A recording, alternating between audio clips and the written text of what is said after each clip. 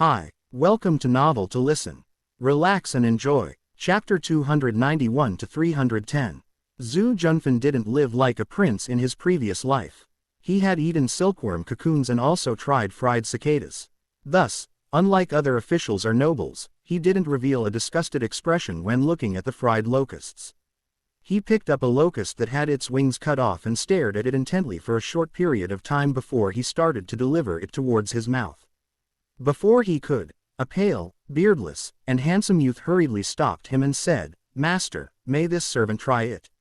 Yu Xiaoxiao had read quite a few novels in her past life and knew that the emperor often had eunuchs test his food for poison prior to eating. Did the heir of Prince Jing also have a taste tester eunuch as well? She regarded this young man with curiosity. He had skin that glowed with health and she couldn't even see his pores. His face was delicately pretty. Although he didn't have the masculine handsomeness of the heir of Prince Jing and the young royal prince, he was still the epitome of a delicately beautiful young man. He had a tall, straight figure that did not resemble someone who was used to being an eunuch. Most eunuchs were always bowing and bending to people, so when they walked they seemed to be slightly hunchbacked. This person had an air of being neither too arrogant nor too servile, and he didn't have the greasy flattering expression that most eunuchs had. The only thing that made her feel uncomfortable was that his voice sounded extremely gentle and mellow. However, it also didn't resemble the shrill voices of the eunuchs she had seen in dramas. Zhu Junyang noticed that the little girl was unabashedly studying Su Ran and he couldn't help but frown. What did Su Ran have that made him so good to look at? This prince was also quite handsome. Okay. Yu Xiaoxiao, just what are you looking at? Zhu Junyang felt a burst of irritation spark inside him and he couldn't help but interject to interrupt her thoughts. When they heard Zhu Junyang's voice, both Zhu Junfan and Su Ran turned a bit to look at Yu Xiaoxiao. Caught off guard, Yu Xiaoxiao accidentally made eye contact with Su Ran's clear and limpid eyes. She immediately flushed bright red and glared at the young royal prince. She smiled politely at Su Ran and said, "Sir, you have an aura about you that reminds me of a tall graceful glade of bamboo on a desolate mountain. I was entranced by it and lost my senses." Zhu Junfan guffawed. "Little girl, you have good taste. I also believe that Su Fan has an aura worthy of an elegant gentleman, so I think the metaphor of tall bamboo is quite fitting. Su Ran, I'll give you the nickname of cultivate morality. Cultivate oneself, govern one's family, organize the country, let peace abound to all. Master, Su Ran is a crippled person, so I absolutely cannot live up to such a name. Which man didn't harbor dreams of being a hero in his heart? Unfortunately, his dreams had all been shattered in his youth, when he had to sacrifice himself at the gates of the imperial palace to allow his family to survive a disastrous year. Luckily, he had been given to an enlightened master who took him along to learn the classics, study martial arts, and discuss the governance of a country. His master never looked down upon him. Compared to the other eunuchs, who were firmly stepped upon by the older, more experienced eunuchs, or someone who had been used as scapegoat, he was truly quite fortunate compared to his other colleagues who had also had their dignities erased at the gates of the palace. Zhu Junfan's eyes opened wide and he slapped the table. "If this lord says you can live up to the name, then you can. Su Ran, what has this lord normally said to you? A deficiency in the body doesn't mean much. A true man has self-confidence, self-love, and self-dignity. Su Ran, with your talents and abilities, you absolutely would be able to govern and pacify the country if you left the palace. You're not worse than other people. Whoever claims you can't live up to this name, make them find me." Su Ran could only treat this master, who was simultaneously his teacher, friend, master, and confidant, with the utmost sincerity and return his kindness with all of his efforts. If the master required it, he would gladly sacrifice himself through all tortures without a single thought. Yu Xiaoxiao felt a bit regretful inside. What a wonderful person, yet he was a eunuch. Although he was quite eye-catching, he couldn't be considered a real man in this era. This old society was too hateful to have such palace customs abound. Su Ran was just about to say something when the expression on his gentle face changed. His whole body started to itch as if he had just been bitten by multitudes of mosquitoes. He tried to endure for some time but finally couldn't stop himself from using his hand to scratch his neck. His neck, right arm, and other parts of his body that were hidden by clothing all had large welts raised on it. "Master, these locusts can't be eaten." Su Ran stopped Zhu Junfan from placing a locust in his mouth as the itchiness caused his face to flush a bright red. Yu Xiaosao acutely spotted the large welts on his neck and exclaimed, "Sir Su, you're allergic. Those who are sensitive often have allergic reactions to locusts. Let me go grab some prepared medicinal solution, just wait a moment." At first, when Zhu Junfan saw Su Ran's uncomfortable expression, he felt quite nervous. After hearing Yu Xiaosao's explanation, he immediately grinned, "So apparently Su Ran is allergic to locusts. I'm pretty sure that you also can't eat foods like silkworm cocoons and other similar creatures. Fried cicadas are quite delicious. What a pity, what a pity." Yu Xiaosao retrieved a small bottle from her room. The bottle was filled mostly with mystic stone water, and the rest of the ingredients were some herbs that stopped itching and reduced inflammation. She handed the bottle over to Su Ran. "Use half of it to drink and half of it on your body. It should work very quickly. Little Shido, bring Sir Su to your room. Help him treat the areas on his back that he can't easily reach."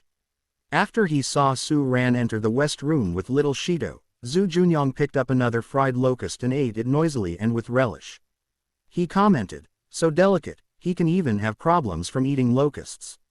This prince has eaten so many, yet I don't have any problems at all, right?" Once Zhu Junfan found out that his eunuch wasn't allergic to a medicinal ingredient, he knew that it wasn't too serious. Furthermore, Su Ran only ate one locust too. He watched as his younger cousin eat the locusts with obvious delight and also grabbed a locust that was fat in the belly. He placed the food in his mouth and slowly tasted it. As expected, it was truly quite good. It was actually very similar to the fried butterfly shrimp from KFC and had a savory and addicting taste. However, the dish that he liked the most still had to be that bowl full of savory and spicy river snails. He used his hands to pick up one and then placed it by his mouth as he sucked. All of the broth and meat was delivered into his mouth. After gently chewing a couple of times, the savory and spicy taste lingered in his mouth and could not be forgotten. In one meal, almost half of the large basin of savory and spicy river snails had been eaten by him alone. He also ate a lot of fried locusts and pork stewed with vermicelli. Only after his stomach was so bloated that he couldn't eat another bite did Zhu Junfan finally put his chopsticks down. His eyes whirled around and then Zhu Junfan pointed at the plate of vermicelli to ask, "This vermicelli is quite delicious. Was it personally made by Xiaosao?" At first, little Shido was a bit reserved when he first met the heir of Prince Jing, since the man had a noble identity. After spending time with the guest and noticing that he was quite easy to get along with, even easier than the young royal prince, he relaxed. He smiled in delight. "My second sister's handmade vermicelli isn't even in thickness and is a bit ugly. This vermicelli is all from third young master Zhou's factory. So what you're saying is that Xiaosao truly knows how to make vermicelli?" Zhu Junfan continued to ask with an ulterior motive. Little Shido proudly replied, "My second sister is too awesome. Vermicelli is something that my second sister had taught third young master Zhou's factory workers to make. My second sister also knows how to make roasted chicken, salted duck, roasted duck, and they're all more authentic than the ones made by Junsho restaurant. My lord, if you're not in a hurry to go back to the capital, you can spend some time trying my second sister's culinary talents." After my headmaster ate the food my second sister made, he said that he never wanted to eat the food at restaurants again. He stated all of the food was only fit for pigs to eat. Zhu Junfan was even more sure now that Yu Xiaosao was a transmigrator. He pouted and said, "From what you're saying, I've eaten more than 27 years worth of food, only fit for pigs to eat." Eating food that was only fit for pigs to eat, didn't that also mean he was a pig? Little Shido didn't dare to reply and stared imploringly at his second sister. Yu Xiaosao received her younger brother's gaze asking for help and glared at him. "Are you still proud now? The more you talk, the more likely you'll make a mistake. You can't offend someone by not talking. What was the point of studying so much?" She smiled at the heir of Prince Jing, and said, "There are many famous chefs in the world.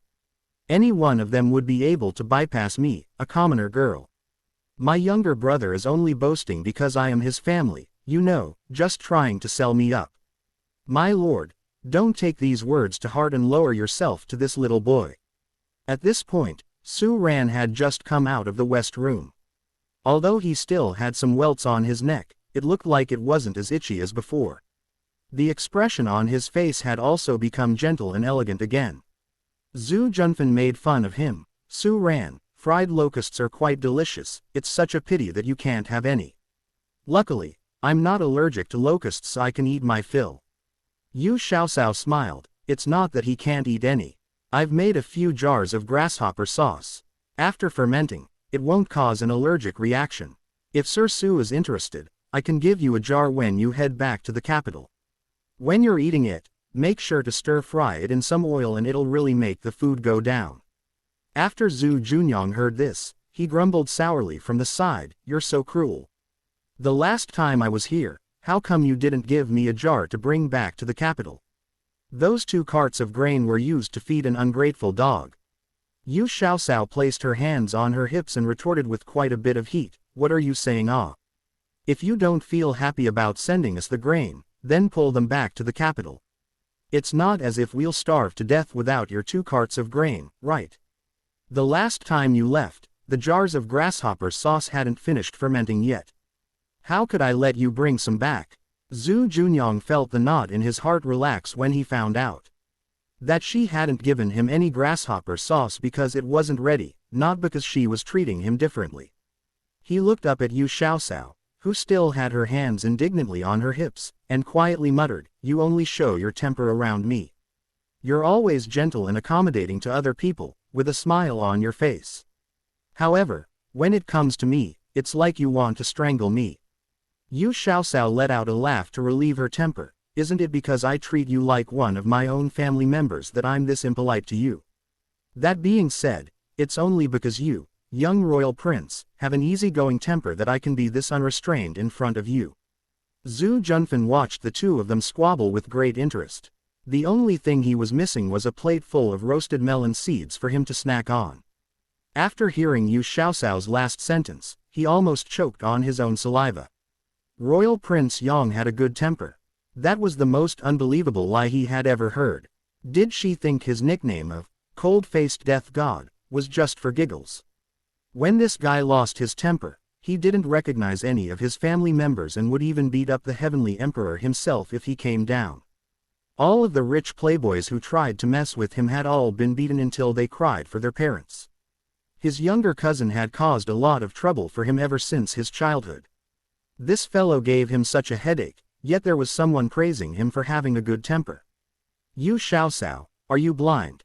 As for Zhu Junyang, who had just been called one of my own family members by Yu Xiaosao, he was feeling quite good now. All of the resentment he had earlier had immediately dissipated. Everything this little girl said was right. People generally treated the people closest to them with their truest natures.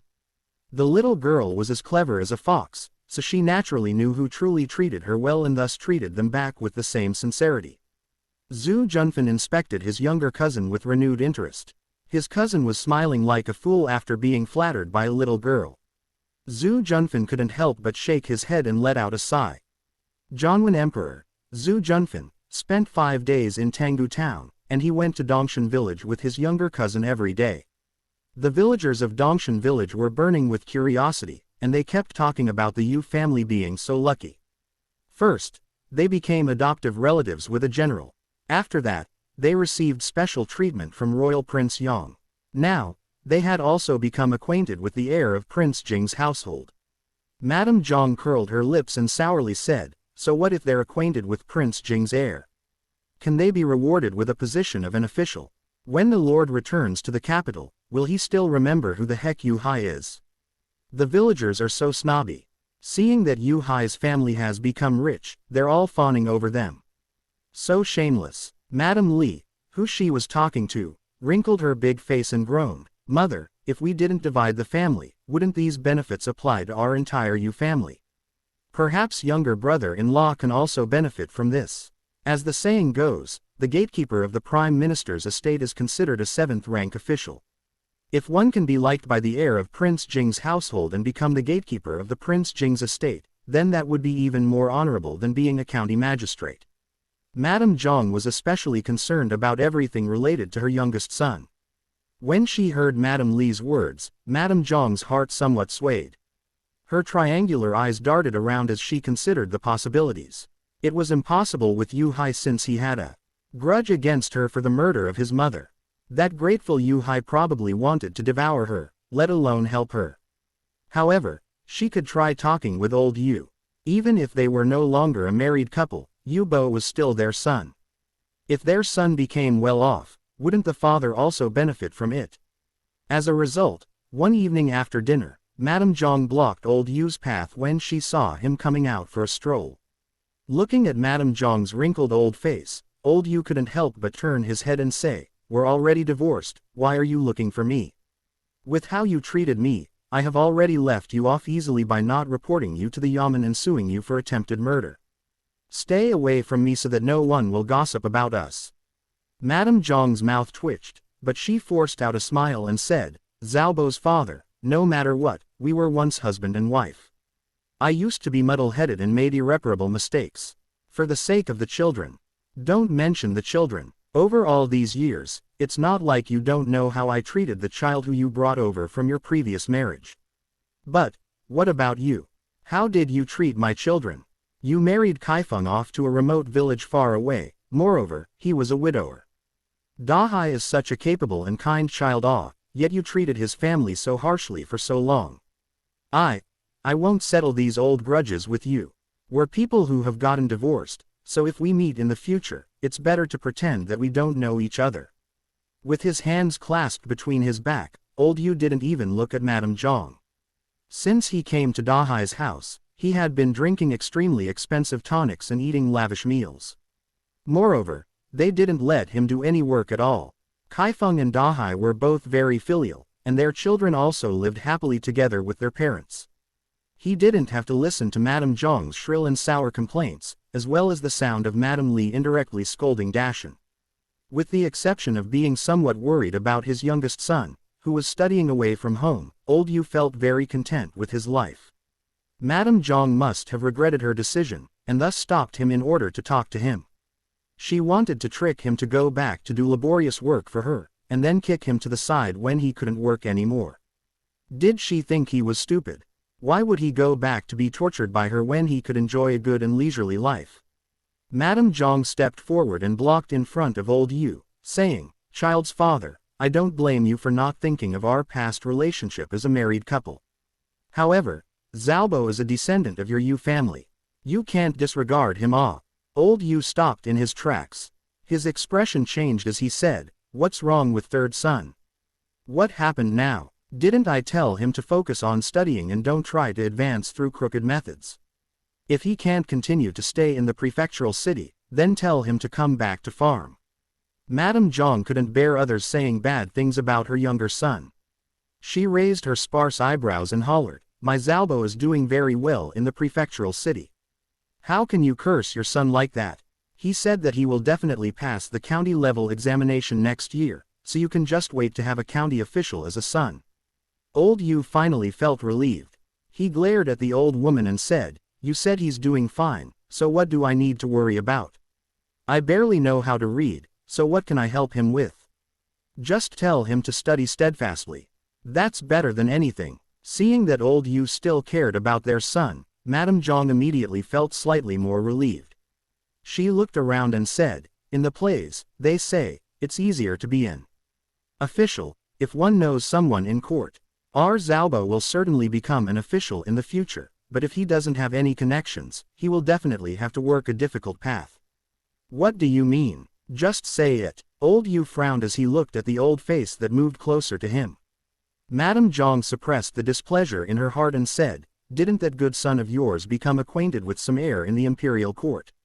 The heir will inherit the prince's position in the future, so how can he not have some assistants beside him? Our Zhaobo is a capable and fine-looking man. If someone can help him out, the heir will definitely recognize his abilities. He will surely have a bright future. As his father, won't you also feel honored?" Old Yu's heart slightly swayed, but as if he thought of something, he scolded Madame Zhang, "You're thinking of crooked methods again. Don't you think that you have harmed your son enough already? Did you already forget the lesson from last time? As long as he has the capability, why would he need to worry about not having opportunities in the future? Is this your idea, or third son's idea? Madame Zhang shrunk her neck and said unwillingly, it's my idea. If it wasn't for that stupid girl, Yu Xiaosao, would Zhaobo's incident become so big? Zhaobo was implicated by Yu Xiaosao. Upon hearing this, old Yu's temper immediately flared up. This stupid woman was deliberately distorting the truth. Had it not been for Dahai's family's Xiaosao, the family's money would have all been cheated by that swindler. How would they still have money to send their son to study in the prefectural city? Shut up. If you and third son weren't harboring improper intentions and trying to enter Rongshuan Academy through the back door, would you have been deceived? Had it not been for our Xiaosao, you two would be helping them count the money after being sold. Yet you still have the face to complain about Xiaosao. At that time, we shouldn't have helped you guys. What an ungrateful and vicious person. Old Yu was so angry that he lost his temper. He ignored Madame Zhang's shouts and left with great strides. Old Yu had recuperated at Yu Hai's house for over a month, so his body had become stronger than before. His waist wasn't bent, and his back wasn't hunched. There were less wrinkles on his face, and thus he looked several years younger than Madame Zhang. Madame Zhang's life wasn't very happy right now. Her eldest son, who was encouraged by his wife, had actually started to keep a private purse. She was receiving less and less of the money that he earned from selling fish every day. From time to time, her younger son, who was in the prefectural city, would send messages back asking for this and that. Her savings were getting smaller and smaller. Madame Zhang couldn't eat or sleep well. She was already so old, but she still had to go dig for spoonworms like those young people. Before Yu Hai separated from the family, she only needed to collect the money and didn't have to personally do the housework. It was such a leisurely life. Now, she couldn't depend on that lazy woman, Madame Li, at all. She had to worry about every aspect of their household. As a result, she had aged considerably over the past 2 years. Meanwhile, when old Yu got home, he kept tossing and turning on the bed and couldn't fall asleep. After all, Yu Bo was also his flesh and blood, and they had spent over 10 years nurturing him to be a scholar. There wasn't any father who didn't want their child to be successful. But he couldn't open his mouth. Yu Hai was just helping Royal Prince Yang plant some corn because he was a good farmer. The Royal Prince was just giving them some face because they were helping him. Disregarding whether the Royal Prince would agree, if he asked Dahai to help him ask for a favor, he was afraid that the prince would blame Dahai for being insatiable. This night, old Yu hardly closed his eyes. When he got up the next day, the dark circles under his eyes were particularly apparent. Yu Xiaosao looked at her grandfather's depressed appearance in surprise and asked, "Grandfather, are you not feeling well? Do you need to see a doctor?" Old Yu waved his hands and said, "I'm in good health. There's nothing wrong. It's not easy to earn money, so don't spend them so easily." Yu Xiaosao advised, "Is money more important, or people? The money spent can be earned again. If you're ill, then you must treat it quickly. If it's delayed and becomes more serious, then we'll have to spend more money." Old Yu sighed and said, "I'm really fine. It's just that there's something bothering me, so I couldn't sleep the entire night. If something is bothering you, just tell the family and we'll think of a solution together. No matter how difficult it is, as long as the whole family works together, it can be solved." He was fine yesterday, but grandfather suddenly had something on his mind after taking a stroll last night. Could it be that Madame Zhang's side caused trouble again? Yu Xiaosao had inadvertently stumbled on the truth. Although this granddaughter of his was young, she had a lot of ideas. After coming here, he had seen very clearly that even Yu Hai, the head of the household, would first ask for the lass's opinion before making any decisions. This lass was indeed very capable. With just one trip to town, she was able to create a pesticide to kill the locusts and plant vegetables. These vegetables were sold at the price of meat, and they could make several taels of income daily. Perhaps she could come up with a solution. Old Yu briefly hesitated, and then told her what Madame Zhang said to him yesterday. He looked at Yu Xiaosao and slightly anxiously said, "Cower, what do you think?" Sure enough, it was Madame Zhang again. This Madame Zhang was such a troublemaker. Everyone related to her would be unlucky. However, Seeing old Yu's anticipating gaze, she really couldn't outright reject him. She thought about it and decided to stall for some time. Grandfather, I'm not really sure either. Why don't I ask the young royal prince later? Yu Xiaoxiao replied. Old Yu repeatedly nodded his head and seemed to have breathed a sigh of relief as he said, yes, that's right. Ask the royal prince first. He's closer to our family. Even if we say something wrong, he won't punish us. Not long later, the heir of Prince Jing came with his imperial bodyguards, and Royal Prince Yang naturally also came along. Zhu Junfan was apparently in high spirits. Displaying the bow and arrow in his hands, he said to Yu Hai, this prince heard that you're good at hunting. Come, let's compete to see who catches game first. We can add something for lunch. Yu Hai was still frightened by the incident with the bear last time.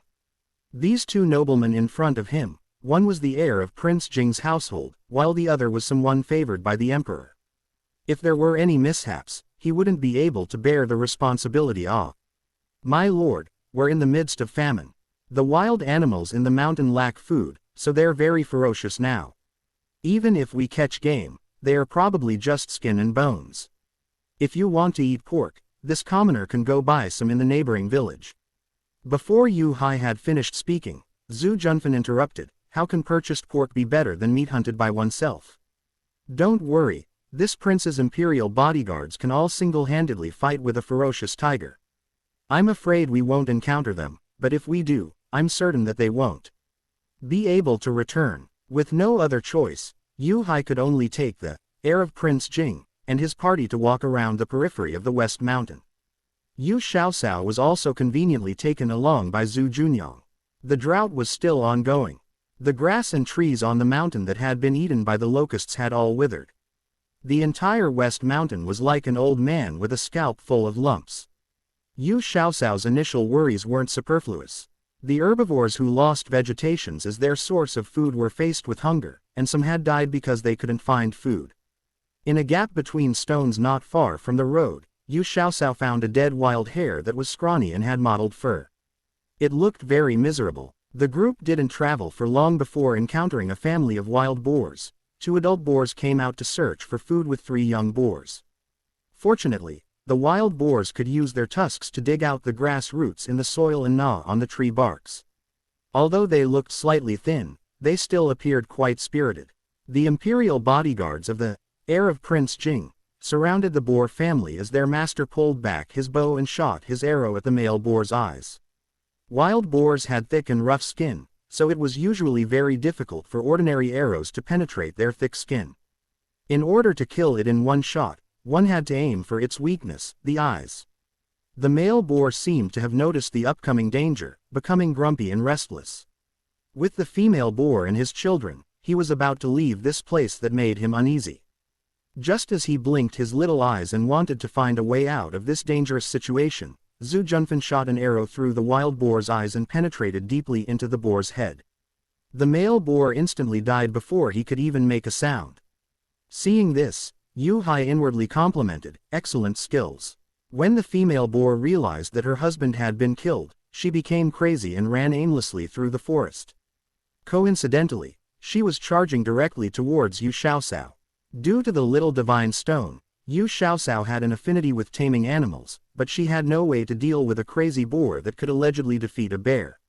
As the tusk of the wild boar was about to penetrate her body, Yu Xiaoxiao felt her body becoming light and found herself on top of a tree in a blink of an eye. She looked at the arm that was around her waist, and then turned to see the young royal prince's icy face. It turned out that at that critical moment, Zhu Junyang had hugged her waist and jumped up on a big, slanted tree nearby. Qinggong, you know how to use Qinggong. Yu Xiaoxiao's pair of big eyes twinkled with light. Her apparent admiration made Zhu Junyang very confident about himself. He feigned indifference and faintly said, it's a basic skill for martial artists to be able to raise their qi and lighten their bodies.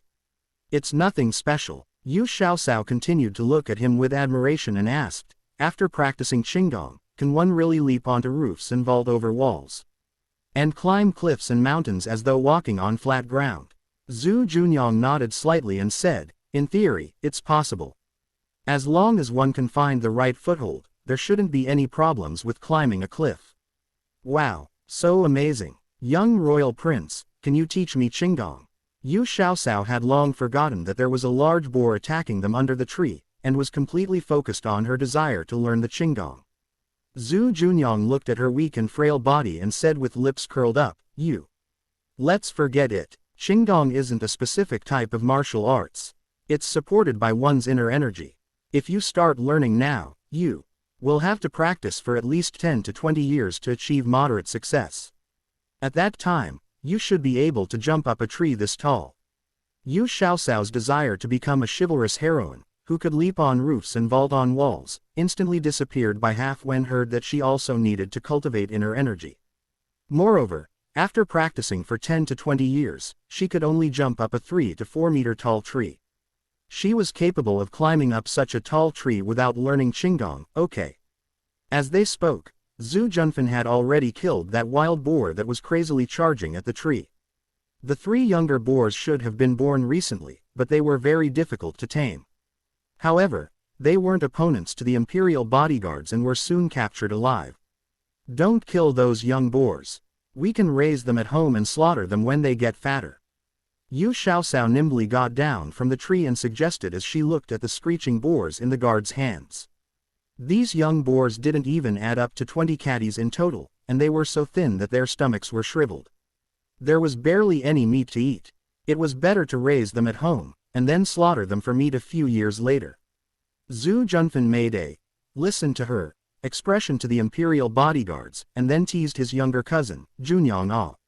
Where's your bow? It's not like you to go hunting without your bow and arrows and hide on a tree when encountering danger. Ah. Zhu Junyang glanced at the emperor with his long, charming phoenix eyes and had a look of indifference to his provocation. But Yu Xiaoxiao jumped out and said, the young royal prince suffered an injury on his arms. He can't lift heavy things or use a bow for half a year. What kind of older brother are you? You don't know anything about your younger brother's injury, moreover, you're also teasing him. Impudent. Zhu Junfan's personal imperial bodyguard glared at her with large, copper bell-like eyes and hollered. Yu Xiaoxiao wasn't afraid of him. Her godfather's eyes were much bigger than his, okay. Even if he didn't glare at people, he still looked more stern than him. She raised her little nose and snorted at the imperial bodyguard, stop pretending to intimidate people. Your master didn't even say anything yet, so how dare you speak? My lord, your subordinate doesn't know any proper manner. He needs to be properly disciplined. Zhu Junfan still had a smile on his face as he nodded in assent. You're right. Miss Xiaoxiao is right. As an older brother, I'm not caring enough about my younger brother. What are you still doing here? Aren't you going to withdraw? Su Ran lightly glanced at the imperial guard and nonchalantly said, when you return, remember to receive your punishment at the punishment chamber. The imperial bodyguard's forehead was full of cold sweat, so it was apparent that the punishment chamber that the head steward mentioned was a very terrifying place. Yu Xiaoxiao felt some sympathy for him and said, Sir Su, since it was his first offense, please spare him this once. After all, he was just trying to protect his master.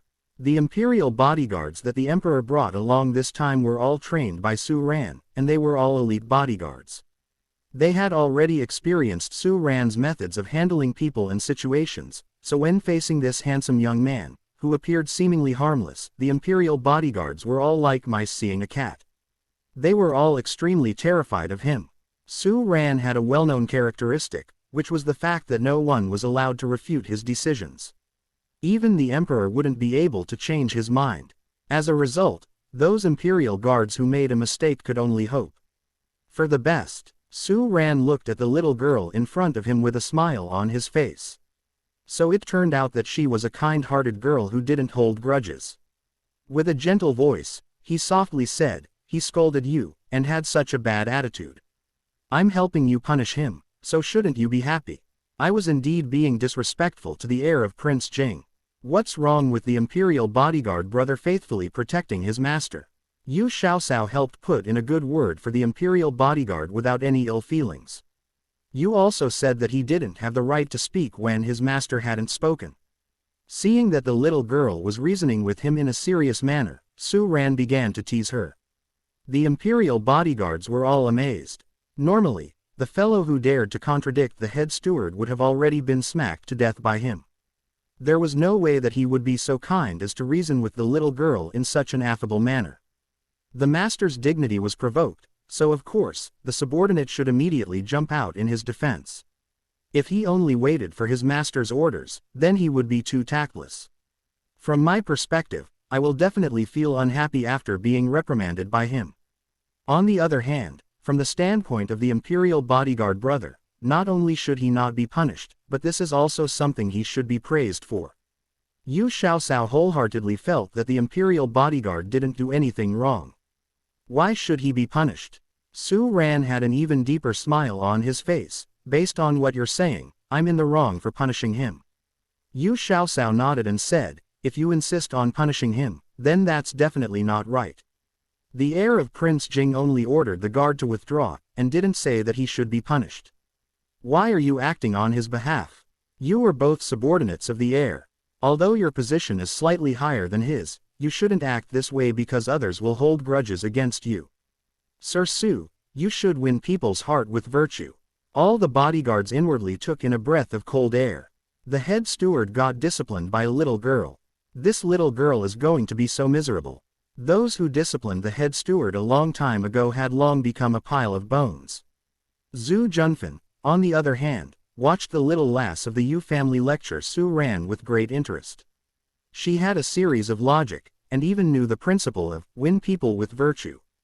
Interesting. What surprised everyone the most was that Su Ran actually nodded solemnly and said, Miss Xiaoxiao is right. Only by convincing people with virtue can people truly be convinced. Since you don't think it's reasonable to punish him, then let's withdraw his punishment. Sir Su is wise. Yu Xiaoxiao slightly flattered him. When she turned her gaze to the imperial guard, she noticed that the cold sweat on his forehead still hadn't dried yet. Sir Su was such a gentle and amiable person. Why did the imperial bodyguard brother look as if he had seen a ghost? Wasn't he too cowardly? When Zhu Junfan saw his imperial bodyguards looking as if they had seen a ghost, he hastily suppressed his laughter and asked, Junyang, what happened to your arms? It sounds pretty serious. With an emotionless face, Zhu Junyang simply answered, it's fine now. Zhu Junfan looked at Yu Xiaoxiao with questioning eyes, and it was apparent that he wanted her to explain. Yu Xiaoxiao did as he expected, saying, in order to save my father, he hurt the tendons and muscles in his arm when drawing a bow that he didn't usually use. Fortunately, Dr. Sun has excellent medical skills and cured his arms. However, there's still half a year of recovery period. He can't carry heavy loads with his arms. He just carried you up a tree earlier. Would it hurt his arms? Zhu Junfan knew that the injury of muscles and tendons was very serious. This younger cousin of his was too willful and reckless. Zhu Junfan knew about that bow of his. Even two well-known strong men in the military couldn't draw back the bow together, yet he actually pulled it forcibly. Did he still want his arms? Zhu Junfan couldn't help but worry. Zhu Junyang endured the faint pain in his arms and simply said, she barely has any meat on her body, and isn't even as heavy as a little chick. She can't be considered a heavy load. I may look thin, but I have meat on my bones, okay. Yu Xiaoxiao was most annoyed at people who said that she was skinny. She clearly ate a lot of food for every meal and even had a better appetite than Shaolian, but she still couldn't gain much weight. However, she thought that she was very well proportioned. She wasn't emaciated with just bones and skin. As long as she was healthy, wasn't it better to be thin than fat? At least she didn't have to worry about losing weight. Yu Xiaoxiao touched the young royal prince's arm, and then widened her eyes and fiercely said, no matter what, I'm considered half a doctor. You must apply half a month more of medication on your arms. Don't speak. If you don't want to practice martial arts and draw a bow anymore, then you don't have to apply it. Zhu Junyang felt that the injury on his arms were not as serious as Yu Xiaoxiao said, but when he heard that there was a possibility that he couldn't practice martial arts and use a bow in the future, he immediately closed his mouth in cooperation. Wasn't it just applying ointment? It wouldn't hurt or itch, but it was just somewhat troublesome. Zhu Junfan was also worried about his younger cousin's arms, but seeing that his beast-like younger cousin behaved like an obedient and gentle cat in front of the lass, he couldn't help but sigh in his heart. It's true that there is always one thing to overcome another awe. The purpose of this trip was to hunt for wild boars. Since they had caught the boars, they should go down the mountains now. The youngest son of the Yu family said that this Yu Xiaoxiao's culinary skills was even better than those at Junshou restaurant. When would he finally be able to eat the authentic roasted chicken and roasted duck? Zhu Junfan and his brother walked in front, while Yu Hai held his daughter's hands and followed closely behind them. The scene of the wild boar chasing his daughter just now had scared Yu Hai. He wished that it was him instead. However, he was too far from her and he couldn't run as fast as the boar. Thus, he could only stand there without doing anything. Fortunately, the young royal prince was beside his daughter and saved her. Yu Hai secretly vowed in his heart that he would never bring his daughter hunting in the mountains again. The imperial bodyguards carried the wild boars and young boars back. The bodyguard, who managed to escape punishment, followed the emperor faithfully. He occasionally looked at Yu Xiaoxiao with complex feelings of gratitude and shame. When the group came down the mountains, they happened to meet the Yu family's neighbor, Madame Mao. She widened her eyes and had a stunned expression on her face. "Oh my God. You guys actually managed to catch 2 big wild boars. Oh. There are also 3 young boars. Ah.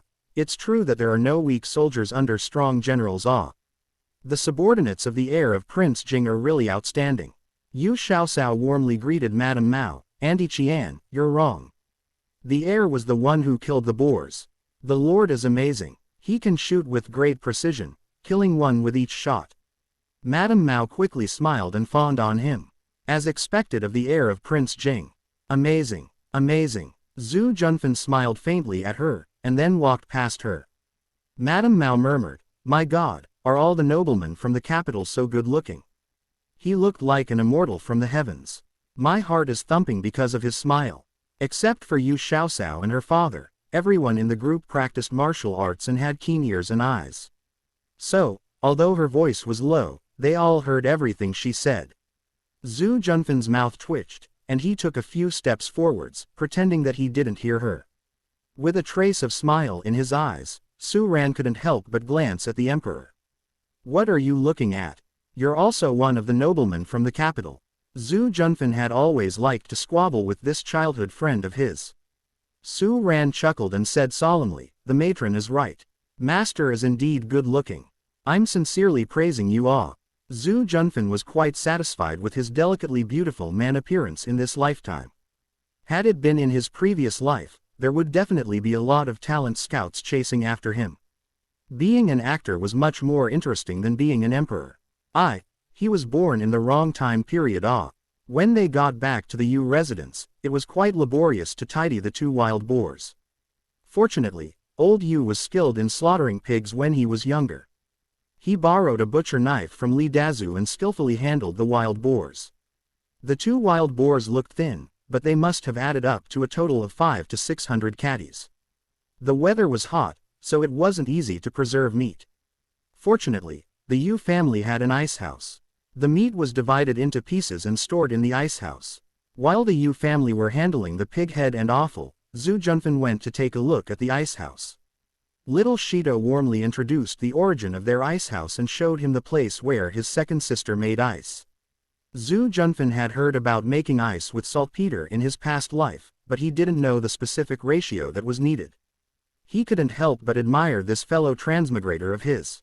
Zhu Junfan made a piece of ice by himself with great interest and transported it into the ice house. He decided to ask about the method of making ice, and then teach it to the Ministry of Internal Affairs. If they didn't have enough ice in the future, they could make it themselves. At noon, they ate a pig feast. There were the fresh and tender pig blood soup, refreshing and tasty, stir-fried intestines, rich and fragrant, red braised intestines, exceptionally fragrant, stewed pork tripe, marinated pig tongue, with a crispy mouthfeel, and the chewy, braised pig trotters. They had over 10 dishes that were mostly made of pig's offal and odds and ends of a pig. When eaten, the taste was even more memorable than regular pork. As Su Ran gnawed on a trotter, he joked, "Our master brought 2 wild boars to your house, but Xiaoxiao, you're only treating our master to these unpresentable things. No matter what the food is, only its taste matters. How are these dishes unpresentable? Junshou restaurant's pig head meat and pig ears are very popular. Sir Su, could you please not eat so happily when making that comment? Yu Xiaoxiao loved gnawing on pigs' tails. She stewed pigs' tails with the pig snouts. It had a rich taste that didn't feel greasy. She could finish the 2 pig tails by herself. However, Zhu Junfan didn't let her do as she wished. Seeing that she was eating with relish, he picked up a piece of pig tail and started gnawing on it like her. As soon as he bit into it, his eyes lit up. It didn't matter whether or not he looked refined while eating. In front of delicious food, he needed to eat first and think. Later, he swiftly finished gnawing on a pig's tail, leaving only the bones. After that, he reached out his chopsticks towards the pig's snout. It seemed like Zhu Junyang liked to eat the stir-fried intestines the most. For this dish, she used the small part that connected the small intestines and large intestines, which wasn't much in quantity. It had a crispy texture when eaten, and it also had a lot of nutrients. The plate of stir-fried intestines was mostly devoured by him. The imperial bodyguards sat at one table, and thus ate in an unreserved manner. These men all liked to eat meat, so pig feast was just right for them. They enjoyed their food even more because of Yu Xiaoxiao's cooking skills. They completely devoured a table of nearly 20 dishes. Their stomachs were full, but they still wanted more. The imperial bodyguards really looked forward to their master staying in Dongshan village for a few more days. In this way, they could eat delicious food every day. The emperor was still the emperor after all, and thus had numerous affairs to attend to every day. It was already very good that he was able to secretly come out for a trip. During the few days that Zhu Junfan stayed in Tanggu town, he had seen that the relief work was carried out in a timely manner and there wasn't a serious famine like he expected. Hence, he reluctantly left. The occupation of an emperor wasn't something that just anyone could do.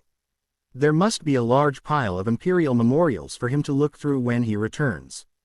Zhu Junyang, on the other hand, stayed because he needed to apply medication for an extra half a month. In actuality, his arms weren't really affected by his use of strength this time. However, for sake of being cautious, Yu Xiaoxiao insisted that he use the ointment for a little longer. In order to prevent the young royal prince from traveling between town and Dongshan village, Yu Xiaoxiao had even offered them to stay at her godfather's house on the hillside. This house originally belonged to the Zhao family. After the Zhao family was bestowed the position of a general and returned to the capital, Fang Zizhen lived there. After Lady Fang came, she carefully cleaned up the house. The residence appeared simple and crude on the outside, but it was very warm and comfortable inside. The young royal prince settled down in the guest room of the house. Head steward Lu transferred some maidservants and servants from the residence in town over. Although the master didn't like being closely served by others, he still needed people to do the chores around him. He couldn't let him, a head steward, sweep the floor, boil water, and wipe the table, right? In a blink of an eye, the fleet transporting food had already been gone for over a month. If the people ate frugally, the food from the disaster relief could at most last them for 2 months. In other words, if the average priced grain couldn't be delivered back in 2 months, the common people would starve. Even if they received food from the relief, the villagers of Dongshan village still needed to plan the portions of their meals. They ate 2 meals a day. They had to work in the morning, so they filled their stomachs with flatbread made with a mixture of bran and coarse grain. At night, they just drank a bowl of porridge, and then lay on the bed to endure the hunger. Due to the locust plague and drought, the cost of living in the prefectural city had increased by a dozen-fold. The academy that Yu Bo attended had already increased its tuition. Yu Bo kept spending money during the few days that he stayed in the prefectural city, but there wasn't enough money and food to support him. He had no choice but to pack his bags and go home. His wife's, Madame Zhao, maternal family wasn't very well off either. In a disaster year, they barely had enough to eat, so who would have the spare money to study? The school opened by Madame Zhao's father, Scholar Zhao, had been closed for a long time. The family didn't have any farmland and food, so if they relied on buying expensive grain to live, they would quickly use up all their money and resources. Madame Zhao's mother suggested to her daughter, "Isn't your older brother-in-law very capable? They made a lot of money from planting watermelons and vegetables, so their family must have food. I reckon you should bring Dudu back to Dongshan village. Your mother-in-law always fawns on you, so if she has something good to eat, there's no way that she would be unwilling to give them to you. Mother, are you telling us to leave? Madame Zhao was Scholar Zhao's only child, so her parents had doted on her since she was a child. She had never thought that her mother would drive her back to Dongshan village. Her mother sighed and said, "It's not that mother is being cruel and telling you to leave. As you can see, our family is short on food. The price of food is increasing day by day, and no one knows when it will stop. Mother doesn't have any other choice." Madame Zhao knew that her mother was telling the truth. Her eyes gradually reddened, and she said, "Mother, you're talking about second brother-in-law, who had already separated from the family. My mother-in-law is someone who never knows to leave a leeway when doing things. At their most difficult times, she made second brother-in-law's family leave home with barely anything. Think about it, would they still care about our lives after getting rich? But filial piety is the most important. Your mother-in-law isn't your second brother-in-law's real mother, but your father-in-law is still his biological father, right? He can't eat and live well himself and not even care if his father can fill his stomach, right? You guys haven't separated from the family, so it's natural for you guys to eat together. If old you has something to eat, then you guys will surely have a share, right?" Scholar Zhao's wife was very shrewd, and also very good at making meticulous plans. Madame Zhao couldn't lower herself to do this. At the beginning of the year, when everything was fine, she stayed at her maiden home and enjoyed a comfortable life. But to rush back to Dongshan village when there wasn't enough food to eat, she really couldn't do it. However, her maternal family was really running out of resources. They had been eating porridge for the past few days, and Dudu looked apparently thinner. She could eat less, but she felt very distressed when she saw her clever and lovely son's thin and listless face. Just as she was struggling with whether she should go back to Dongshan village, her husband returned from the prefectural city. Seeing that his originally chubby son had become so thin that even his chin had become sharp, Yubo immediately brought the mother-son pair back to Dongshan village. The maidservant who served Dudu had long been sold by Scholar Zhao's wife at the beginning of the disaster year. They could barely feed their own family, so how would they have enough food to support a stranger? Madame Zhao finally found out that her mother-in-law and father-in-law were divorced when Yubo's family of 3 got back to Dongshan village. She inwardly scolded her mother-in-law for being stupid. If father-in-law was still with the family, second brother-in-law would give them 10 taels monthly, which would be enough for the entire family to buy food. Well, wasn't it great now? They ended up with nothing. Moreover, the two families became enemies who didn't talk with each other. Seeing her younger son's family returning, Madame Zhang was so happy that she slaughtered the only hen in the pen. Without food, the chicken didn't lay any eggs. It was better to kill it to make stew for her son and grandson rather than raising it. She also grabbed a handful of white rice, which she treasured the most, to make porridge for her precious grandson to eat. Yubo and Dudu were the only ones who had a share of the chicken soup and porridge, while everyone else could only watch them eat. Madame Li immediately felt dissatisfied and shouted, "In order to support the family, my husband goes fishing in the sea every day without fail. Why aren't we allowed to eat? It's not right to be biased like this. If you only care about your younger son, then let's divide the family. Mother should just live with your younger son." Madame Zhang was so angry that she moved the basket of coarse grain pancakes closer to herself, glared fiercely at Madame Li, and said, "You're an expert at stirring up the household.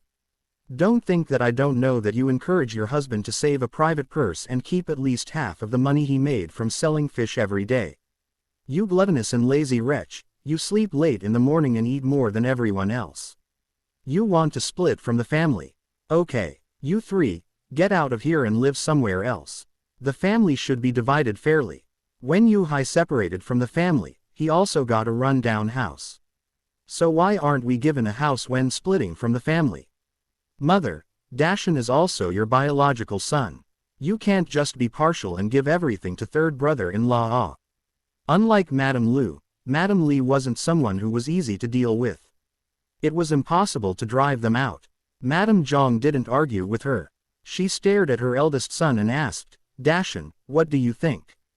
Do you also want to separate from the family?" Dashan was used to being subdued by his mother. Seeing that she was looking at him with eyes filled with rage, he slightly moved his mouth, and then lowered his head. He didn't dare to even make a sound. Madam Li was so angry that she mercilessly pinched his arm. Yu Dashan summoned up his courage and stammered, "Mother, it's my duty, as your son, to support you. However, I don't have the ability to support younger brother's entire family. Moreover, you're being too biased and giving everything to younger brother's family. My family's Haitzi is also your grandson. He does laborious work at the docks every day, but I have never seen you make delicious food for him." When Madame Zhang heard this, she knew that her simple and honest son had also become dissatisfied with her after being egged on.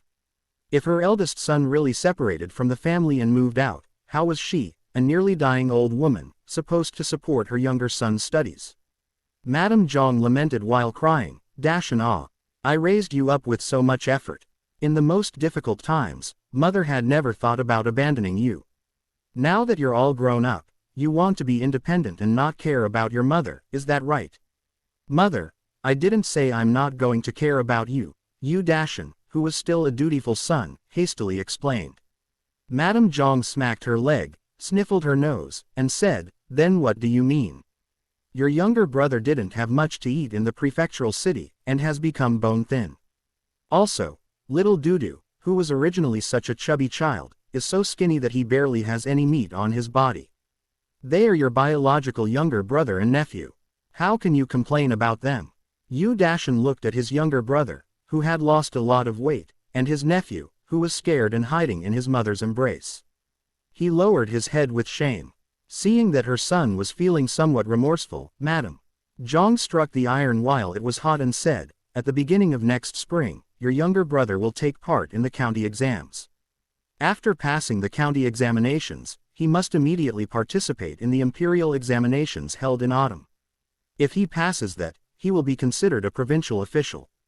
Scholars who pass the provincial exams can purchase an official title. Mother, I won't donate to the government for an official title. I will pass the metropolitan exams and palace exams with my own abilities. I can't guarantee placing first, but I will at least get into the top 3. Those in the top 3 positions are imperial scholars who will be given an official position in the imperial court."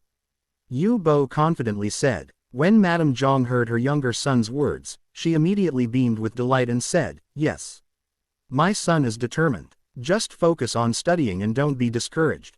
Yu Bo briefly hesitated, then asked, "I heard, second brother's little Shido is also participating in the county-level examinations next year. Is it true?" Madame Zhang curled up her lips and said, "Who knows? With how much little Shido plays and eats, he will be taking the exams in vain." Yu Bo nodded in agreement and said, "How many years has little Shido been studying? He barely knows how to read and write, yet they're already letting him take the exams. Does second brother take the imperial exams as a joke? Acting recklessly due to their impatience for success will ruin little Shido. Let's not worry about their matters. He can do whatever he wants." Madame Zhang saw that the heir of Prince Jing had already gone back, but old Yu still hadn't come to talk to her. She felt even more resentful towards old Yu and Yu Hai within her heart. However, they had evidence of her crime.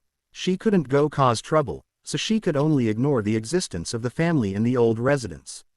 Hearing the confident words of her younger brother-in-law, Madame Li's heart started to sway again. Her husband had supported her younger brother-in-law's studies for so many years, and it wasn't easy to see the light of hope. Wasn't it a loss to separate from the family now? No way. They should wait until after next spring to decide whether they would divide the family. If her younger brother-in-law passed the exam, she would pretend that she had never mentioned this matter.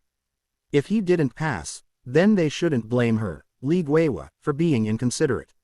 Even if she had to take it up to the county yamen, she had to make sure that they get a fair split from the family. After dinner, Yu Bo's family of 3 returned to their own room. Madame Zhao fanned for her son, who was sleeping soundly holding his bloated belly. Her heart broke to see the way her son was drinking the porridge earlier. They hadn't eaten a hearty meal for a long time. "Husband, should we visit the old residence tomorrow? Although father-in-law and mother-in-law are divorced, he is still your father after all. If you don't visit him this time, what would the villagers say?" Madame Zhao reckoned that it was better to have a good relationship with people in the old residence. They couldn't depend on that stupid woman Madame Zhang. After all, her husband was related to them by blood. Even if one's bones were broken, the tendons were still connected. Yu Bo didn't have any ill feelings towards his second brother. When his second brother left the family with nothing, he had felt bad for him in his heart. However, he was very clear about his mother's temper. It was useless for him to say anything. He was seriously speechless about the reason for his parents' peaceful separation. He didn't expect his mother to be so cruel that she would rather watch his father die than spend money to get him treated.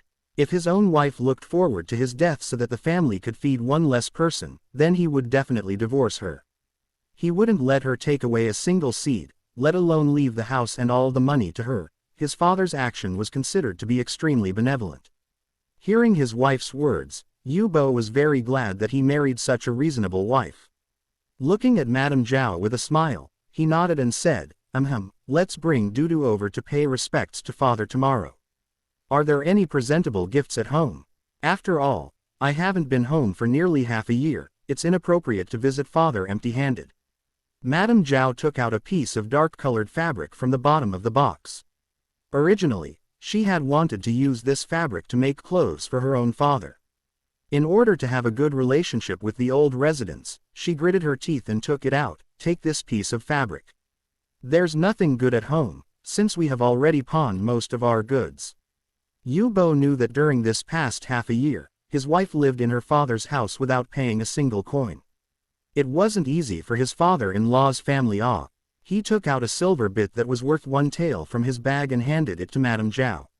He said, I saved this money by eating and living frugally in the prefectural city. Give it to mother-in-law. We can't let your parents starve because of you and our son. Madame Zhao was very moved. With reddened eyes, she carefully put away the money and whispered, originally, I planned to pawn some of my dowry to help my parents get through this difficult period. With this money, it's enough for my parents to eat frugally for half a month. Thank you, husband. We're a family, so why do you need to say thank you? Father-in-law and mother-in-law has helped us a lot over the years. As a human being, one should have a conscience, right? Yu Bo held his wife's slightly rough hands. After the maidservant was sold, Madame Zhao had to personally do all the work. Coupled with not being able to fill her stomach, she appeared much more haggard. However, it made her look more delicately attractive. On the morning of the next day, Yu Bo slowly headed toward the west side of the village with his wife and child. His long gown stood out in the village. The villagers, who were chatting under the tree, greeted him upon seeing him. Oh, isn't this old Yu's youngest son? You came back from the prefectural city. This must be Dudu. He's already so big. He has gotten taller in the past 2 years. Are you going to see your father? Zhaobo is quite filial. With a slight smile on his face, Yu Bo politely greeted the elderly men and women in the village. Madame Zhao also told her son to greet them as Grandpa and Grandma. The villagers all praised Yu Bo for being capable in Dudu's polite manners.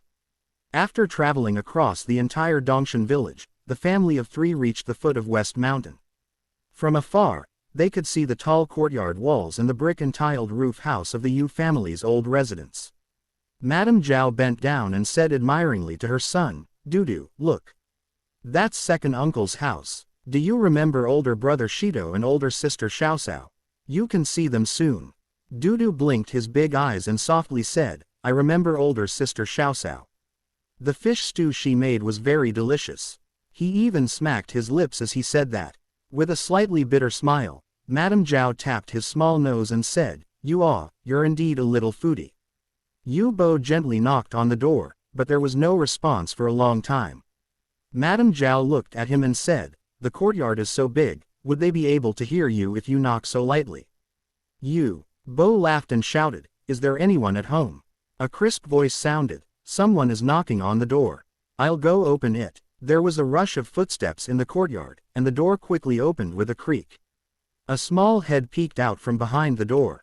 Lu Fangping looked curiously at the strangers in front of him with his large, round eyes. He politely asked, hello, who are you looking for? Dudu pointed at Lu Fangping and asked his mother, older brother Shido. Madame Zhao looked at the unfamiliar little boy, shook her head, and said, Dudu, he isn't older brother Shito. Are you guys looking for brother Shito? Quickly come in. Lu Fangping had never seen the three people in front of him, but since they knew brother Shito, they shouldn't be strangers. With a warm and gentle smile, Yu Bo asked the young boy, "What's your name? How old are you? Do you live here?" "My name is Lu Fangping and I'm almost 7 years old. I live in the house next door." Sister Xiaosao said that they had to treat guests in a warm and polite manner, which was something that Lu Fangping felt that he had accomplished. Live in the house next door, and surnamed Lu. When his mother delivered food to him in the prefectural city, she had once mentioned that his oldest sister had fled back home and got taken in by his second brother. Second brother treated oldest sister very well, and he even gave them a separate house to live in. Looking at the little guy's clothes and complexion, he should be living quite well. Seriously, what was wrong with second brother? He would rather help raise another family's children than help the family. Eldest uncle, Sister Xiaosao, we have guests.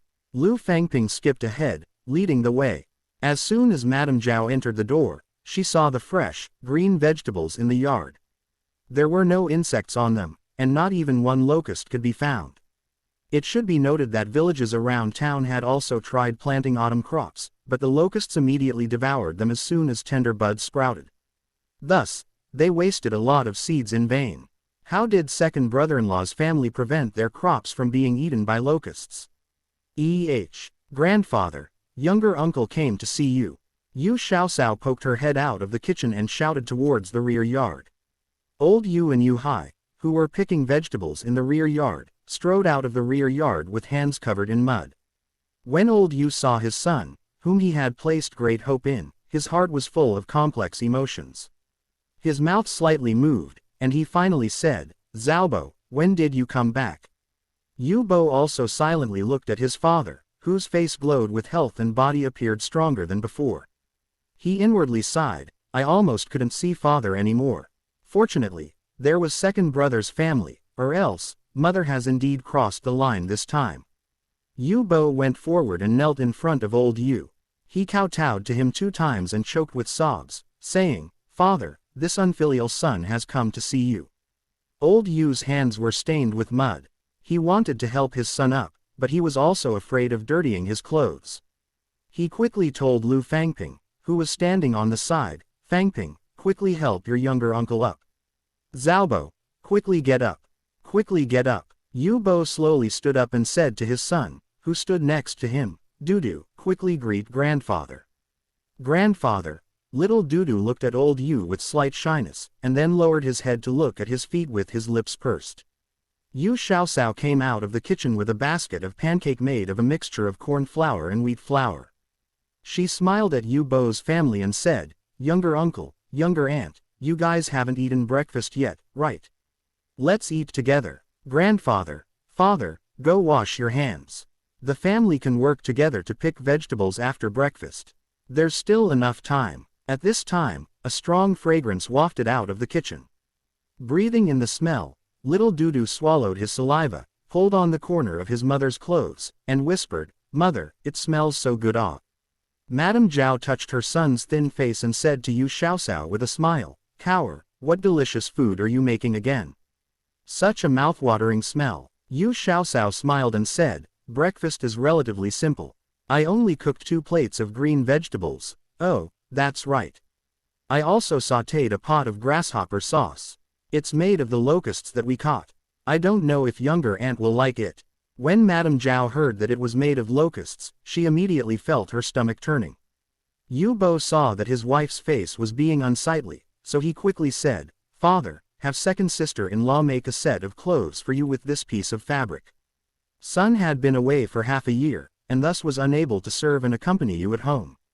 I feel very ashamed ah. Mother is waiting for us to eat at home, so we won't stay for breakfast." Holding the cloth, old Yu was extremely moved in his heart. In the past, his youngest son had never bought anything for the family. He actually brought a gift when visiting him this time. His son had finally grown up. How could Yu Hai just let his younger brother go? All visitors were guests. How could he let them go without eating? He pulled on his younger brother's arm and said, "Eat breakfast before leaving." You can rest assured that no matter how difficult this year is, your older brother can still treat you to a meal. Yu Kaifeng and her husband also came out of the backyard. Upon seeing Yu Bo's family, they were initially stunned, and then greeted them with a smile. Zhaobo, you came. Quickly sit down. It's been such a long time since we, the three siblings, have eaten at the same table. When Yu Kaifeng got married, Yu Bo was already 7 years old. He remembered that when his mother arranged this marriage for his oldest sister, the whole family was opposed to it. However, his mother was greedy for the betrothal gifts and just married his oldest sister to the widower. Yu Bo looked behind his oldest sister and saw a dark-skinned man with an untrimmed beard.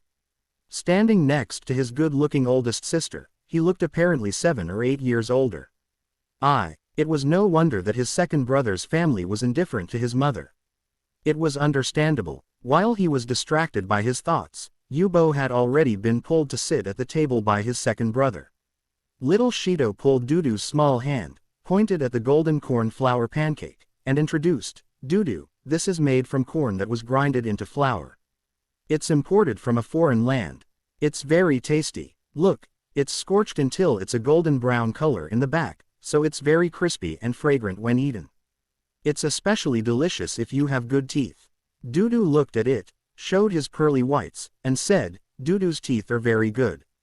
There's no bugs. Little Shido chuckled and said, good, you can eat more later. This is grasshopper sauce, and it tastes better than shrimp paste. Little Dudu obediently let Brother Shido take him to wash his hands.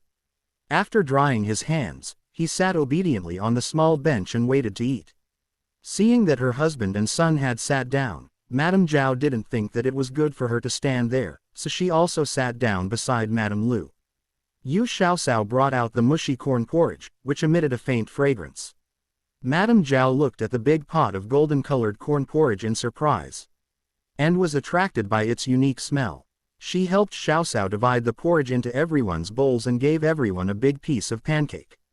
Madame Lu was afraid that her younger sister-in-law would feel restrained, so she smiled and said, there's still a lot of pancakes and porridge in the cauldrons, so don't be polite and just eat to your heart's content. Madame Zhao saw that there were a couple plates of green vegetables sautéed with oyster sauce, and a large plate and a small pot of sauce with alluring fragrance. There were also an unlimited quantity of pancakes and porridge. It appeared even more lavish than normal, so how was this still a meal eaten during a disaster year? Started eating already. This prince is a little late today. I had no choice since I encountered a big fellow on my way out. It took some effort to finally kill it. Zhu Junyang strode in with head steward Lu, who was walking behind him with a gray animal on his back. When head steward Lu threw the game on the ground, the Yu family finally saw that it was a wolf. Yu Hai was shocked and said, it seems like the beasts in the deep mountains have run out of food. Even a lone wolf has come down the mountains to look for food. It seems that we need to set more traps nearby to be safe. The two wolf cubs, Little Black and Little White, curiously ran to the dead wolf and sniffed it with their noses. After that, they suddenly bared their teeth furiously at the dead wolf, making a fierce expression. Oh, these two little fellows are quite good. If you train them, they will definitely be excellent hunting dogs. Zhu Junyang had long noticed that they were wolves, but seeing that the little guys were even more obedient than puppies in front Yu Xiaosao, he didn't say anything about it. Yu Hai was slightly worried as he asked, Royal Prince, are you certain that this is a lone wolf? Wolf packs are the most vengeful. If any of them escaped, I'm afraid that there won't be any peace for the families that live nearby. Zhu Junyang sat down at the table that was specially prepared for him. He looked at him reassuringly and said, what is there to be afraid of? With this prince here, even the largest wolf packs wouldn't be able to return alive. Wait until your arms have completely recovered and you can draw a bow before boasting. Yu Xiaosao filled a bowl of corn porridge and placed it in front of him. She tore the corn pancake, dipped it into the thick grasshopper sauce, and stuffed it into the young royal prince's hands. Zhu Junyang took a bite of the delicious corn pancakes. After chewing and swallowing it, he said, aren't you looking down on this prince? Does this prince need to use my hands to deal with the wolves nearby? I can just kick them down one by one. Do you see that tree over there? Believe it or not, this prince can break it with one kick. Yu Xiaoxiao looked at the tree he pointed to. It was a tree that was even thicker than the opening of a bowl. She curled up her lips and said, "Young royal prince, it's better that you stop. Don't break your legs before your arms have even recovered. All right, stop talking about this and eat." Zhu Junyang didn't bother to argue with the lass and ate the corn pancake with relish. At this time, Yu Bo finally found a chance to speak. "This student, Yu Bo, greets Royal Prince Yang." "Yu Bo, are you that uncle of Yu Xiaoxiao who wanted to use connections to go through the back door and serve in the Prince Jing's estate?" Zhu Junyang clearly held contempt for those who were unskilled and still shamelessly try to gain favor with the rich and influential. Thus, he straightforwardly pointed it out in front of everyone. Yu Bo's expression changed, and he solemnly asked, "This student had just returned from the prefectural city yesterday. May I ask why your highness said that?" Zhu Junyang looked him up and down. Although he was a little far from him, he could still sense that the other party had impure intentions. With a smirk, he withdrew his gaze and replied, "Why did this prince say that? Wouldn't you know if you go back and ask your mother? Let this prince tell you. Our Prince Jing's estate will only accept those with true talent and knowledge." For the sake of Yu Xiaoxiao's family's face, he didn't say his own subtext, "Don't just stuff this trash and good for nothing into the Prince Jing's estate." The rest of the meal was tasteless for Yu Bo. There were several times that he looked at Royal Prince Yang and wanted to say something but ended up saying nothing. Royal Prince Yang, on the other hand, didn't even spare him a glance and focused all his attention on eating. His son, little Dudu, ate with delight. In front of him was the grasshopper sauce that Xiaoxiao especially made for children. It didn't have any chili peppers and there was some sugar added. The sauce tasted savory with a hint of sweetness and was a hit with children. Little Dudu ate the sauce with a large pancake. When they left, he was so stuffed that he could barely move and had to be carried back by his mother. When they got home, Yu Bo threw a temper tantrum at his old mother. He wailed that he had been working so hard in the prefectural city, yet she, his mother, was impeding his progress. Now the royal prince had such a bad impression of him. Even if he passed the exams in the future, it would be hard for him to be able to hook a large patron like Prince Jing's estate. After saying all of this, he started to sob loudly like a child. Madame Zhang panicked. She had originally wanted to help her son, yet she had overestimated her own capabilities. She watched as her youngest son sobbed his heart out and her eyes also turned red. She stamped her feet and said, "I'll go apologize to the royal prince and tell him that this was all my idea. I was the one who brought you down. I'll kneel in front of him and have the royal prince change his opinion of you." Madame Zhao hurriedly pulled at her mother-in-law as anger bubbled within her heart. She silently cursed this pig of an ally, yet she could only persuade the other woman in a virtuous and sweet manner, "Mother, don't go off and do something again. Please leave my husband a road to walk on. Ah. How could you say that? I'm trying to help Xiaobo." Madame Zhang glared fiercely at Madame Zhao with her red-rimmed eyes. When Madame Zhao saw her country bumpkin mother-in-law's eyes crusted with gunk, she hurriedly looked away as she continued to gently persuade, "Mother, that royal prince does not look like a man who changes his mind easily. If you kneel in front of him, he not only will not think you are pitiful but also think that you're trying to threaten him. I'm afraid that it would only cause the opposite of your intended effect." Madame Zhang instantly was at a loss. Then what can be done? Ah. So he's just fated to misunderstand our Xiaobo. Ah. Madame Zhao, after all, was the daughter of a man who passed the county-level exams and had grown up in a scholarly family. She thought for a bit and then said, "There is nothing we can do at this point. Once this issue slowly fades from his mind, my husband can then use the chance to see father-in-law in the future and show off his outstanding side. More exposure will lead to more familiarity, and, in time, the royal prince will change his mind about my husband. Husband, right now you need to spend all of your time closeted up and studying at home. If you're able to pass the exams next year and get a high ranking, then, at that time, the royal prince will see you with a fresh pair of eyes." Yu Bo wiped the tears from the corners of his eyes and sniffled a bit before he looked gratefully at Madame Zhao. "It is still my wife who is knowledgeable." That's right, the royal prince himself had said it, solid learning is the most important of all. Next spring, I will absolutely have good results on the exam to prove my true talent. After finishing the fight, Yu Bo spent the rest of his time behind closed doors cramming. Other than eating or going to bed, he didn't leave his books even once. Madame Zhao had a few more tricks up her sleeve. She noticed that her second brother-in-law's children all seemed to really like Dudu, so she went over every couple of days to call on them with her son. Little Dudu also really liked going over to his second uncle's house. Every time he went, older sister Xiaoxiao would always give him something good to eat. Sometimes it would be a plate of delicious fried locusts, and sometimes it would be a perfectly roasted sweet potato. Other times, it would be a piece of boiled corn, and occasionally it would be a batch of salt and pepper sunflower seeds. The sunflower seeds were also goods that Royal Prince Yong had brought over from the Western Hemisphere. He gave Xiaoxiao a few seeds and allowed her to plant some on the perimeter of the back courtyard's wall. When the locust plague was approaching, Yu Xiaoxiao, with the help of the little divine stone, promoted the ripening of the sunflowers and managed to get enough to make 4 to 5 caddies of dried sunflower seeds. She set aside a portion to be used as seeds later and the rest had been roasted to become snacks. After Madame Lu tasted the roasted seeds, she hid 2 caddies worth of sunflower seeds and said that she was saving them for guests during the New Year celebrations. Madame Zhao's skill at the feminine arts were quite good, so her embroidered flowers and plants looked vivid and lifelike. She gave Xiaolian and Xiaoxiao each an embroidered handkerchief. After receiving it, Xiaolian wanted her younger aunt to teach her how to embroider. However, she was out early every day and only returned in the evening, so she only had time to learn in the evening.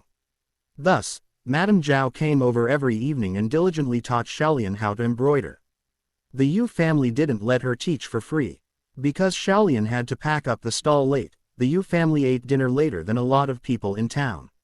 Every time Madame Zhao brought Dudu over, they arrived just in time for dinner at the Yu family's. Thus, they allowed the 2 of them to eat dinner at their house. At first, Madame Zhao tactfully refused and stated that she had already eaten. Madame Zhang, like the vast majority of other villagers in Dongshan village, only had 2 meals a day at her house. One meal was at 9 to 10 in the morning and the second meal was around 3 to 4 in the afternoon. By the time the Yu family and the old residents had dinner, it was already 7 at night. So when Madame Zhao said she had already eaten, she wasn't lying. Yu Xiaoxiao had already found out through little Dudu just exactly when the 2 of them ate their second meal and what they ate. Madame Zhang only gave each person a bowl of watery gruel and a small plate of salted vegetables. By the time 7 o'clock rolled around, all of the food they had eaten at 3 to 4 in the afternoon had pretty much been digested. Thus, when little Dudu saw the table full of flatbread made with more white flour than coarse grain, and all of the tantalizing dishes, drool had long pooled in his mouth. Yu Xiaoxiao knew what type of personality Madame Zhao had. She wasn't the type of person who liked taking advantage of others like Madame Li. Thus, she didn't have any ill will towards the woman. The originally healthily plump little Dudu had been starved into a slender sprout. This made her feel bad inside. No matter how hard it got, children shouldn't have to suffer this much, right? Thus, Xiaoxiao persuaded her aunt, younger aunt, you're helping to teach us the feminine arts so you're also considered half a teacher to us. It's only right and fair that the disciples provide their teacher a meal. Please don't decline the invitation anymore. If you continue to be this polite, how could Xiaolian and I have the nerve to bother you in the future? Madame Zhao couldn't refuse at this point and brought her son to the table to eat a bit. The next day, she deliberately came over half an hour later in order to come at a time when the Yu family had already finished eating dinner. However, as soon as she entered the courtyard, Yu Xiaoxiao rubbed her rumbling stomach and said, "Younger aunt, can you come over a bit earlier next time? We've been waiting for you to eat and we're about to faint from hunger." When she saw that the Yu family was sincerely inviting her over for the evening meal, Madame Zhao finally received it gratefully. After eating a couple of meals there, Madame Zhao had a new understanding of how her second brother-in-law's family was doing. They had just experienced the locust disaster, so most families were tightening their waistbands. Most were just eating what they could, especially the evening meal. After eating that, most villagers would soon go to bed and didn't have to do any hard work. Thus, the vast majority of families didn't eat much for their second meal. However, Yu Hai's family still had plenty of large flatbreads to eat. Furthermore, Every meal they had at least 4 dishes and a soup. The flatbreads were also made with more fine grains than coarse. Sometimes, they even used white wheat flour to roll out some noodles. Every 2 to 3 days, they would also stir-fry a couple plates of meat. The meat had apparently come from Royal Prince Yang's hunting. The meat changed from wild boar meat, wolf meat, hare meat, and wild pheasant meat. After half a month, her son's thin little face had regained some plumpness and he also became much more cheerful. Without her guidance, her son would run over to his second uncle's home to play. He spent his time with older brother Shido and older brother Fangping. They fed the chickens with locusts, gathered river snails to eat, or ran around with the other village children to the beach to gather seafood. At night, when he was dreaming, he would even yell, "Older brother Shido, I dug up a clam." Although her son had gotten tanner, his body was getting stronger and his appetite improved. For the sake of her son, she could only brazenly bum a meal off of her second brother-in-law's family. His family was honest and kind. Most of the time they would even let her bring some food back for her husband. However, they only had one request: the food could only be eaten by the 3 of them. After a month passed, all 3 of them had gained some much-needed weight and they looked much more healthy. When Madame Li noticed this, she stood in the middle of the courtyard and hollered, "There are some people, who look all noble and virtuous, but are actually sneaks who hug onto the thighs of others and lick their feet. No matter if the leftovers are delicious or trash, they'll still willingly take it back home." Madame Zhang naturally knew that Madame Zhao often went to the old Yu residence. However, she always brought some good food back for her son. When she saw that her son had grown fatter, Madame Zhang was able to turn a blind eye to this. If there were people willing to help her raise her son and grandson, at no cost to her, what did she have against it? When she heard Madame Li's harsh words, Madame Zhang screamed at her, "If you have the ability, then why don't you go hug their thigh too? I bet that, from the way you look, you wouldn't even be able to cross the threshold before they shoo you away. If you don't have the ability, then don't stand here like an idiot." Madame Li shut her mouth. Her mother-in-law was right. Last year, she had been caught in the middle of Yu Hai's melon fields and even ended up crushing some immature melons and not yet grown melon plants. Ever since that happened, no one at the old Yu residence welcomed her again. Sometimes she would brazenly go over to try her luck at pulling up some scallions or vegetables in the garden, but she would always be unceremoniously driven away by the fierce Yu Xiaosao. After her mother-in-law peacefully separated from her father-in-law, they had drawn a clear line between the 2 families. Thus, she had even less of an excuse to wheedle even 1 copper coin from them. Every evening, she would stealthily watch from the crack in the door as Madame Zhao brought food back home. She could barely hold back the saliva in her mouth as she silently cursed Yu Hai's whole family for their wealth and their persistence in fawning over her younger brother-in-law. She was certain that they were only doing this because they could bask in the glory of her third brother-in-law once he became a high-ranking official. What was the point in cursing though? Her husband, who was an unreliable and wooden man, could only watch stupidly from the side as other people ate good food and drank rich things. Time passed and it was at the point when the vast majority of villagers in Dongshan village could barely eat 1 meal a day. If more days passed, then the families would start going hungry. At this time, good news passed from the docks. The grain ships that had gone down to the south to bring back reasonably priced grain were now here.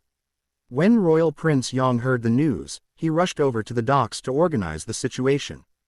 The bodyguards under his command had already surrounded the perimeter in a tight formation to prevent the hungry commoners from causing a riot. Fang Zizhen also brought along some soldiers to help keep the peace. More than half of the construction on the harbor had been completed. The dockworkers were currently hauling all of the grain off the ships and moving them into the warehouses that had already been finished. The grain would be sold the next day. Another batch of grain had been sent to the Yamen's storehouse under the guard of the soldiers. They were preparing to open shops in Tanggu town and the docks at the same time. The price of grain had already been decided and it would be almost the same price as it was before the locust plague. Coarse grains would be sold for 5 copper coins a caddy and fine grains 10 copper coins a caddy. Because all of the grain would be sold for the price they had bought it for, the imperial court was going to undertake the costs of transportation and labor involved. When the news disseminated, A lot of the villagers rushed over that night and started to line up in front of the stores. Because the Yu family had a good relationship with Royal Prince Yong, the people of Dongshan village found out first.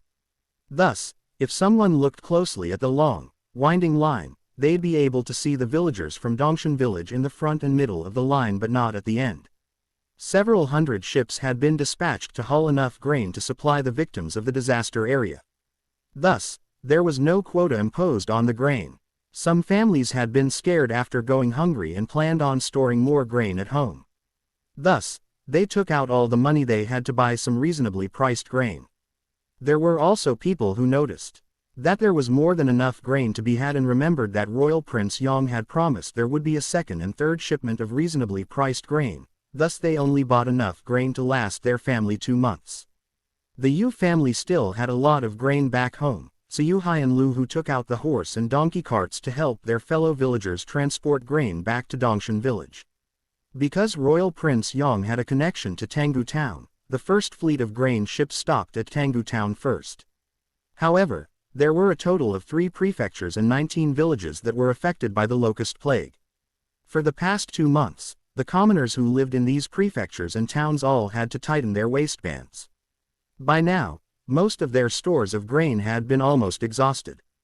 The villagers who lived closer to Tanggu town all hurried over to the docks and town to line up to buy grain. For the next few days, the 20 or so reasonably priced grain shops in Tanggu town and the docks had massively long lines in front of them. Even when the grain shops closed for the night, the lines waiting for grain did not disperse. The people stayed overnight to sleep as they were all afraid that they would have to line up again the next day. They were also afraid that the reasonably priced grain would be sold out. Every morning, County Magistrate Zhao of Tanggu town would take his people from the yamen and punctually opened up the grain shops at 6 in the morning. The shops only closed their doors at around 8 in the evening every night. The grain shops at the docks also had the same operating hours. The people at the shops were busy for 5 whole days until all of the reasonably priced grain had reached the other towns and prefectures. Only then did the pressure lighten a lot on the grain shops in Tanggu town and the docks. When the first batch of grain was almost sold out, the second fleet of ships had already arrived. Furthermore, when the first fleet of ships had finished unloading their stores of grain, they had gone back to the south to pick up more. When the commoners of the disaster-stricken areas noticed that the supplies of grain were coming in on time, they also didn't feel the need to frantically stock up on food anymore. Thus, the days of winding long lines in front of the grain stalls became history. As for the other grain stores that had tried to profit from the disaster, there was only dust at their thresholds. The grain stores opened by the government all sold new grain harvested from the south, while these grain shops only had grain that was saved up from last season. In addition, since the reasonably priced grain stores had fair prices, only idiots would go buy the overpriced grain from the other stores. These shops had already made a fortune from the locust plague, so in order to not let their grain sit for too long, these places also cut down on their prices. Some of the shops were even selling their grain for less than what the government-run shops were selling for. Thus, the pressure on the reasonably priced grain stores had lessened again. Before long, the 20 or so reasonably priced grain shops were cut down to 2 in Tanggu town, one on the west side and one on the east side. The docks also had 2 shops remaining. Everything slowly came back to normal in the disaster-stricken areas. Word finally came out among the wealthy families in Tanggu town about the Yu family's vegetables. All of them expressed their desire to reserve these high-priced vegetables in advance. After the locust plague and drought disasters, these so-called rich families had not been able to eat fresh vegetables for a long time. On this particular day, there were more than a dozen stewards who were crowded around the Yu family's gates. They were all heatedly arguing. Steward Yao had already been promoted to the head steward of the estate. He righteously proclaimed, "Our Yao family was the first family from town to purchase vegetables from the Yu family. And we had never stopped buying from them for the past 2 years." The patriarch had already said, "No matter how expensive the vegetables, we need to get the contract to buy vegetables from them." The assistant steward from the Zhuang family curled his lip. "Esteemed brother Yu, please tell them that our Zhuang family was the first to arrive here and the first to ask to buy vegetables from you, right?" You absolutely cannot favor one and discriminate against the other. The Wang family's steward also aggressively interjected, you cannot forget about us. Since we have already come, you can't let us go home empty-handed, right? All of the other stewards and servants started talking at once to proclaim that they too wanted to buy vegetables from the Yu family. Yu Hai didn't know who to listen to anymore and felt his head hurt from all of the ruckus. Please calm down, everyone, please calm down. Yu Hai hollered at the top of his lungs for a bit until everyone stopped arguing. Only then did he continue, everyone here knows that all of the vegetables in the courtyard have been reserved by Junsho restaurant. We only have a few vegetable fields open in the back courtyard by the pond. We can only harvest around 200 caddies of vegetables every day, so there are not enough vegetables to go around to everyone. Thus, we absolutely are unable to make everyone happy. Therefore, the most important thing right now is that everyone comes to an agreement about what we are to do now. What is there to negotiate? Let money do the talking. The person who spoke up was the rich and imposing steward from the Zhuang family. Steward Yao didn't back down one bit. Okay. Let money do then talking then. Everyone can yell out a price, whoever's price is the highest will be able to buy the vegetables. We will give 50 copper coins a caddy. The assistant steward of the Zhuang family sneered in disdain and yelled, 80 copper coins a caddy. Everyone in Tanggu town knew that the Zhuang family and Yao family were the families other than the Zhou family that had the deepest pockets. At first the other families' stewards also bid, but as the price climbed higher, those other stewards and servants couldn't keep up. They could only watch as the Zhuang family and the Yao family bid with gusto. Finally, the price of the vegetables had climbed up to 1 tael a caddy. Yu Hai felt as if his head was going to explode. They had only sold their vegetables to Junsho restaurant for 30-some copper coins a caddy, yet these two families had bid up to 1 tael a caddy. He felt very uneasy about this. Yu Xiaosao also felt antsy on the side as she watched the proceedings. She hurriedly spoke to the two families' stewards, you guys should stop bidding. You've already reached a sky-high price, so when you guys return, your masters will definitely peel the skin off of you. Steward Yao smiled. Miss Yu has a kind heart. However, our patriarch had already said that no matter how expensive I need to buy these vegetables, money is not a problem. The Zhuang family had grain shops in all 3 prefectures, which consisted of more than a dozen villages and towns. Thus, at the start of this disaster year, they had also made a killing. Therefore, the assistant steward of the Zhuang family proudly stood up tall and looked at Steward Yao with disdain in his eyes. In terms of money, our Zhuang family has never feared other people either. Yu Xiaosao forced out a smile, I know both of your families have deep pockets, but you can't just swing around our family. This money will burn our hands if we take it. Zhu Junyang had been watching the proceedings for some time at the side. When he heard Yu Xiaosao's words, he curled his lips, these people are shoving money at you. It's not as if you're stealing it or forcing them to give it to you, yet you feel like this money will burn your hands off. Truly too small-minded. The two stewards both knew Royal Prince Yang's status. When they saw him talking, they immediately became quiet.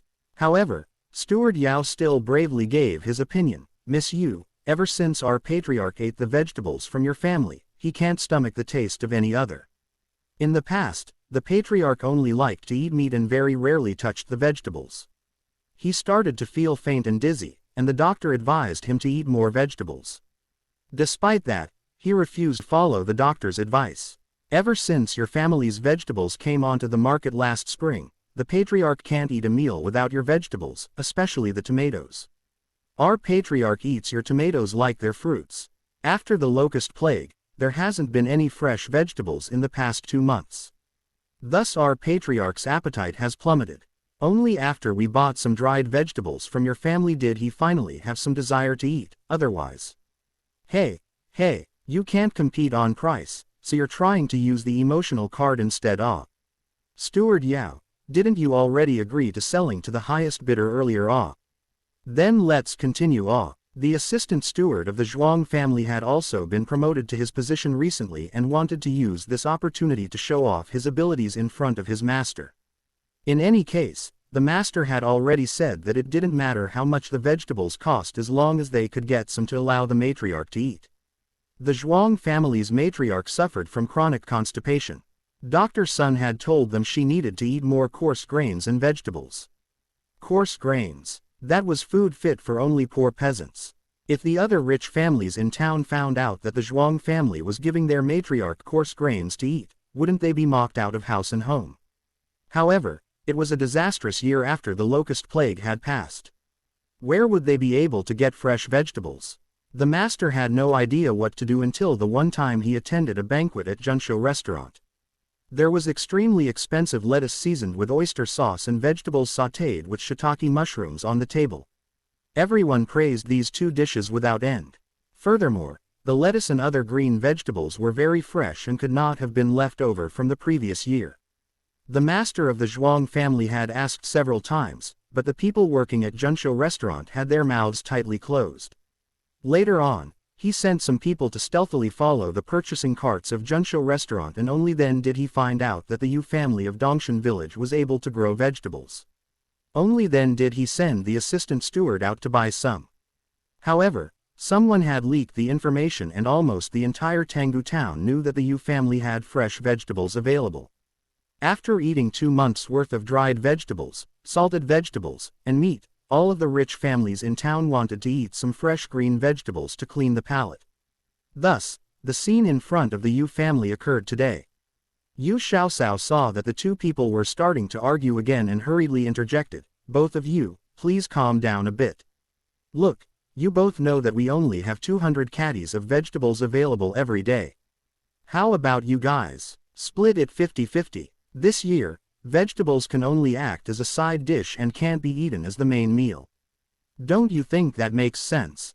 The two stewards looked at each other and finally managed to reach an agreement. Every day, each family would get 100 caddies each. Miss Yu was right. Their two families probably had around a dozen family members each, so 100 caddies a day was more than enough for them. Perhaps they would even have some vegetables left over that would be rewarded to the higher-ranking servants. As for the price, the locusts hadn't been eradicated yet, so they stuck with the price that was hollered out earlier, 1 tael per caddy. The young royal prince was right. This money was being shoved towards them, so refusing it would only be silly. It wasn't like they were forcing these people to give them money. Thus, the Yu family was now going to make an additional 200 taels a day from their vegetables sales.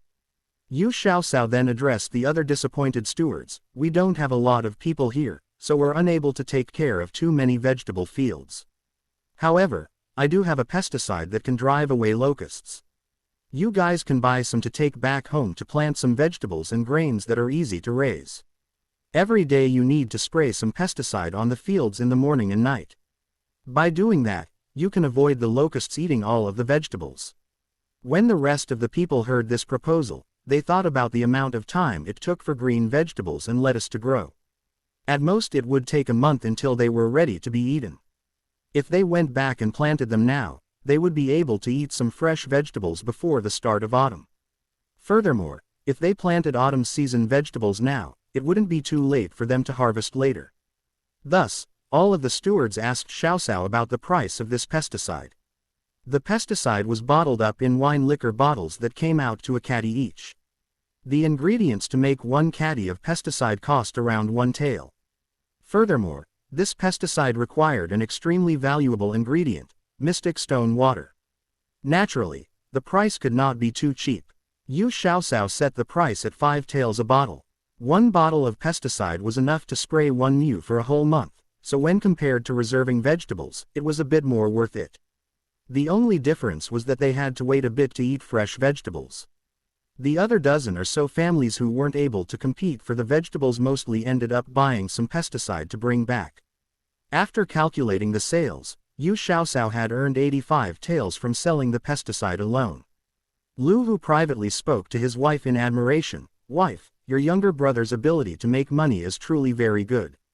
First it was watermelons, now it's vegetables. Money is just pouring into his pockets."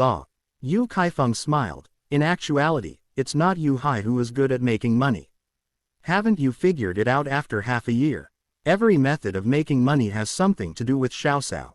Xiao Hai also told me that the idea for growing watermelons came from Xiaosao. In fact, The methods used for planting and selling the melons all came from Xiaoxiao while he implemented them. As for these vegetables, if Xiaoxiao didn't come up with a method to create pesticide, how could they possibly make that much money? Lu Hu nodded his head. From what you're saying, it is true. Planting corn was something that she asked the royal prince about. She even was so daring to get seeds from him and sign a military writ. Luckily before the locust plague came, the corn was ready to be picked. Otherwise, they would really be hanging there. Your little niece is clever and has guts. If she was a boy, she would absolutely have a sparkling career in front of her. Yu Kaifeng gave him a look and replied, "What's wrong with her being a girl? Isn't she also quite capable? She helped her family build a 5-room house made of tiles and bricks and also made quite a fortune for the family." Lu Hu smiled. "I'm not saying girls aren't good. However, when a girl grows up, she'll end up getting married to someone. It's only your younger brother who would spoil Xiaoxiao like this and have her do as she pleases. If she was married into a family, do you think she would still be able to do as she pleased? Alright, let's not talk about this. Let's discuss something else. How about we also open some fields to grow some early growing vegetables next year? We can sell the vegetables to the nearby villages or the prefectural city. That way we won't be competing with Dahai." Yu Kaifeng thought a bit and then agreed. "Since everyone has nothing to do now, we should build our house quickly. We should copy the old residence here and make the courtyard a bit larger so we can plant more vegetables. If we plant our gardens outside our walls, I'm afraid we'd have a hard time keeping an eye on them at night. Okay, we'll build a large courtyard and make sure to have a stone fence." Lu Hu made the decision right there. The next day, with Yu Hai's help, they were able to find a dozen or so villagers in their prime to help with building the Lu family's new home. The Lu family's new residence was also located at the foot of the West Mountains and was about 500 meters away from the Yu family. They decided to build a more subdued house, so the house was constructed out of dirt and lumber. Right now was just the start of autumn, which was usually a busy season for the villagers. Because the locust plague happened this year and no one was able to plant crops, most of the villagers were idle at home. Some would go down to the beach to dig up some sandworms or oysters. Others went into town or the docks to find some temporary work. Sandworms and oysters were now being dug up by a lot of people, so the income a person could get from them had sharply declined. In the past, a person could make at least 100 coppers a day. Now, those who could dig up about a caddy and sell it for 40 to 50 copper coins were envied by other people as experts. The docks in town now had too many people looking for temporary work. Someone waiting for a few days may not be able to get a job. If there wasn't reasonably priced grain to be had, there would have been many starving commoners everywhere. The Lu family gave cash to the people who helped them build their house and the wage was 30 copper coins a day. They also prepared the noon meal for the workers. Although the wage wasn't considered very high, Lu Hu was relatives with Yu Hai. Since Yu Hai had a good relationship with his older sister, all of the young, strong workers in the village were willing to do this as a favor to Yu Hai. After working there for 2 days, all of the young workers unceasingly praised the food at the Lu family. They all proclaimed that this work was worth doing. The Lu family provided 2 large flatbreads that were made with more white flour than coarse for each worker. Furthermore, the dishes that came along with the flatbreads always had meat in them. On one day, it was the soft and savory braised pig meat head, while on another day it was tantalizing stir-fried pig intestines. Then, on another day, they had some fried little fish that was soft and crispy. The dish that made people the most happy was that, other than some dried vegetables, each meal also had a plate of sautéed green vegetables. This year, a plate of green vegetables was being sold for the price of roasted chicken and roasted duck at Junshou restaurant, so it was quite expensive. Furthermore, there was also Yu Xiaoxiao's grasshopper sauce that she personally stir-fried herself. It made everyone praise it constantly. Even if there weren't other dishes, just this savory and spicy grasshopper sauce alone was enough to make a person eat an extra 2 flatbreads. With delicious food to be had, the young villagers worked with great enthusiasm. They threw mud bricks, cut lumber, and laid the stone wall. Everyone was willing to use all of their strength and not a single one slacked off. Before a month had passed, the Lu family's 3-room mud brick house had finished construction.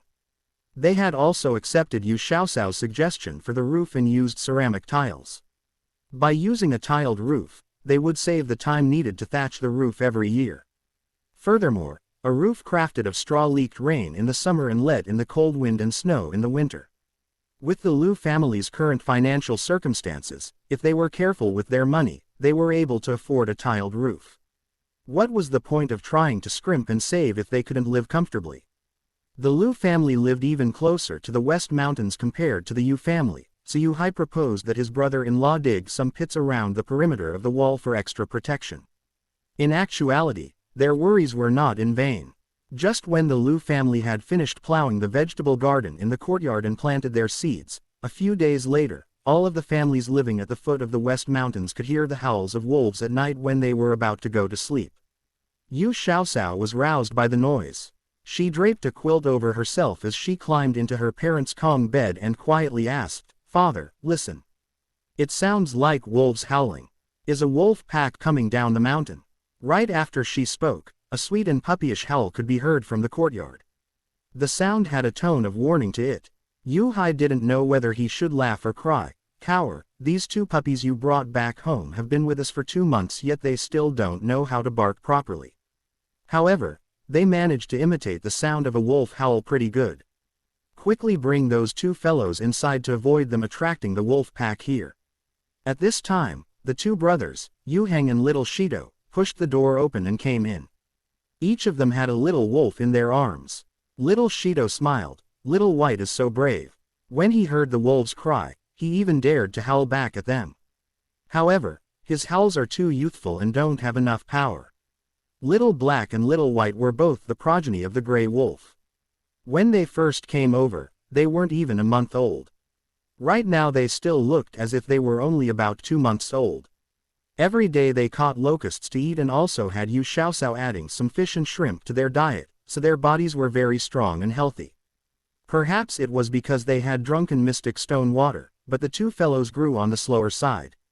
2 months had passed but they were only about the same size as the 2-month-old puppy from Da Wang's family. However, they looked very dainty and small, so they were quite adorable. When the two wolf pups heard the unceasing howls of the wolf pack, their fur puffed up on their bodies. They twisted and turned in Yu Heng's and Little Shitu's arms, looking quite fierce. Yu Hai took Little Black over and placed him on his lap to pet.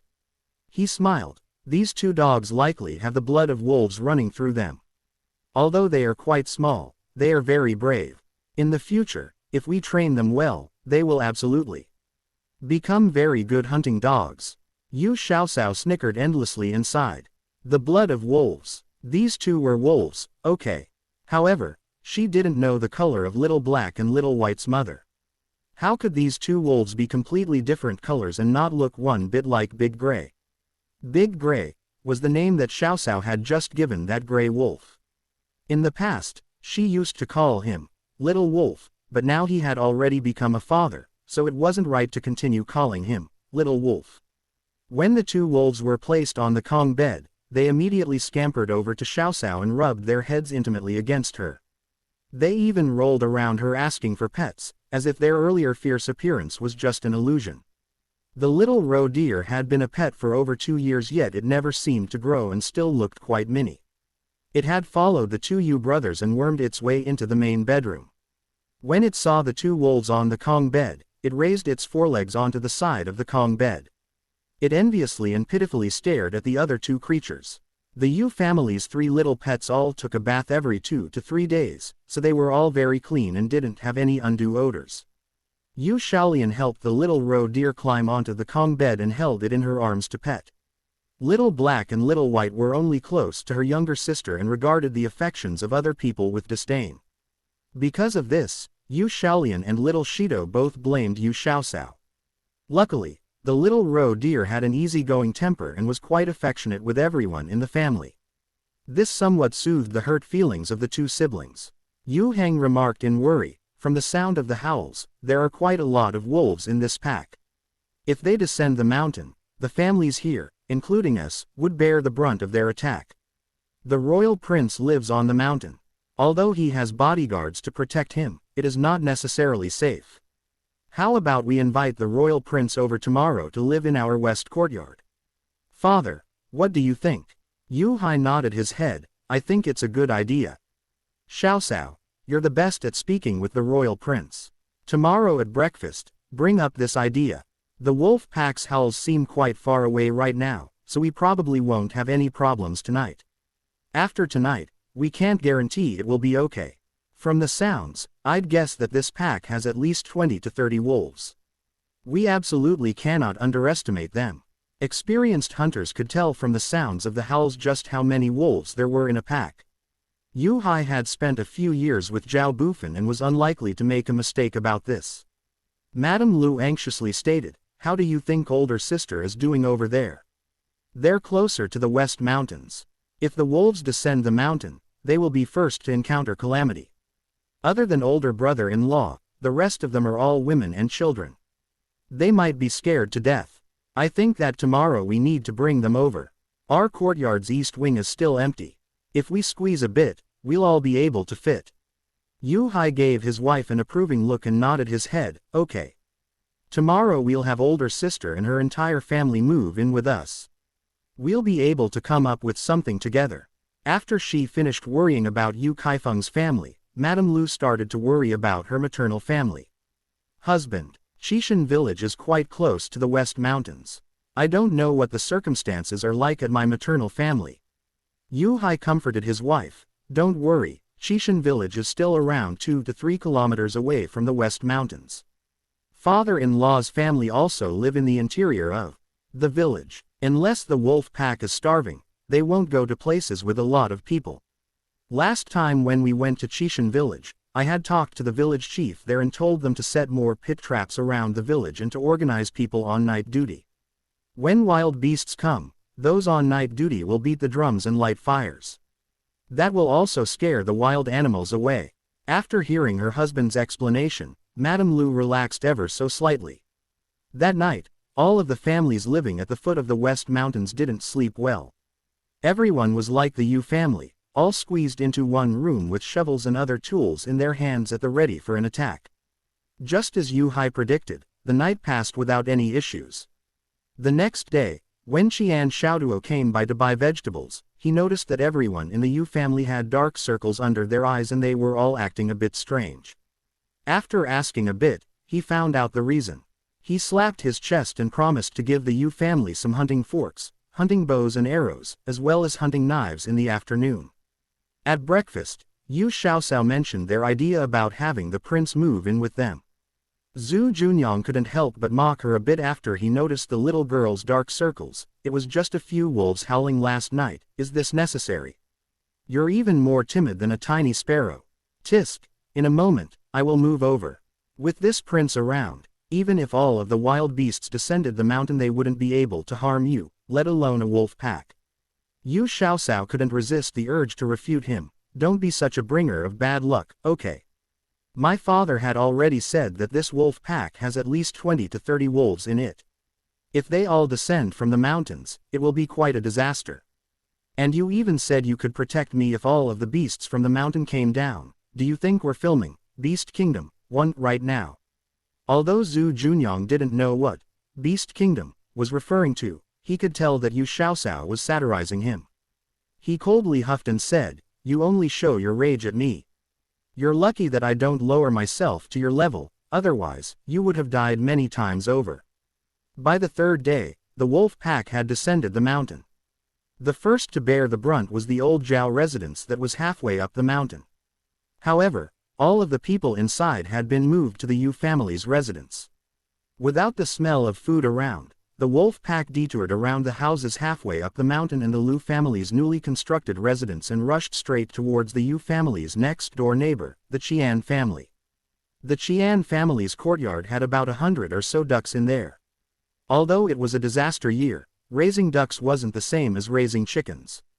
Chickens required a lot of fodder whereas ducks only needed to be let out to a pond, and they could forage food for themselves. Little fish, shrimp, and snails were all a part of their regular diet. Madame Mao was planning on raising these 100 ducks until autumn and then selling them. It was currently the 15th of September and the moon was bright and radiant. Yu Hai climbed onto the top of his own wall and could clearly see the besieged Qian family. The Qian family had also dug some pit traps around them, which served their purpose. There were a few wolves caught in the pits. However, there were too many wolves in the pack.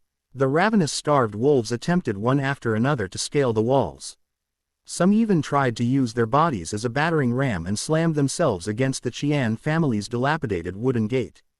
The Qian family's ducks in the back courtyard screamed to the high heavens. Their walls were not as high as the Yu family's, and a few strong wolves managed to twist themselves in midair and jump onto the top of the walls. Yu Xiaoxiao was laying on the roof as she anxiously watched what was happening at the Qian family's residence. She quietly asked, "Father, are you sure that Uncle Qian and his whole family aren't at home right now?" The day before yesterday, your Uncle Qian had told me that he was planning on taking the family to his wife's maternal home in the evening. Last night I saw that all of them had left the village." Yu Hai held a bow and arrow in his hands as his eyes glittered with the shimmering light from the moon. Yu Xiaoxiao finally relaxed. When she heard the ducks let out a scream, she remarked in regret, "It's too bad Auntie Qian's flock of ducks will be destroyed. I'm pretty sure they're about to become the wolves' evening meal." Although Yu Hai couldn't see the back courtyard of the Qian residence, he guessed, shouldn't be too big of a loss. When your Uncle Qian left, he had opened up the gate to the pond. When the ducks get scared, they should run towards the pond. I'm sure some of the ducks will be eaten by the wolf pack, but probably not all of them. Yu Xiaoxiao climbed to the highest part of the roof. With the light of the moon, she could faintly see the messy ripples on the lake. It was probably all caused by the ducks heading into the water. Yu Xiaoxiao relaxed again. Zhu Junyang calmly sat on top of the roof and saw the worry disappearing from Yu Xiaoxiao's face. He teased, "You're unable to defend yourself, so why are you worrying about other people?" Yu Xiaoxiao turned her head around and looked strangely at Zhu Junyang, who was sitting on the beam of the roof as if he was on flat ground. Then she looked at her own position, awkwardly hugging onto the roof. She curled her lip and said, "What do you mean by this? If the wolf pack can't find any food at the Qian family's place, they will naturally change their target. The Yu family is the closest neighbor to the Qian family. What target do you think they'll go for next?" Zhu Junyang expressed his disdain towards Yu Xiaoxiao's intelligence. She was normally a very sharp little girl, so how come her brains seemed to have disappeared right now? Was she really scared silly by the wolf pack? Who was their next target? It was quite obvious. Yu Xiaoxiao smiled bitterly as she watched the wolf pack finish battering down the Qian family's gate and run around in the back courtyard. A portion of them were already dashing over in the direction of the Yu family's residence. "Prepare. Everyone get into position," Zhu Junyang commanded his dozen or so bodyguards. All of them climbed up bamboo ladders to get onto the wall. Each of them was energetic and healthy as they prepared and aimed their bows and arrows. Yu Xiaoxiao stayed on top of the tall roof and tied up a piece of meat on a bamboo pole. As if she was fishing, she dangled the bait outside the walls. The first wolf to arrive was obviously the alpha of the pack. It still remembered the pits outside of the Qian family's residence and stopped right outside of the Yu family's walls to observe the surroundings. It also held a bit at the rest of the wolf pack, which was right behind it. Most of the wolves stopped right next to the head wolf, but there was no shortage of stupid wolves who had been starved silly. When they smelled the scent of meat in the air, they ignored the alpha wolf's warning and rushed over in the direction of the meat. A large and muscular gray wolf leapt up very high and opened its large mouth wide as it soared towards the meat that Yu Xiaoxiao was dangling. Xiaoxiao deftly lifted the bamboo pole a bit and the gray wolf snapped onto nothing. It fell towards the ground. Just as its paws touched the ground, a sharp crack resonated in the air. Its feet had stepped onto thin air and the wolf fell deep within the previously dug pit. Within the pit were sharpened bamboo stakes and they pierced the gray wolf's soft underbelly. Immediately, the scent of blood filled the air. There were two other starving wolves that wanted to fight over the meat. By the time the gray wolf fell down, they had already jumped up, so they weren't any more fortunate than the first wolf. 3 wolves had been caught in the traps and had all been injured more or less. The pits were large and deep, yet the mouth of the hole was small. It would be too difficult to climb out even if they wanted to.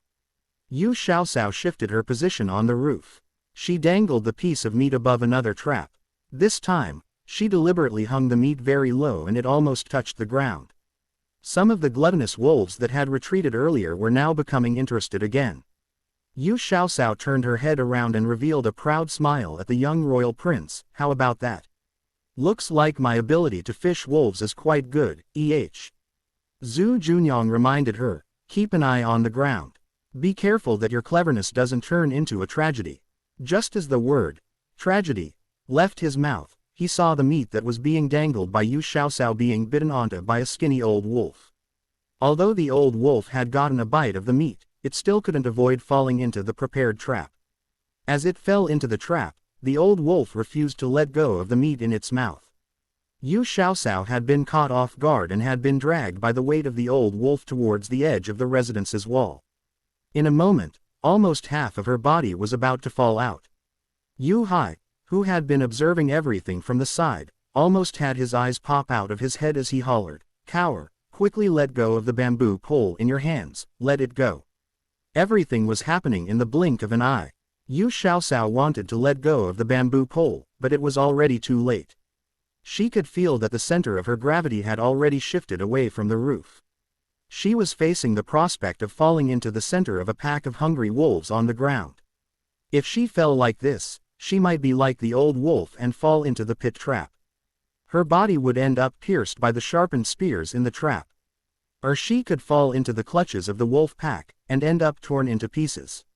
In her moment of desperation, Yu Xiaoxiao didn't forget to ask the little divine stone, "If I fell into the pit and became injured, can you guarantee that I won't be mortally injured? Or what if I fall into the wolf pack, can you make the wolf pack not rip me to pieces? To stop you from injuring your vital areas is something I can do. However, if you fall into the middle of the wolf pack, I'm pretty sure I don't have enough time to do anything before they tear you apart. These starving wolves aren't like big gray and easy to tame," the little divine stone still earnestly replied to her during this crucial moment. "Then I'm screwed. Looks like, little glutinous dumpling, you're about to get a new master." Yu Xiaoxiao felt very regretful about this ending. She had only transmigrated over for 2 years and she hadn't enjoyed enough the feeling of being loved by her parents and siblings. She still hadn't had the chance to taste the sweetness of romantic love. Was she just going to tragically die in the mouths of these wolves? As her body slipped towards the outside of the wall, Yu Xiaoxiao's heart was full of despair. She tightly closed her eyes and 2 teardrops slid down her cheeks. Just as her entire body was about to slip out, she suddenly felt her ankle jerk and her body swayed. For a second, she was at a 90-degree angle from the outside wall and her nose became intimately close with the tiles. The tears in Yu Xiaoxiao's eyes spilled out. Her nose hurt a lot. These tears were from being struck on her nose. "Okay. Don't cry, you little coward. With this prince around, how could you possibly fall out?" The young royal prince's voice sounded from the direction of her feet. Yu Xiaoxiao turned her head around and saw that her foot was caught by the young royal prince. She could clearly see that fellow's face, which was begging to be smacked, under the clear light of the moon. When he saw Yu Xiaoxiao look over, Zhu Junyang deliberately wiggled the hand on her ankle. Afterwards, Yu Xiaoxiao was just like a dead fish as she swayed back and forth in the air. "Be careful." Yu Xiaoxiao suddenly felt the hand on her ankle tighten and her body being lifted a few meters. A stinky smell wafted over and, in the corner of her eye, she saw a row of tightly packed teeth rushing by her. The teeth were about 2 centimeters away from her head and stopped for 2 seconds before it quickly disappeared and dropped. Yu Xiaoxiao stared at the culprit. Apparently, it was a fierce wolf that was rushing towards her and ended up falling into the pit below them. Yu Xiaoxiao blew her top out of fury. Because of all of the blood rushing to her face was bright red. She screamed at the young royal prince, "Are you using me as bait? Don't you know I almost died because of you? Quickly bring me back up." As for the ultimate fate of the previous bait, it could be seen in the pit. That old wolf was still clutching onto it even as it was pierced to death. Zhu Junyang also felt cold sweat dripping down his body from shock. If his reflexes weren't as fast as they were, that little girl's head would have been bitten off by that wolf. He hurriedly used all of his strength, and hauled Xiaoxiao back up with one hand on her ankle and the other grabbing the back of her clothes. After she was back on the roof, he gently placed her back where she used to be sitting. Seeing tears stream down Yu Xiaoxiao's face, Zhu Junyang rubbed his nose out of embarrassment when he saw the tears streaming down Yu Xiaoxiao's face and quietly said, "All right, don't cry. It was my fault earlier, aren't you perfectly fine?" Yu Xiaoxiao leveled a glare at him and then rubbed her own nose, it hurt so much. However, she silently rejoiced that she didn't break her nose earlier. This era didn't have any methods to reshape a person's nose. If she broke her nose, she'd be ugly for the rest of her life. All right. Zhu Junyang pinched her sharp little chin and pushed aside her hand as he attentively inspected her. "What's wrong with your nose? Did it hit the wall and become flat? Looks a little bruised but there's no blood. Should be fine. Go away." Yu Xiaoxiao pushed aside the young royal prince's hand that was pinching her chin. What was he doing? This move was too much like a playboy taking liberties with a respectable young woman. Men and women should not touch hands when they give or receive things. Even though this old woman's body is only 10 years old, we're already past the age of being able to share the same table, okay. Zhu Junyang was just about to say something when he was interrupted by Yu Xiaoxiao crying out in fear, "Damn it! That wolf pack is ramming the gate again.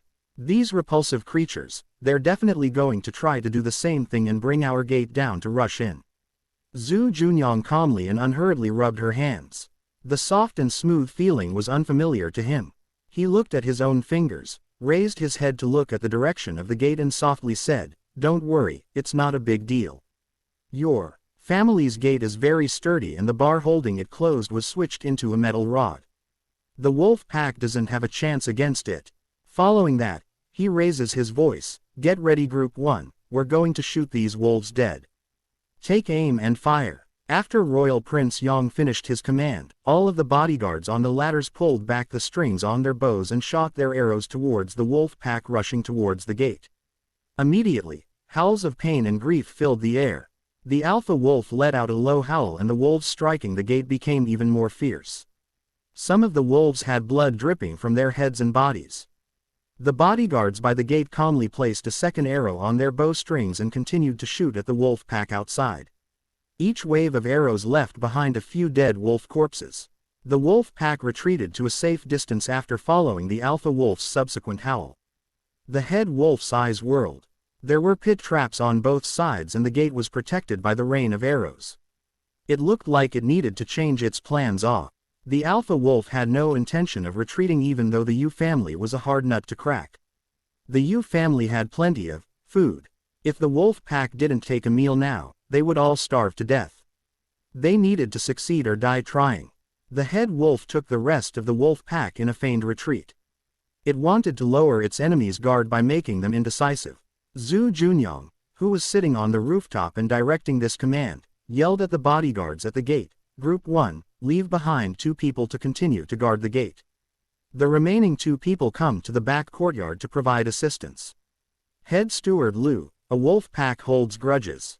Since they had a stumble here, they absolutely won't just leave the matter at that. Since the wolf pack was able to enter the Qian family's back courtyard with ease, they will certainly try to mostly attack the back courtyard here. Bring some people to heavily guard the rear courtyard's 3 walls." Under the light of the moon, the 2 bodyguards swiftly ran from the front gate towards the back courtyard. Near their feet, there were 2 little shadows, one black and one white, that were following along. The speed of these 2 shadows was not any slower than the bodyguards' top speed. Zhu Junyang had also spotted those 2 little puppies that resembled balls of fur. He couldn't help but praise them. "Xiaoxiao, they all say that dogs resemble their masters. It is truly correct. Your 2 little puppies at home are also stupidly brave like you. There were so many starving wolves outside earlier, yet the 2 little guys aren't afraid at all and even ran towards the back courtyard to guard it. Tisk tisk. Should I say that they are heroic or should I say that they're overestimating their own abilities here?" Yu Xiaoxiao was also still on the roof. She watched as her 2 little wolves, one black and one white, scampered towards the back courtyard like 2 little balls of fur. They stretched out their forelegs and lifted their bottoms up as they howled through the cracks in the gate. The back courtyard had 2 little wild pigs that already weighed almost 50 to 60 catties each. They seemed to have sensed the lurking danger approaching and let out indignant squeals. The hares in the cages were all crowded into one corner, shivering with fear. The little roe deer was in the courtyard, pacing back and forth in a very anxious manner. From time to time, it would raise its head and prick up its ears to listen to the sounds. Its tail was upright, revealing white fur that was arranged in the shape of a heart. Sure enough, as Royal Prince Yong predicted, the wolf pack had taken a long detour around and crept up alongside the pond. They started attacking the back gate. The bodyguards who were guarding the back gate didn't even need their master to order them as they swiftly shot arrows towards the wolves rushing over. Not a single arrow missed its target. Before long, around 7 to 8 wolves lay dead on the ground. The 30-odd wolves did not seem like a small number. However, 4 to 5 wolves had been caught in the pit traps outside the Qian family's residence, and another 5 gluttonous wolves had fallen victim to the pit traps at the Yu family's walls. At the front gate, another 5 to 6 were slain by arrows and another 7 to 8 had died at the entrance of the back courtyard. All in all, around 23 to 24 wolves had been killed by now. Zhu Junyang observed the vastly thinned out ranks of wolves, which were only around a dozen now, and then gestured a signal to the bodyguards that were in the front courtyard. The 6 to 7 bodyguards secretly opened the gate and then began to flank the wolf pack from afar. Yu Hai also went along with them. In his hands were his bow and arrows, and he also had a hunting fork on his back. Yu Hai also knew that wolf packs held grudges. You either had to kill them all in one stroke or avoid them from afar. Now that his family had already clashed with them, they needed to put an end to all of the wolves in the pack.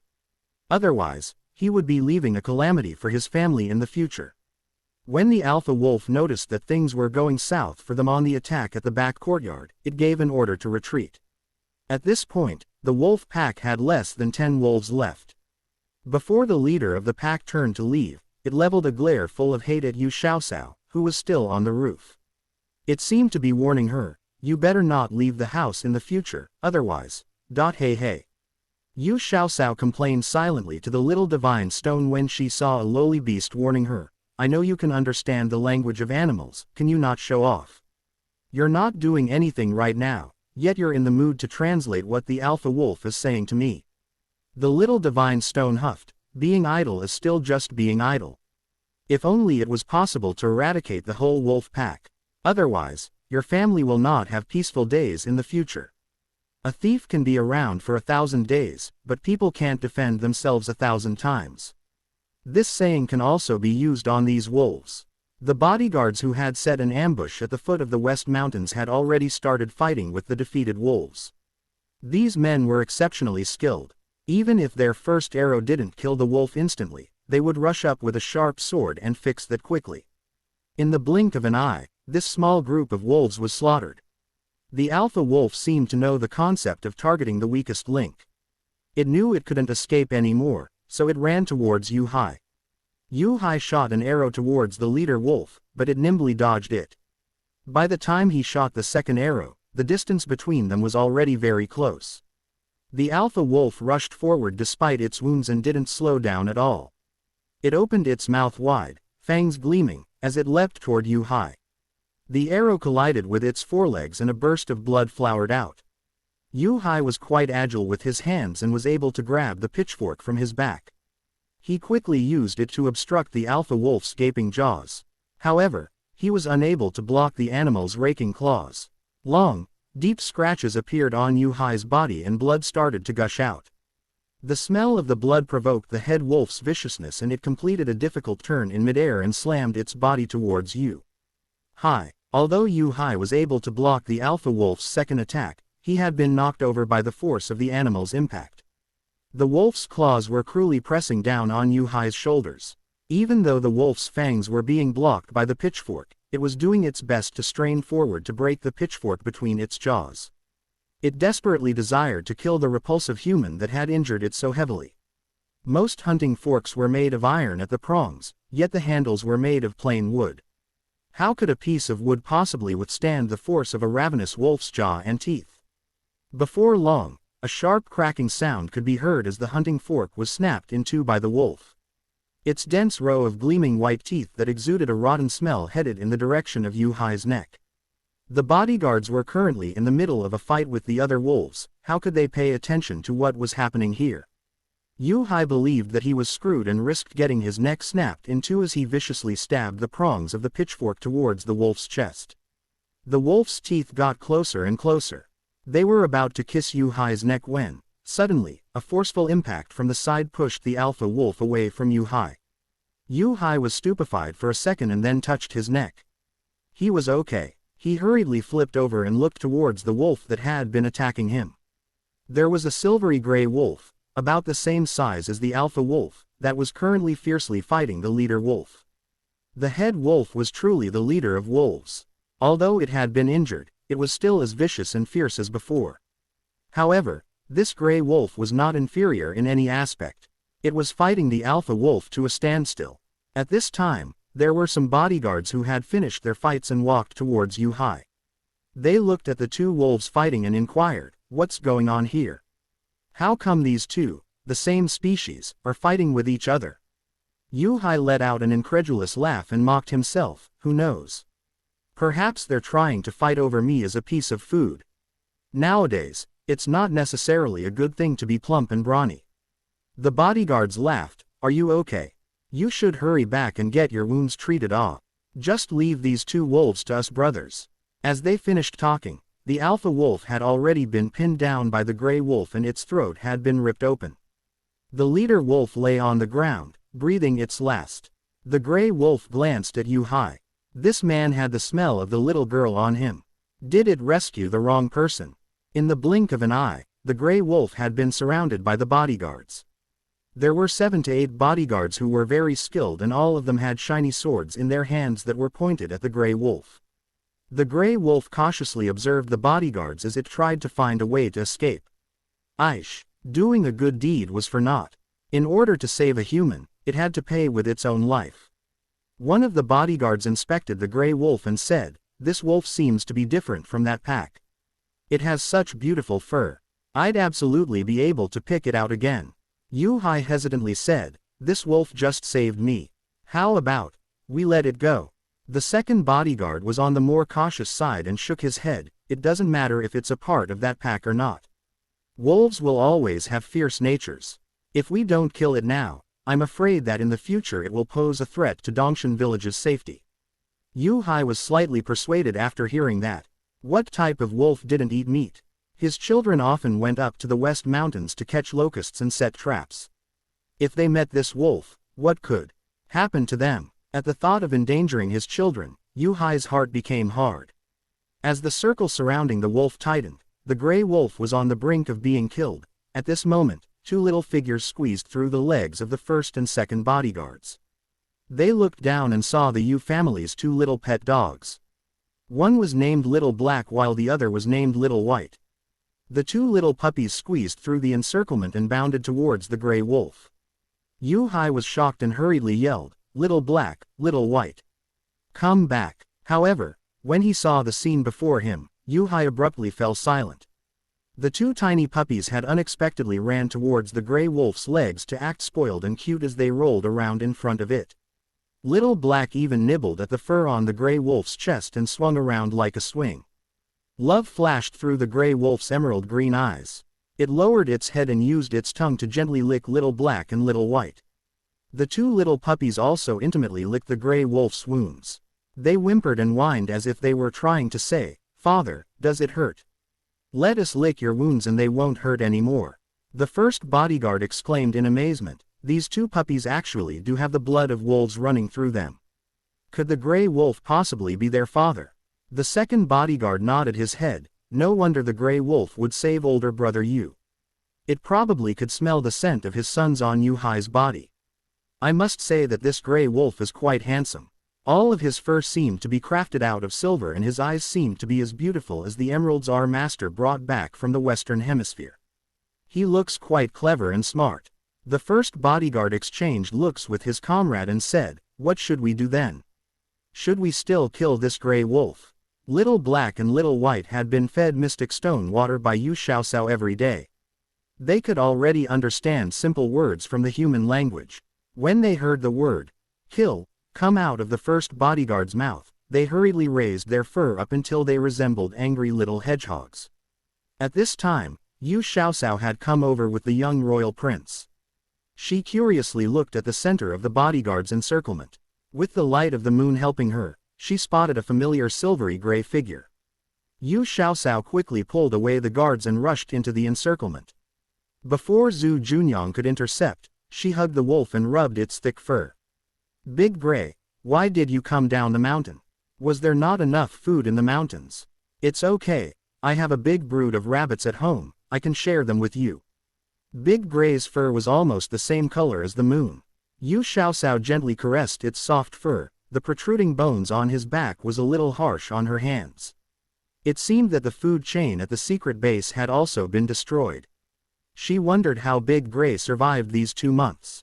When Yu Hai saw his daughter run toward the wolf, his heart almost jumped out of his mouth. He hurried forward a few steps and stopped upon seeing the scene before him. Under the moonlight, a little girl was nestled beside the silver-gray wolf and stroking the back of the wolf. The wolf was as tame as a domesticated dog. At their feet, 2 little cubs rolled around acting cute. The scene was as beautiful as a dream. When Yu Xiaoxiao turned her head, she saw her worried father. She smiled reassuringly as him and said, "Father, this wolf is very intelligent. He remembered that I helped him before and never attacked me. When I went up the mountain, he entrusted me with Little Black and Little White." Zhu Junyang looked at the gray wolf with interest and asked, "Are Little Black and Little White his children? How come they don't look like him?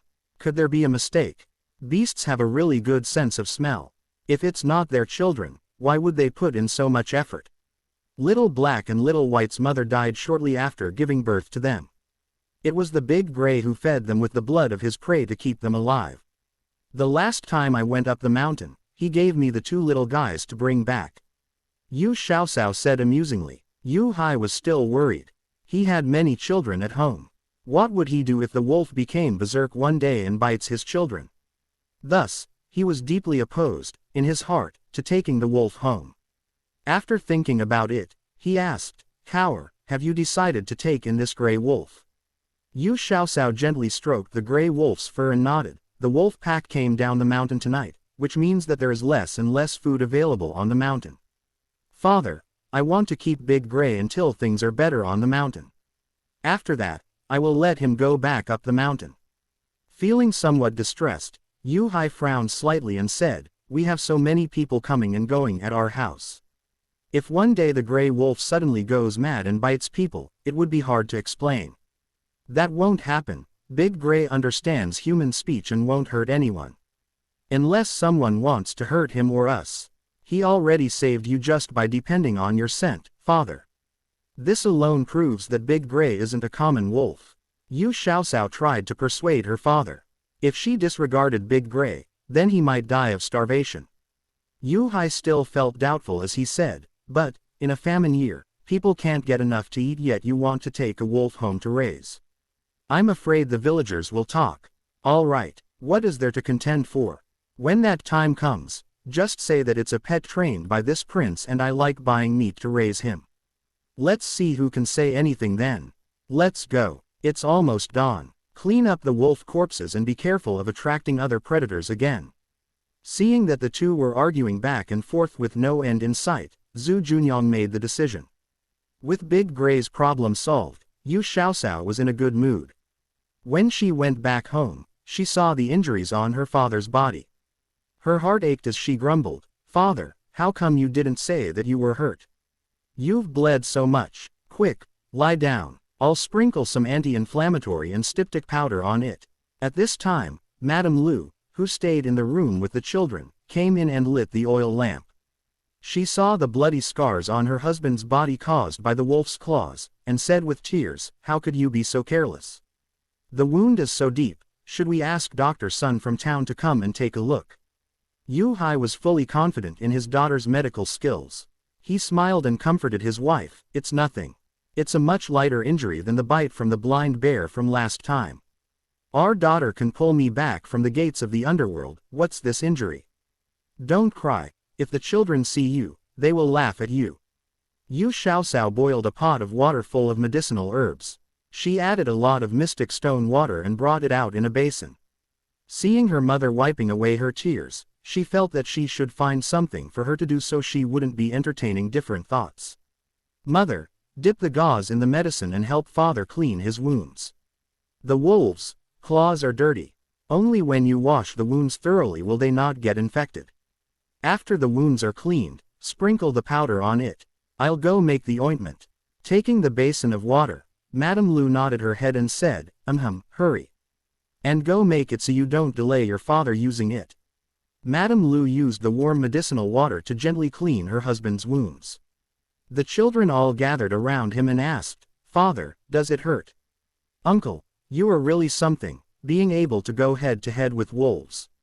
Mother, why don't I help clean father's wounds? Uncle, is the wolf pack wiped out? Uncle, is wolf meat delicious? Father, I'll go out to see if I can help with anything. Yu Xiaosao came over with a mortar to make medicine and shouted softly at the group of chattering kids, all of you shut up. Father must feel so uncomfortable after losing so much blood. Just let him quietly lie down for a while. Seeing that her mother wouldn't let her help, Yu Shaolian said, I'll go kill a hen and make a stew for father. Once the wound is taken care of, he can drink some chicken soup to nourish his body.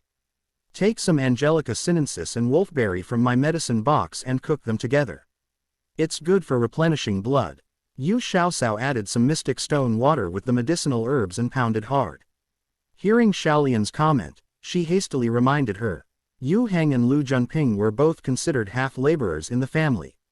They saw that the bodies of the wolves were being dealt with outside, so they rushed out to help. After the wolves were skinned, they picked out the relatively complete ones. When Yu Hai's wounds were healed, he could tan the skins. Then, they could lay the wolf skins on the bed in the winter, which would be so warm and comfortable. Wolf meat would be stored in the ice house and could be eaten for a long time. There were 2 imperial bodyguards outside that were accidentally scratched by a wolf's claw. Lu Yanner brought over a pot of medicine for them to clean their wounds. The 2 7-year-old kids, Little Shito and Lu Fangping, couldn't help much, so they stayed in the room and quietly watched Madame Lu help Yu Hai clean his wounds. From time to time, they also asked, does it hurt? He didn't know if he was numbed by the pain or some other reason, but when the medicine touched the wound, Yu Hai didn't feel any pain at all. Instead, after a while, there was a light sense of coolness that spread from the wound. Vertigo caused by blood loss also disappeared in an instant. Madame Lu cleaned very meticulously, and her movements were very light, for fear of her hurting her husband. By the time the wound was cleaned, Yu Hai felt that he had almost fallen asleep. When applying the powder, there was a slight tingling sensation. However, when the black ointment was applied, the tingling disappeared again. Instead, there was a cool and comfortable feeling around the wound. The rest of the ointment was given to the 2 wounded bodyguards to be applied. The 2 imperial bodyguards weren't seriously injured and just had some minor external injuries. There were bodies of more than 30 wolves that had to be taken care of. The dozen or so imperial bodyguards worked until dawn, but still hadn't finished tidying the bodies. The Zhou family next door carefully opened their door at daybreak. Seeing that there wasn't any danger, the Zhou family's head of the household got his tools and went over to inquire about the situation with his son. Last night, the Zhou family had stayed all night after hearing the movements from the nearby Yu residence. As soon as they entered the gates, they saw that the yard was full of the dead bodies of wolves. Zhou Danian was stunned and couldn't believe his eyes. They went into the room and asked about Yu Hai's injuries. After that, the father and son also joined in the task of cleaning up the bodies of the wolves. When Madame Fang heard that Yu Hai had gotten injured, she came over to visit him with a chicken and a basket full of eggs. Currently, there were still many locusts. The Zhou family's chickens were also raised within the vicinity of their home, and they basically didn't need to buy food or anything. The Zhou family probably wouldn't be able to raise so many chickens in the winter, and thus most of them would be killed. After daybreak, the news that the old Yu residence was attacked by wolves spread all over Dongshan village. The village head came to visit them with several families, who had a good relationship with the Yu family. When they saw the skinned wolf corpses in the courtyard, they were all stupefied. Wolf meat was slightly thicker than dog meat, so it tasted quite good when cooked well. When Yu Hai, who just got treated with medication and bandaged, saw the bodies of more than 30 wolves, he felt a headache coming. If they ate too much wolf meat, they would also be tired of it. Okay. There were so many wolves that they wouldn't be able to finish consuming them until next spring. After inquiring the royal prince, he was told that the Yu family could do whatever they wanted with the wolf corpses. Yu Hai discussed with his family and decided to donate 20 of the wolves to be distributed to each household in the village. Although these wolves were a little thin, about 30 caddies of meat could be cut off of each wolf. In this way, each family could receive nearly 20 caddies of wolf meat. After being hit with both the locust plague and the drought, the villagers of Dongshan village no longer had enough money to buy food, much less meat. Therefore, when the village chief rang the village's bronze bell and gathered all the families on the field in front of his house, all of their eyes reddened upon seeing the skinned wolves. When they found out that the Yu family had selflessly donated these wolf meat, the villagers' gratitude and respect for Yu Hai became even deeper. In the morning, the Qian family came back from their maternal family's home and saw the damaged wooden door and the disorder in their backyard. Madame Mao felt upset over the dozen or so ducks that had been eaten and killed. Fortunately, most of the ducks escaped into the pond in the afternoon and survived. When she saw the bodies of the 4 wolves in the traps around her yard, the pain in her heart slightly eased. They wouldn't be able to finish all of these wolf meats, so some of it could be sold to the restaurants in town, which could also make up for some of their losses. Knowing that nearly 30 wolves had been wiped out by the Yu family, Qian Fugi and Madame Mao were both glad and afraid. If they hadn't made the decision to go over to Madame Mao's maternal family every night, they would have to bear the attack of more than 30 wolves. They didn't have a dozen or so bodyguards to help them. After the wooden door was broken, the consequences could be imagined. After expressing concern and sympathy to the Yu family, Qian Fugi dealt with the bodies of the 4 wolves. He took 2 relatively intact skins and the meat from 2 wolves back to his father-in-law's house. After hearing about the incident from last night, Madame Mao's parents and older brother insisted that they stayed for a few more nights. Madame Mao and her husband would return to tend to the ducks in the morning, and then they would rush back to her parents' house in the evening. Although it was troublesome to run back and forth, it was nothing compared to the possibility of being attacked by predators. Once they entered summer, besides the occasional 2 or 3 rainfalls, it didn't rain anymore. Although it was better than the drought in the northeast, if it wasn't for the locust plague, then there was a good chance that harvest would have just declined sharply, and there would have been places without the possibility of the final harvest. On the West Mountains, the only trees left after the locust plague were dry and looked dead. If it didn't start raining soon, then it would be very likely that all the plant life would die. Even the stream that flowed year-long from the West Mountains was also dried up. The pond behind the Yu family's old house was also only a tenth of what it had been. Large areas of mud at the bottom of the pond had large gaps from being dried up by the sun. Occasionally, a fish died in areas without water and would give off a rotting smell. The water level in the well behind the old house had also dropped a lot, and the ropes on the bucket had been changed again and again to be longer. The well in the Yu family's home was considered to be in good condition, having been drilled deeper. Many of the wells in the village had already dried up, and finding water to drink was becoming a problem. Just when everyone in the disaster zone was starting to become more and more desperate, freezing rain fell one evening near the end of autumn. It left a transparent string of ice on the roofs and branches, which melted and fell to the ground as water droplets at noon. The autumn rain continued to fall, moistening the dry ground. The annoying locusts were also frozen to death by the freezing rain. This rain came in at just the right time. Not only did it provide relief from the drought, but it also solved the locust plague problem. Spring planting shouldn't be affected next year. The freezing rain alleviated the effects of the drought, but it also brought disaster to the vegetables the Yu family was growing. The Chinese cabbage, radishes, and other autumn vegetables managed to survive. Green vegetables, like lettuce and other greens, were all frozen into a droopy state overnight. If Yu Xiaosao hadn't watered the vegetables with the mystic stone water every so often, they would have most likely frozen to death. The rain continued to fall gently without ceasing for 10 days. During these 10 days, the Yu family braved the rain in order to put all the vegetables into the warehouse in order to reduce some losses. After selling these vegetables, the autumn vegetables would almost be ready for harvest. Cabbage, radishes, and onions. There weren't many autumn vegetables that could be planted in this era. The Yu family's west courtyard was planted with autumn plants, which would be more than enough for their family to eat for the whole winter and some surplus to spare. Chinese cabbages were cut out from the ground one by one and were dried slightly before being put into the cellar in the west courtyard. The cellar in the east courtyard had already been converted into an ice cellar. Radishes were pulled out of the ground and the more tender radish seedlings could be used for cold dishes. Pulling radishes out was a strenuous job that was given to the men in the family. The women and children worked on chopping cabbages and pulling up onions. After working for 10 days, the autumn vegetables were all put into the cellar. The surplus autumn vegetables of the Yu family were contracted at a high price by Junsho restaurant. It wasn't that other vegetable-growing families didn't grow cabbages and radishes, but they were all destroyed by the locust plague shortly after sprouting. Many of the wealthy people in town had bought the special pesticide from Yu Xiaosao, but what they grew wasn't enough for them to eat, much less sell it. Furthermore, these families didn't lack the money to buy vegetables either. Out of all the restaurants of Tanggu town, only fresh vegetables could be eaten in Junsho restaurant.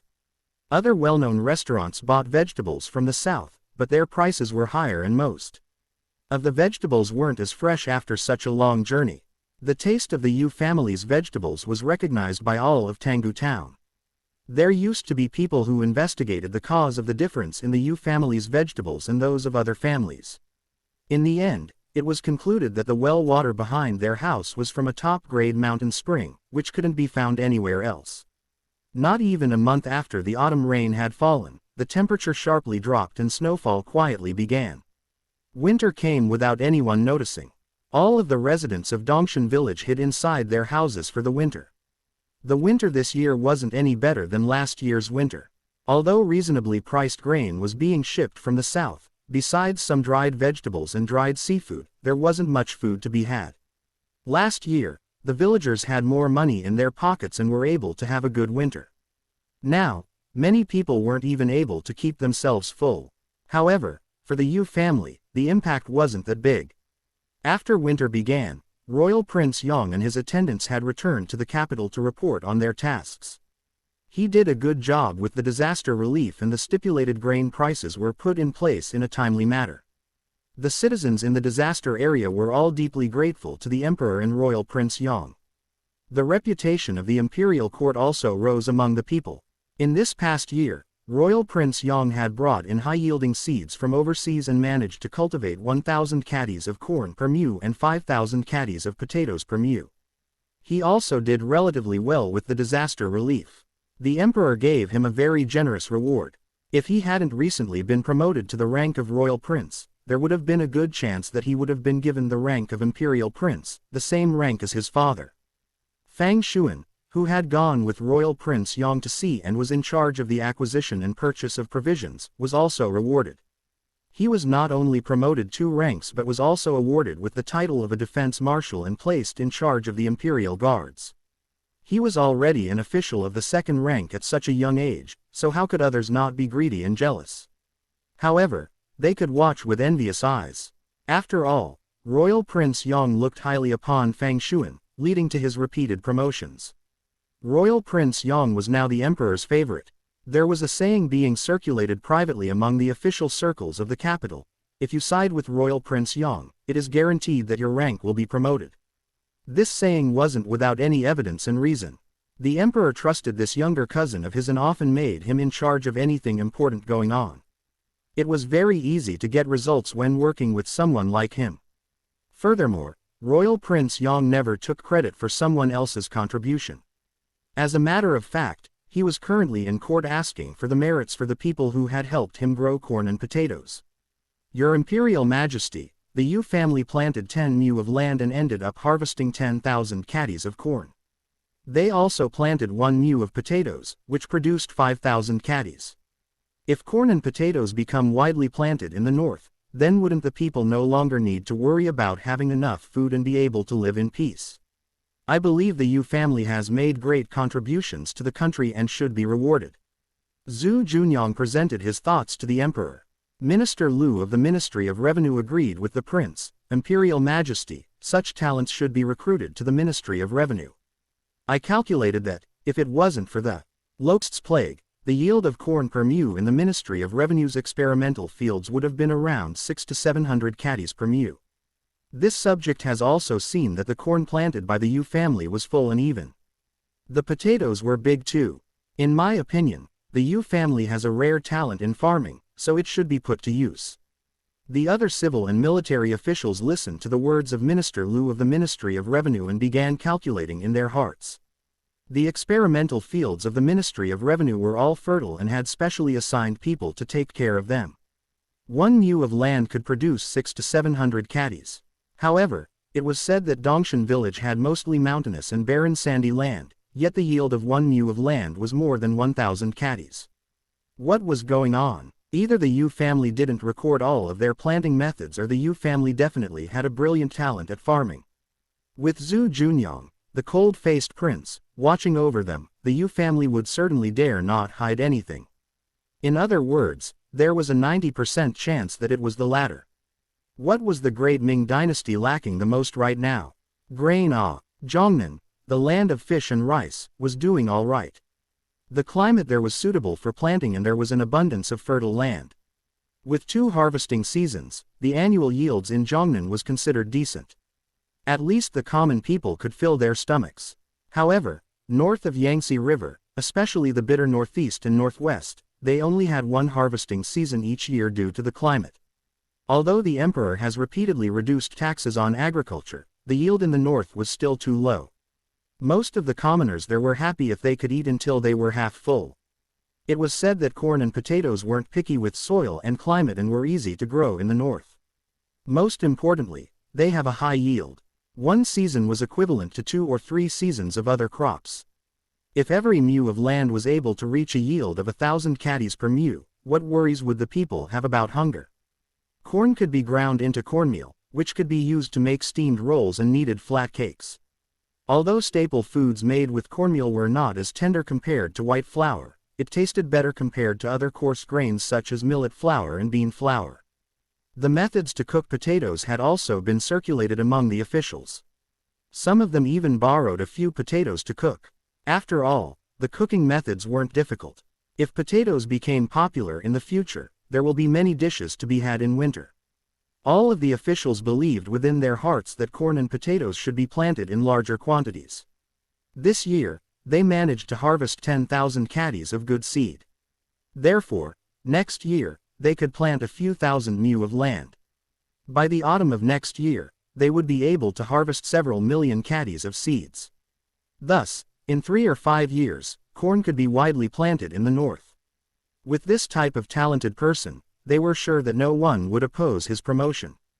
The Minister of Revenue had been hinting that he hoped the emperor could give the Yu family a small 7th official rank so they could serve the Ministry of Revenue. None of the other officials raised an objection. The emperor, who was sitting on the high dragon throne, had a smile on his face but stayed silent. The Minister of Revenue was starting to feel a little anxious. He thought the emperor didn't agree with him. When he was about to say something, the emperor finally said, "Royal Prince Yang, you've had the most contact with the Yu family and have the most say on the matter. Who do you think should take the credit?" The Minister of Revenue had been to Dongshan village in person. Besides Yu Hai, the rest of the household were all women and children. It wasn't that he looked down on women and children, but they could only do housework in the home. Wasn't farming the job of the man? So who would get the credit? Of course, it would be Yu Hai, who was the head of the household. Zhu Junyang took a look at his smiling cousin and honestly said, according to the observations of this subject, the planting methods for the corn and potatoes were all invented by Yu Shaosao, Yu Hai's daughter. The Minister of Revenue had seen Yu Shaosao before, but she was only a skinny little girl. He couldn't help but frown and retorted, "Royal Prince Yang, that girl is only 10 years old, how capable could she be?" It seems to be that Yu Hai and his brother-in-law took care of all the corn. Royal Prince Yang glared at him coldly and said, "It doesn't matter who was in charge of the field. The key is who came up with the idea and who was making sure it was carried out. Your Majesty, this subject lived in Dongshan village for more than 3 months. What this one saw was Yu Xiaosao coming up with the idea and commanding behind Yu Hai's back. Yu Hai's whole family worked together in order to have a big harvest of corn. The Minister of Revenue saw that Royal Prince Yang didn't seem to be joking. His brows wrinkled and he whispered, "Is this Yu Xiaosao really so powerful?" Zhu Junyang ignored him and continued on, "Imperial Majesty, you saw it in your last private visit. During the locust plague, Yu Xiaosao used her understanding of drugs to work with Dr. Sun to create a pesticide that kills locusts. It's a pity that some of the materials needed for the medicinal liquid are rare, so the cost is too high for it to be produced in large quantities. However, the vegetables planted with the pesticide were not ruined by the locusts at all. This shows intelligence. How difficult is it for her to grow corn when she can grow vegetables during the locust plague? This subject believes that Your Majesty should give credit where it is deserved. That is the type of governance the great Ming dynasty should have." Zhu Junfan sat on his throne in the Hall of Supreme Harmony, amusedly watching his younger cousin, who was usually quiet, seemingly become another person as he spoke animatedly of Yu Xiaosao. Hearing his last sentence, he rolled his eyes at Zhu Junyang, exasperatedly saying, "Do we even need you to remind us?" Then, he continued to ask, "According to you, I should actually reward the 10-year-old little girl from the Yu family instead of Yu Hai."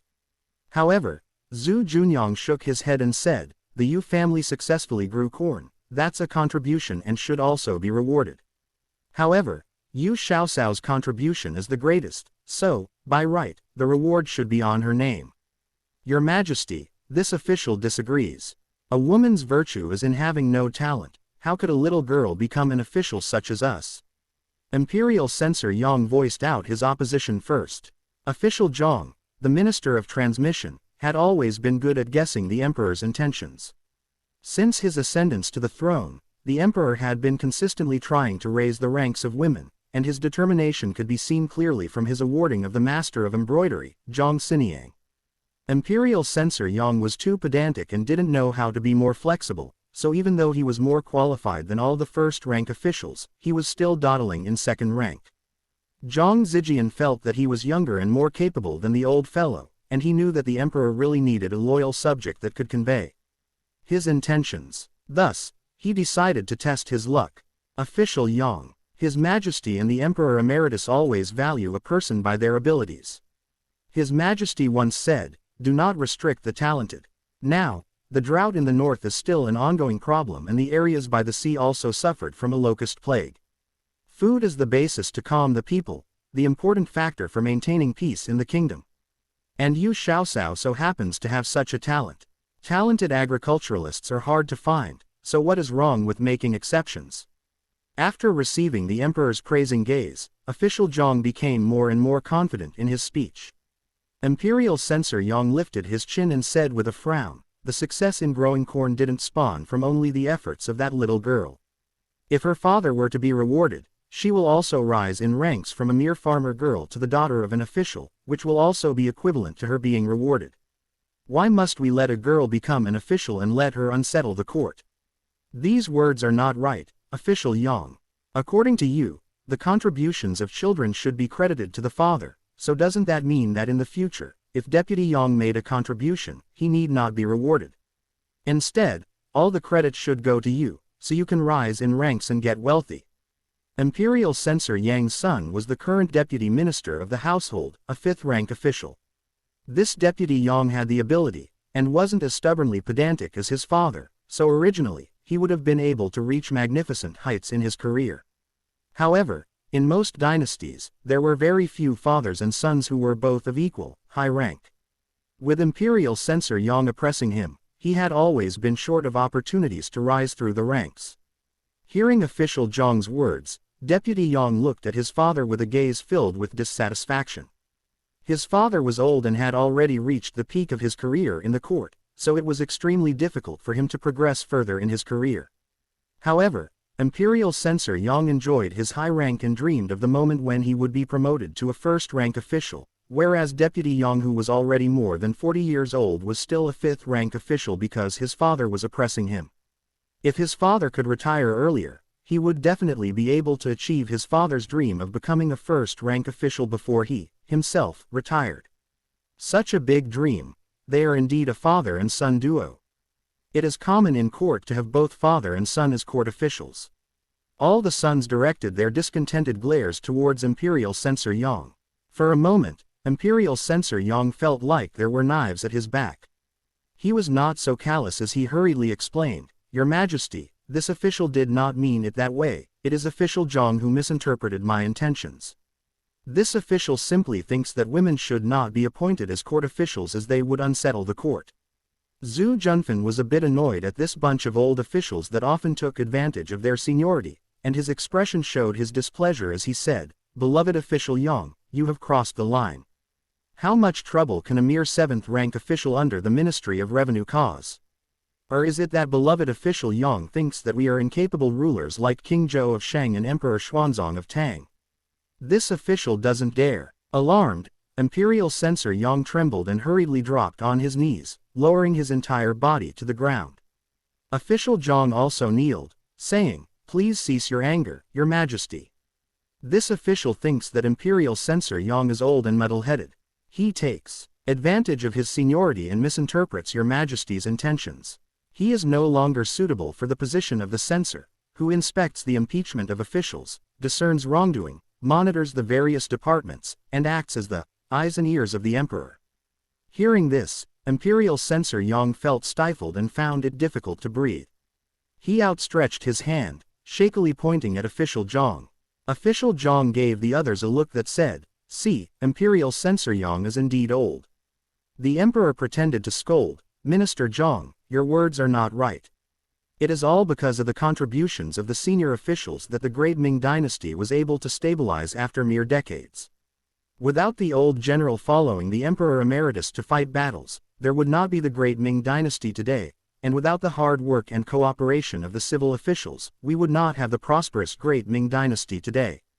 Official Zhang realized that he had been too eager, so he quickly laid prone on the ground and pleaded guilty, "Your Majesty is wise. This official has been narrow-minded. I have only been discussing the facts, and did not mean to disrespect the senior officials. Please make a wise judgment." The emperor sighed heavily, "Beloved official Zhang, in court, every word that you speak must be thought through thoroughly. Since this is your first offense, your punishment will be the deduction of half a year's salary." The deduction of half a year's salary was akin to an itch to official Zhang, so even though he was punished, he was still secretly gleeful. It seemed that his actions had pleased the emperor. As expected, the emperor turned his gaze to Imperial Censor Yang, who was clutching his chest and panting heavily, and asked with concern, "Does the imperial physician need to be summoned, beloved official Yang?"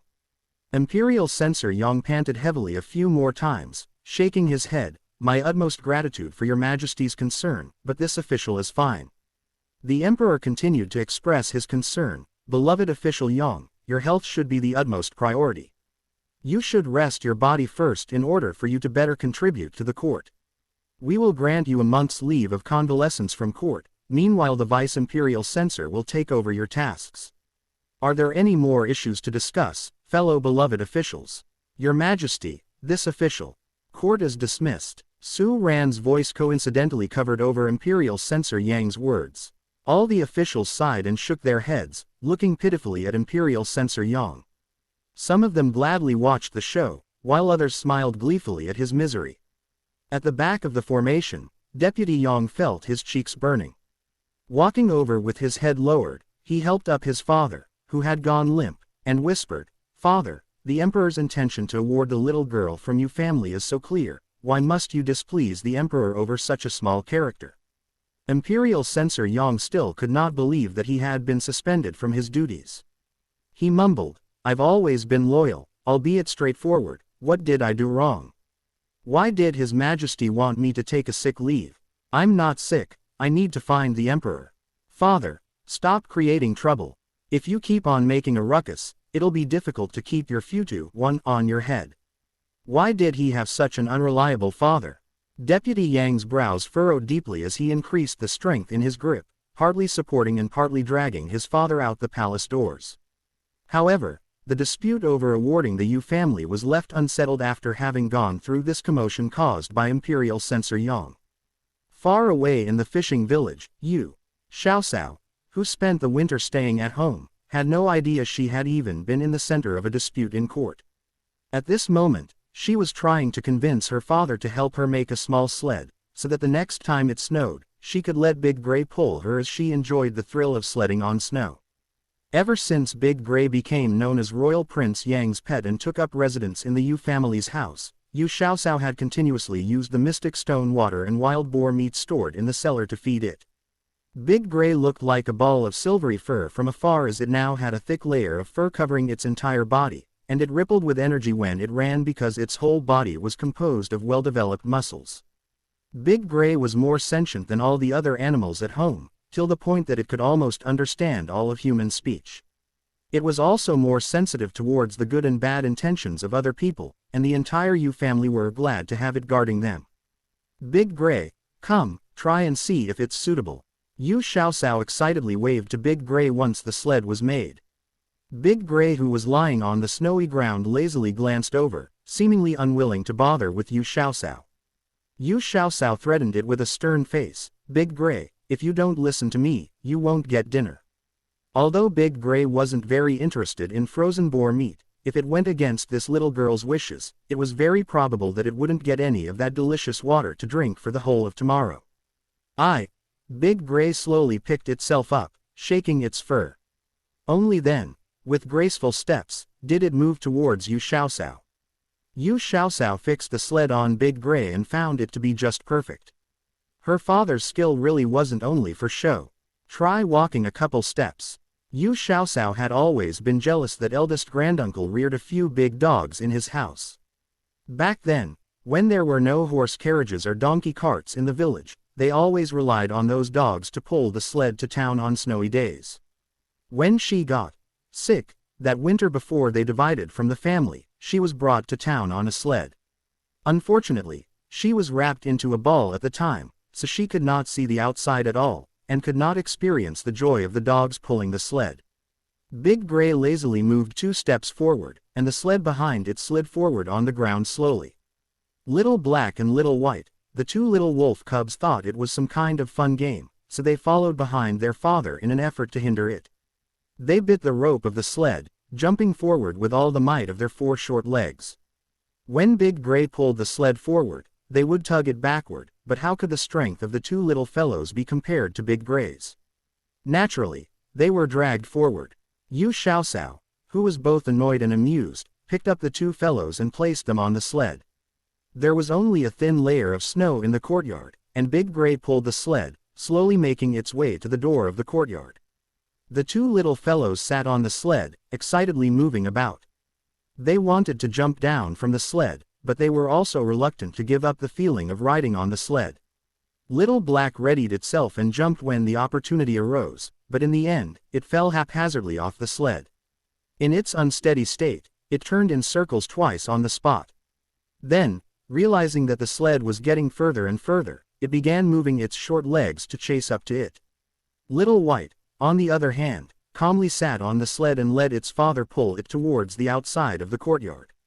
It only snowed lightly, so the temperature outside wasn't too cold.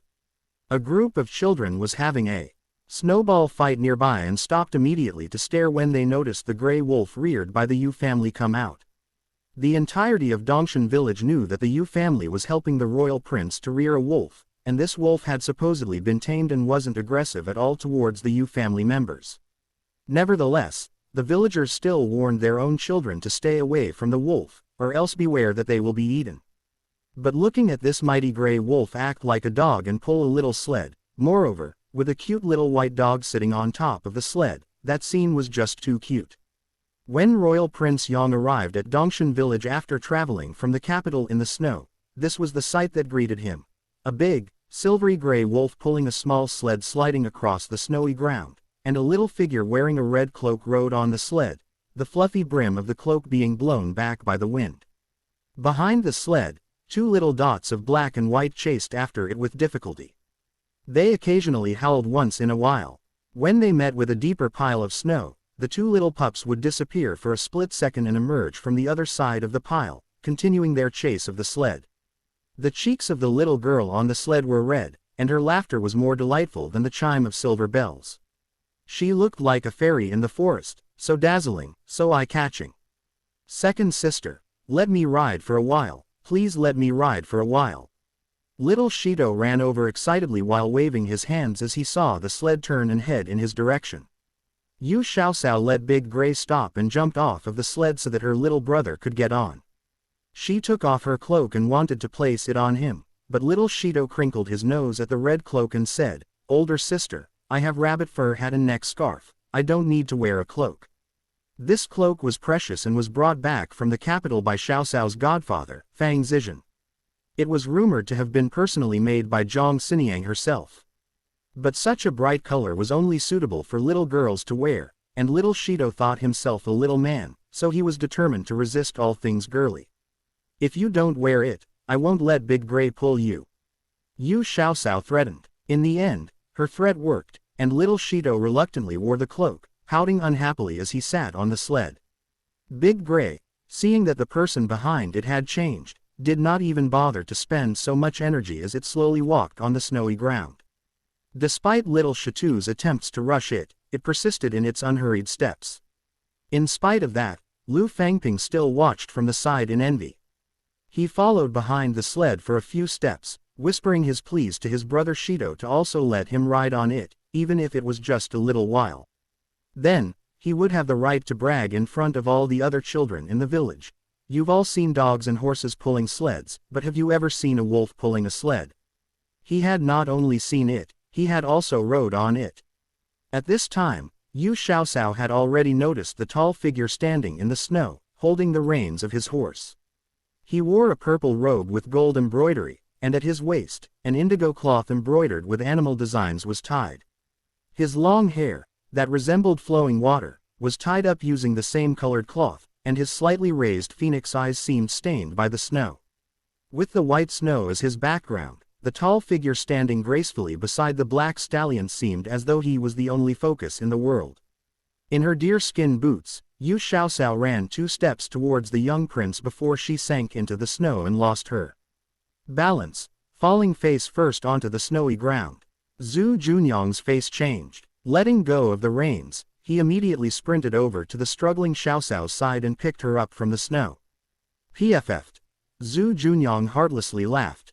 The little girl's entire head and face was covered in snow, making it seem as though she had grown a white beard around her lips and made her look extremely hilarious. Yu Xiaoxiao struggled in his grasp until her feet touched the ground. She used her sleeve to brush off the snow on her head and rolled her eyes at the young prince, exasperatedly saying, "Young royal prince, you didn't brave the snow and travel all the way from the capital over just so you can watch me embarrass myself, did you?" Zhu Junyang reached out to help her brush off some snowflakes from the top of her head, smiling, "Of course not. Nevertheless, I'm still happy to receive such a big bow upon our first meeting." Yu Xiaoxiao knocked his hand away, huffing, "So tell me, what matter of importance has brought your esteemed elderly one grand presence to Dongshan village? Am I that old? I'm only just 17 years old this year, still very well in my prime." Zhu Junyang touched his own cheek. It was still quite elastic. Yu Xiaoxiao rolled her eyes at him, saying, "You're older than me by a whole 7 years, yet you still say you're not old. When I'm 20-something years old, you would already be 30-something years old, and when I'm 30 years old and a blooming flower, you'd be 40 years old and the scraps of tofu. So, aren't you old?" Zhu Junyang raised his eyebrow. "I've heard the emperor say, a man in his 30s is a blooming flower, a woman in her 30s is the scraps of tofu. Did you remember incorrectly?" Yu Xiaoxiao jumped up, saying, "That's not true. If women took care of themselves, they'd look 20 years old even if they were 30. On the other hand, men who put lesser importance in self-care, especially those like you who are always traveling all year round and are exposed to the sun and wind, age even more easily. If you're not the scraps of tofu, what are you?" Zhu Junyang stubbornly lifted his head and said, "Tasteless girl. I'm one of the most eligible bachelors in the capital, so many ladies from prestigious families try to attract my attention but I ignore all of them. Even if I were 40 years old, I'd still be a golden bachelor." He also heard the phrase, "golden bachelor," meaning a rich, attractive and single man, from his cousin. Zhu Junyang distastefully looked at the young girl in front of him that seemed like a mung bean sprout. When this girl turned 16 and became eligible for marriage, he would only be 23 years old and in his prime. How could he be scraps of tofu? Yu Xiaosao sized him up disbelievingly, frowning. Young royal prince, you wouldn't be so bored as to come all the way over to Dongshan village just to boast about how well you've been living in the capital, right? Zhu Junyang nodded his head, saying, I am indeed that bored. Didn't you ask when your family's reward would come last time? I came to inform you earlier.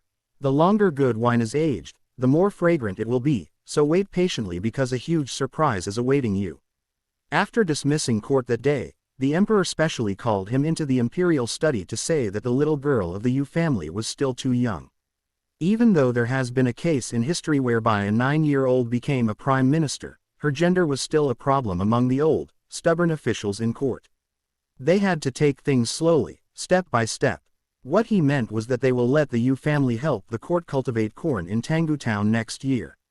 More land around the capital would also be cleared for plantation, and they would invite the little girl to be the instructor and help grow corn and potatoes. If there were great harvest next year, then corn could slowly be introduced to the civilians so that they could fill their stomachs and appreciate the court's effort. Then, naturally, the award would come.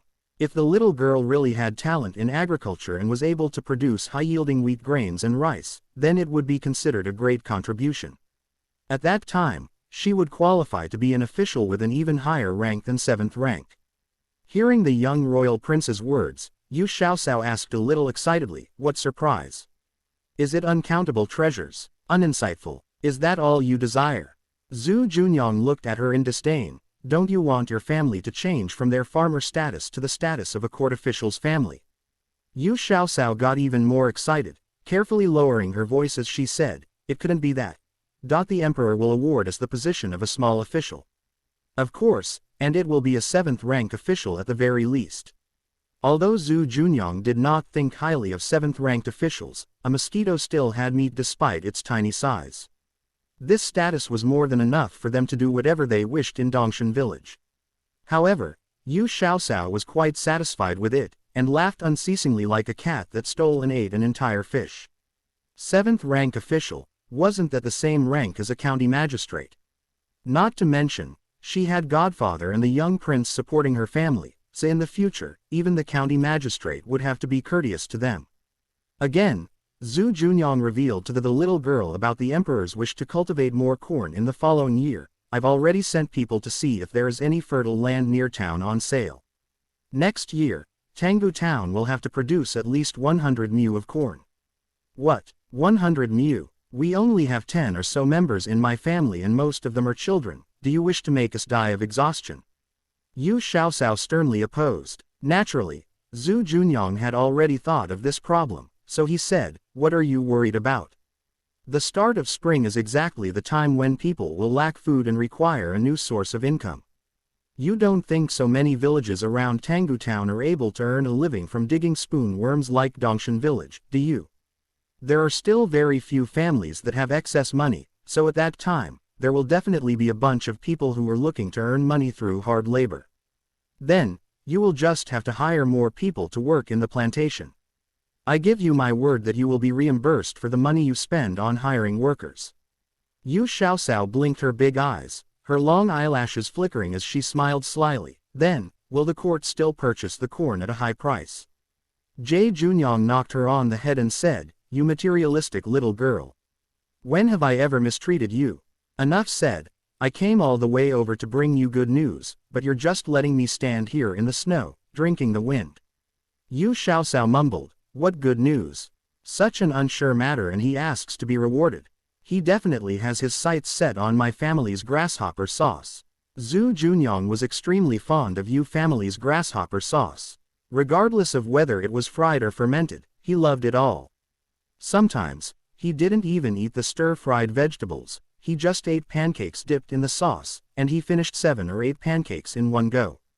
Yu Hai could only manage to eat 3 of the Yu family's steamed pancakes before he couldn't eat any more. The young prince's stomach didn't seem big, so where did all the pancakes go? Zhu Junyang knocked her head again, smiling, I not only have my sights set on the grasshopper sauce, but I also want your potato feast. The imperial cooks in the palace are all quacks, even if they followed your recipe. The taste of the potatoes that they cook are only just so-so. It's not even half as good as your dish, Xiao Cao. Yu Xiaoxiao had an expression full of delight but still grumbled, "Young royal prince, are you taking me as your cook? When you think of food, you come to my house to eat. In the future, bring your own ingredients. I'm afraid that my entire family's food will be finished off by you, the big appetite king. What, is there not enough grain to eat? I'll arrange for 2 carts to come over from a reasonably priced grain shop tomorrow." Zhu Junyang had never been miserly towards the Yu family. Yu Shakao shook her head, "There's still a lot of grain. Probably enough to last us until next year's harvest in fall without any problems. Rest assured that I definitely won't be courteous with you if there isn't enough grain." After that, she turned towards little Shido and little Fangping and shouted, "The weather's cold, so don't play for too long and come home earlier." To which the 2 little fellows agreed to from afar. After having lunch with the Yu family, Zhu Junyang left for home with his guards. Now that it was nearing the year-end and both the Prince Jing and Princess Consort Jing were in the capital, it was a given that he would have to go home to celebrate the new year with his parents. It had been snowing heavily since the beginning of winter. Dongshan village had entered a complete stage of hibernation. Every night, a big gray wolf patrolled and stood guard with his 2 silly sons. Peace had been restored at the foot of the West Mountain. The 5 members of the Lu family went back to live in their new house. The courtyard in the west side of the Yu residence was left unused after Royal Prince Yang returned to the capital. Old Yu had moved into the wing room of the west courtyard and said that he would help look after this side of the house. Yu Hai and his wife tried to persuade him to move into the main room, but he stubbornly refused. As soon as winter came, Yu Xiaoxiao started having ideas again. She told her father to make a lot of shallow boxes, dug out a lot of fertile black soil from the pond, and put them in the boxes. After that, she placed the wooden boxes on the unused Kong beds and sprinkled some vegetable seeds in it. The Kong bed in the room was heated every day, so it was naturally as warm as the spring. With mystic stone water to promote the growth of the crops, the vegetable seeds soon sprouted with long leaves. A lush green color appeared in the wooden boxes. Old Yu was overjoyed. Whose family could grow green vegetables in the winter? His young granddaughter was indeed extraordinary. Since this old man came to the old residence, his illness and body had quickly recovered due to the filial piety of his son, daughter-in-law, and grandchildren. Old Yu now felt that his body was full of vitality, and as if he become more than 10 years younger, there was limitless energy in his body. The vegetables in the 2 main rooms and several wing rooms of the west courtyard were carefully looked after by Old Yu every day. The firewood in the woodshed was piled up like a mountain. In addition to the portion of dead branches that the members of the Yu family cut down and brought back from the mountain, some of them were bought with money. When they bought the firewood, Old Yu felt somewhat distressed. He felt that there was firewood all over the mountains, so they could just cut some back when needed. Why did they have to waste their money to buy them? Moreover, there was enough firewood at home. Would they be able to use up so much firewood? Now, it seemed like the last Xiaoxiao had planned to grow green vegetables on the Kong beds since autumn. Old Yu felt that this winter had been quite fulfilling.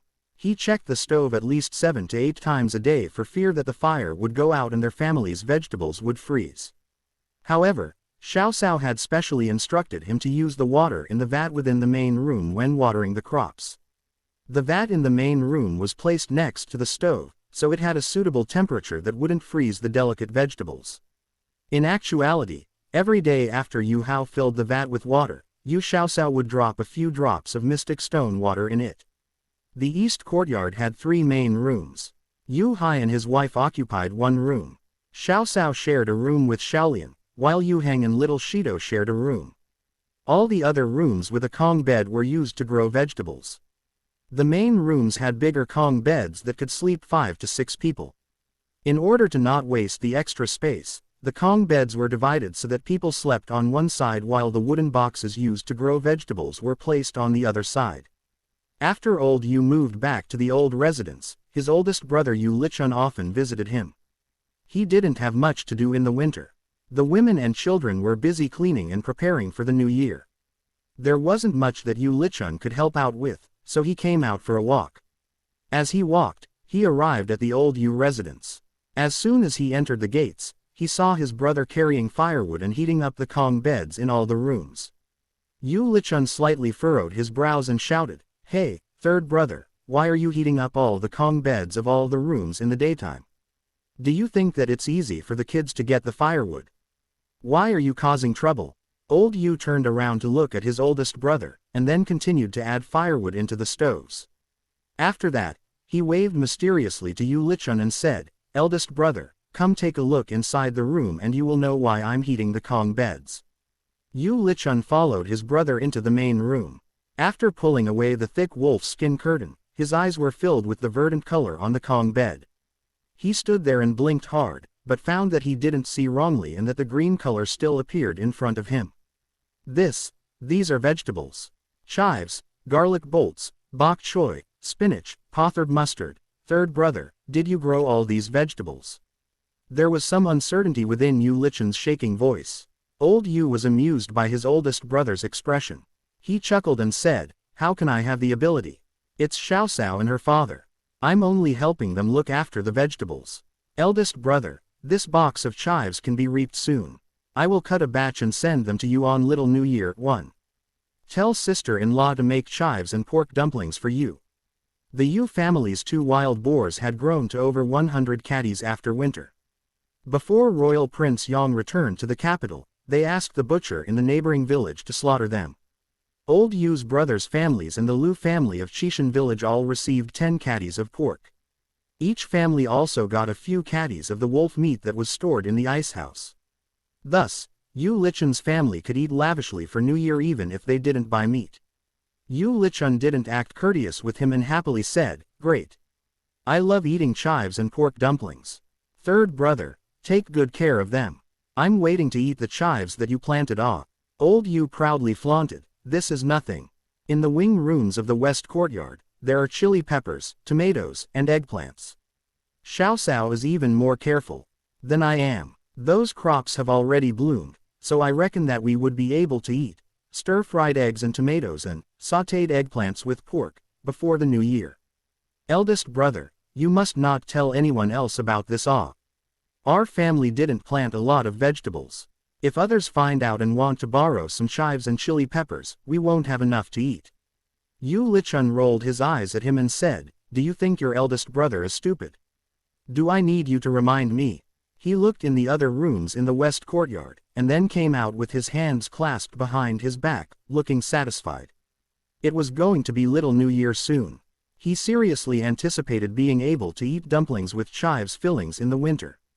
If they had an ample quantity of chives, he should ask his wife to make some pan-fried chives cake, and add an egg. After Yu Lichun came out of the old Yu residence, he couldn't stop smiling.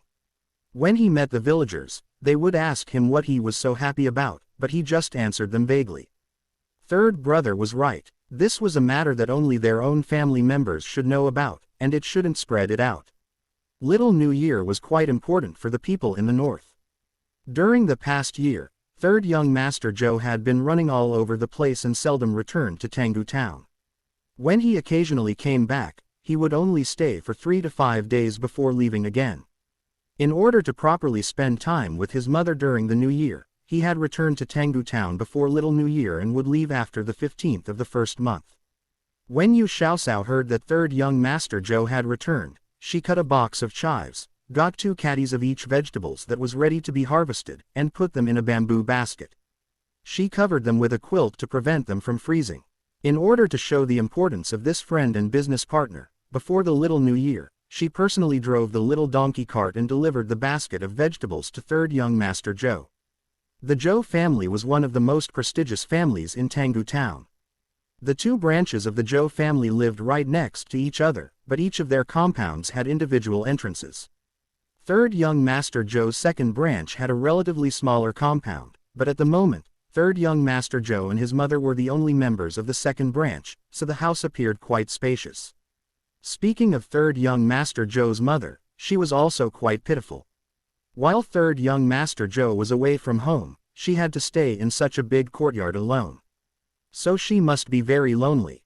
It was no wonder that third young Master Zhou would set his eyes on Xiaoshao's family's little roe deer. Raising a pet could send away some of the loneliness, right? Yu Xiaosao stopped her donkey cart in front of the small entrance of the Zhou family's second branch, and then knocked on the door. Yu Xiaosao had worked with third young master Zhou for more than 2 years, and they usually met at Zhenshu restaurant, so she had never been to the Zhou estate. Therefore, when the doorkeeper opened the door, he looked at Xiaosao for a moment and asked, "Little girl, who are you looking for?" Yu Xiaosao smiled sweetly and softly replied, "Hello, I'm looking for Zhou Zixi, third young master. May I know if he is at home or at Zhenshu restaurant?" The doorkeeper looked at her doubtfully. Why would a young girl, who was around the age of 10, look for his young master? She was trying to cling onto his young master at such a young age. Did she not take a look at herself? With his young master's current status, would just any random cat or dog be able to match with him? "My young master won't see you. Hurry up and go back to where you came from." The doorkeeper was convinced that she was someone who wanted to climb up the social ladder, so there was a trace of disdain in his voice. The smile on Yu Xiaosao's face froze for 2 seconds, and gradually faded. She stared fixedly at the doorkeeper and said, "How do you know that third young master won't see me when you didn't even report it? Since when is the doorkeeper of the Zhou family able to make decisions for the masters?" The doorkeeper was slightly flustered by her frightening gaze, but he felt that he was dutifully doing his job, as our young master someone who would easily meet just any random person. "Hurry up and leave. If you continue to cause trouble, I will have someone drive you out." Yu Xiaosao was angry that she was amused. People often said that it was easy to provoke the king of hell, but it was harder to deal with the little goblins. The ancients were indeed speaking the truth. She was about to say something, but she heard a familiar voice behind her. "Miss Yu, what are you doing here?" When she turned around, she saw the head manager of Zhenshu restaurant looking at her with surprise. With a pout, Yu Xiaosao said with slight grievance, "My family grew some green vegetables on the Kong beds. Thinking that there weren't a lot of vegetables to eat in the winter, I came to deliver some to third young master. I didn't expect that I couldn't even enter the door. If I had known that the Zhou family's threshold was so high, I wouldn't have bothered to come to be snubbed." Seeing that the head manager was very polite to the little girl, he wondered in his heart, who exactly is this little girl? Did I offend someone that I shouldn't have? The head manager glared at the doorkeeper and said, "Who gave you the right to stop the guests on your own initiative? Miss Yu is a very important person to the young boss. If you chase her away, you won't be able to stay in the Zhou household any longer. Are you going to quickly report this to third young master?" When the doorkeeper heard this, he seriously wished that his parents could give him 2 more legs. He had never thought that a young girl dressed in such ordinary clothing would be an honored guest of third young master. Based on the head manager's tone, the master seemed to attach great importance to the young girl. In order to make amends, he needed to run faster. When the doorkeeper breathlessly reported, "Miss Yu has come to visit," third young master Zhou, who was in the middle of chatting with his mother, abruptly stood up from his chair with a slightly excited expression. Second Madame Zhou looked at her son, who had slightly forgotten his manners, and asked with a chuckle, "Is this Miss Yu the noble benefactor that Zer mentioned?"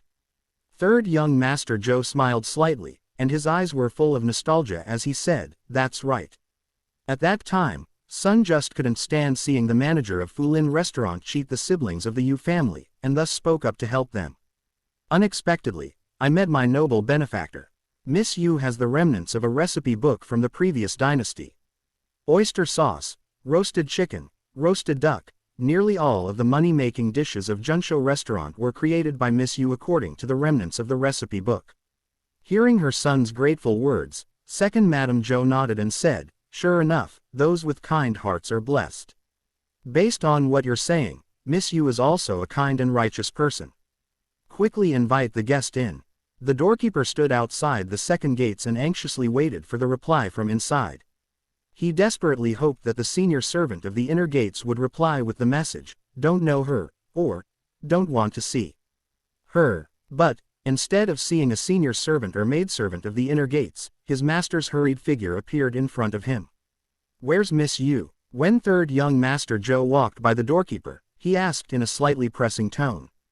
It was in the middle of winter, but the doorkeeper was drenched in cold sweat. He stammered, in reply to master, "Miss Yu is still waiting outside the main gates." "Nonsense. Zhou Dafu, You have been working as the doorkeeper for more than 20 years, yet you still don't know our Joe Estate's rules of hospitality. Third young Master Joe stopped his anxious footsteps and finally took a proper look at the doorkeeper.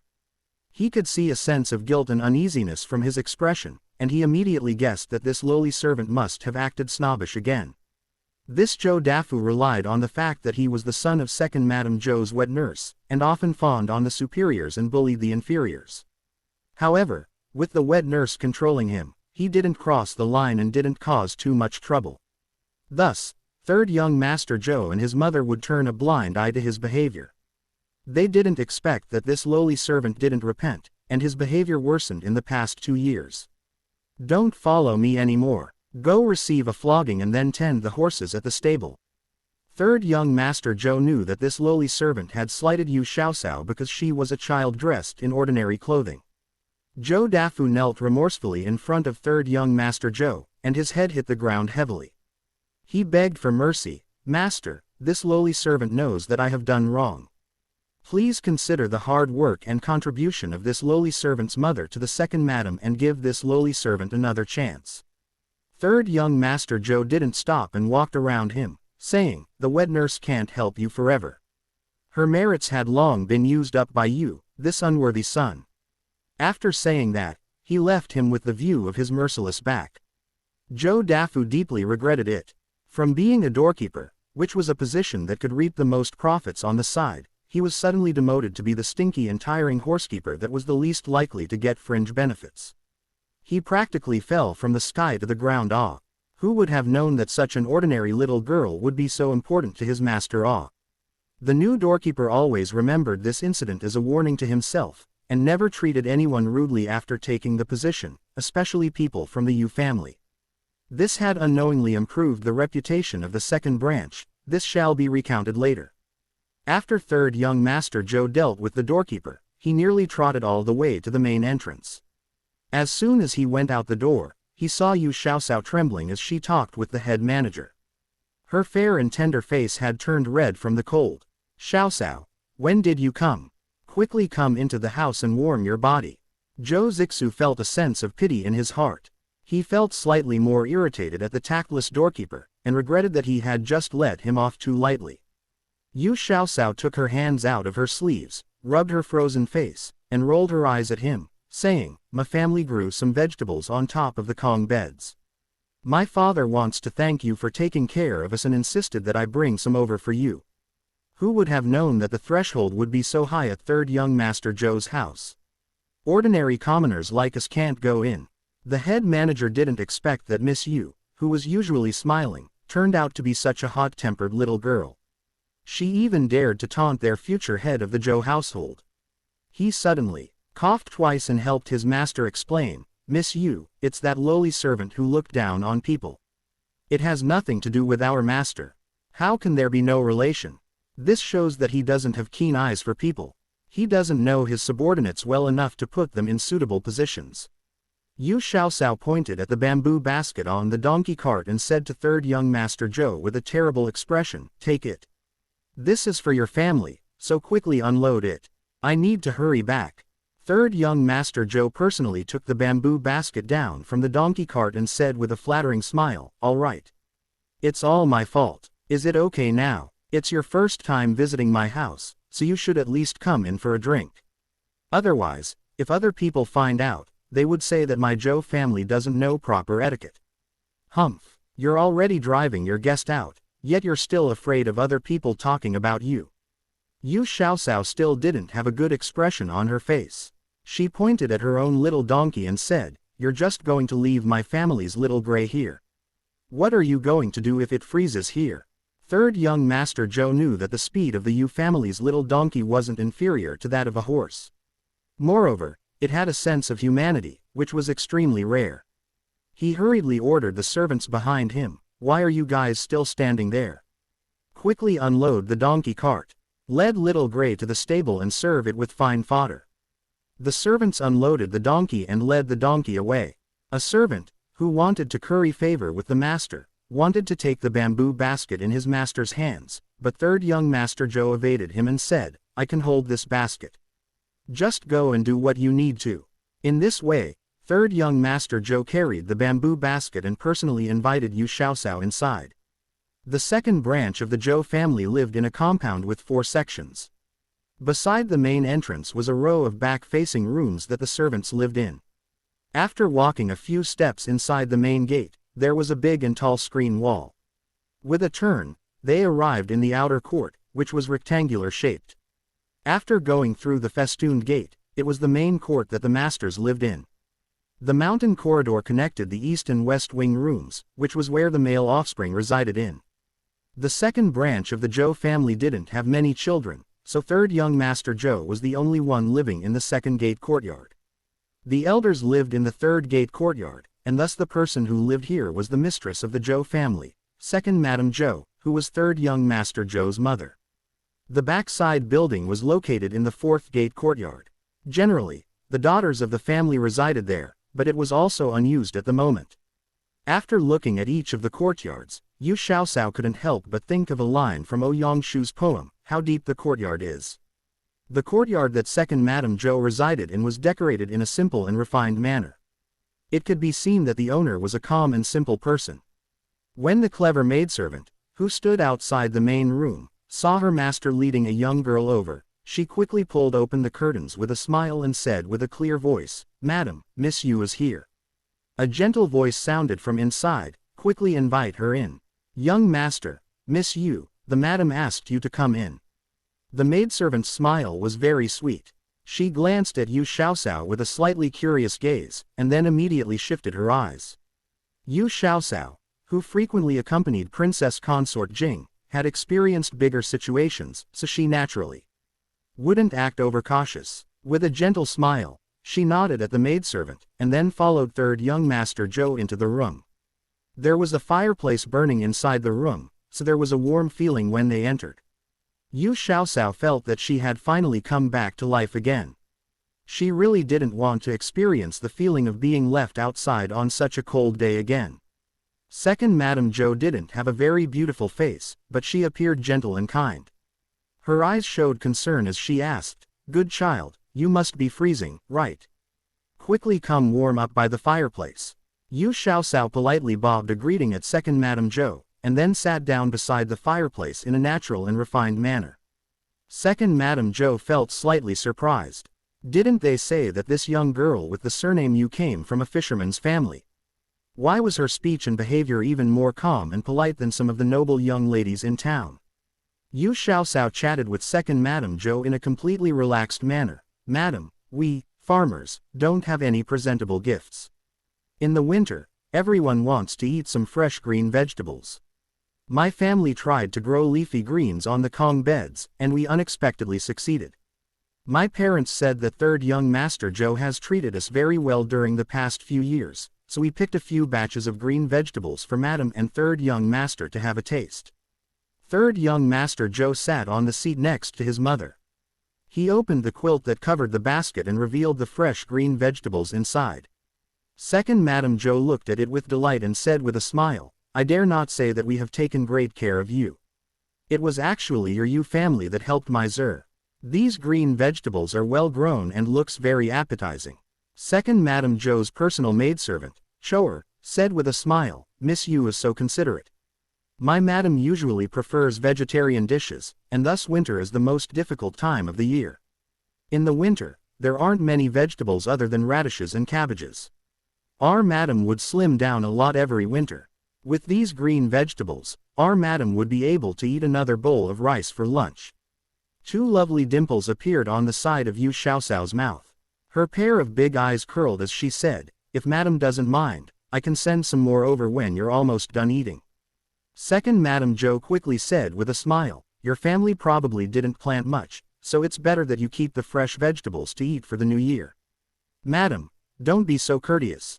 I can't guarantee that the vegetables that my family grows would be enough for everyone in your estate to eat, but it's more than enough for you and third young master."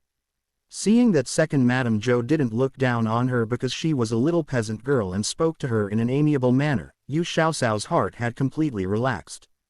Third young Master Zhou helped her. "Mother, Xiaoxiao never says things out of courtesy. Since she said she would send it to us, then she must be sincere about it." You don't need to treat her like an outsider. That's being too courteous. This child, you're seriously not being polite at all. Second Madam Joe gently glared at her son and revealed a helpless smile. Third young Master Joe grinned cheekily and said, Mother, if it wasn't because Xiaoxiao was unwilling, I would have long become sworn siblings with her. Don't mother often sigh about not having a considerate daughter? It's a pity that Xiaoxiao already has a godmother. This child, did you even ask if Miss Yu agrees to this? To have such wishful thinking. Second Madam Joe also liked this polite little girl, who was neither humble nor arrogant. You, Xiaoxiao quickly said with a smile, Madam, you can just call me Xiaoxiao. Even if we don't become adoptive relatives, the relationship between our families won't change. The three of them joked and laughed for a while, and the atmosphere was very warm. At noon, Second Madam Joe asked Yu Xiaoxiao to stay for lunch. So Yu Xiaoxiao showed her skills and made several delicious vegetarian dishes like 1,000 shredded tofu, steamed choy sum with minced garlic and vermicelli, fragrant baked mushrooms, 3 shredded vegetables, candied sweet potatoes, and more. Second Madam Joe was full of praises for the dishes. In addition to green vegetables, there were also 10 or so caddies of potatoes. Yu Xiaoxiao also taught the Zhou families cook several recipes for cooking potatoes so that Second Madam Zhou, who favored vegetarian dishes, had several more vegetable dishes that she could eat in the winter. Third young Master Zhou saw a business opportunity from the potatoes. He heard from Xiaoxiao that they had planted quite a lot of potatoes for next year, so he took the advantage by striking first and ordered all of the potatoes. He also bought all of Yu Xiaoxiao's recipes for potatoes at a high price. He was confident that Zhenshu restaurant's turnover for next year would reach a new peak. In the blink of an eye, Little New Year was about to arrive. In the north, there was a custom of eating dumplings during the Little New Year. The meaning behind this custom was to see off the kitchen god. In ancient times, there was a saying, eat dumplings when parting, and eat noodles when meeting. In the early morning of Little New Year, Old Yu led everyone in the family to offer sacrifices to the kitchen god. Madame Lu skillfully boiled stove candy, which was sweets made from malt and millet. The large milky white lumps of candy were placed on a square plate in front of the statue of the kitchen god. Other items on the table included fresh water, beans, fodder. She still needed to put up festive couplets for the kitchen god. When eaten, the freshly made stove candy was crispy and fragrant. It was the children's favorite snack. Every year, the wealthier families would make more stove candy for the children to consume. Yu Xiaoxiao wasn't very good at making traditional stove candy. After she boiled the white sugar into syrup, she would either add in fried sesame or peanuts to make it into sesame and peanut candy. This way, they would have some extra snacks for the new year. When Madame Lu found out, she laughed and scolded her as a wasteful girl. In this era, it was already considered quite good if an ordinary family had enough to eat. Where would they have the extra money to buy white sugar to make sesame and peanut candy? In the evening, the Yu family made 2 types of dumplings, meat and vegetable. The meat dumplings were stuffed with wild pork and scallions. The streaky wild boar meat, which had a good ratio of fatty and lean meat, was diced up, and then mixed with chopped onion to make ground meat. There was more meat than vegetables, and it was delicious to eat. The vegetarian dumplings are stuffed with garlic chives, glass noodles, and eggs. The glass noodles would be soaked in hot water to be softened, then it would be chopped into fine pieces and air-dried in the sun. After that, it would be fried in oil and combined with scrambled eggs and chopped garlic chives. If she were to add the refined oil residue, the dumpling would taste even more delicious. Yu Xiaoxiao liked to secretly eat a few mouthfuls of stuffing while she made the dumplings. The flavor was extremely tasty. The whole family sat in a circle around the Kong table, eating their favorite meat or vegetarian dumplings happily. The cheerful atmosphere made Yu Xiaoxiao sigh at the beauty of a family reunion. In her previous life, her parents had left the world early, leaving behind 3 half-grown children. Their first few New Year without their parents were bleak and miserable.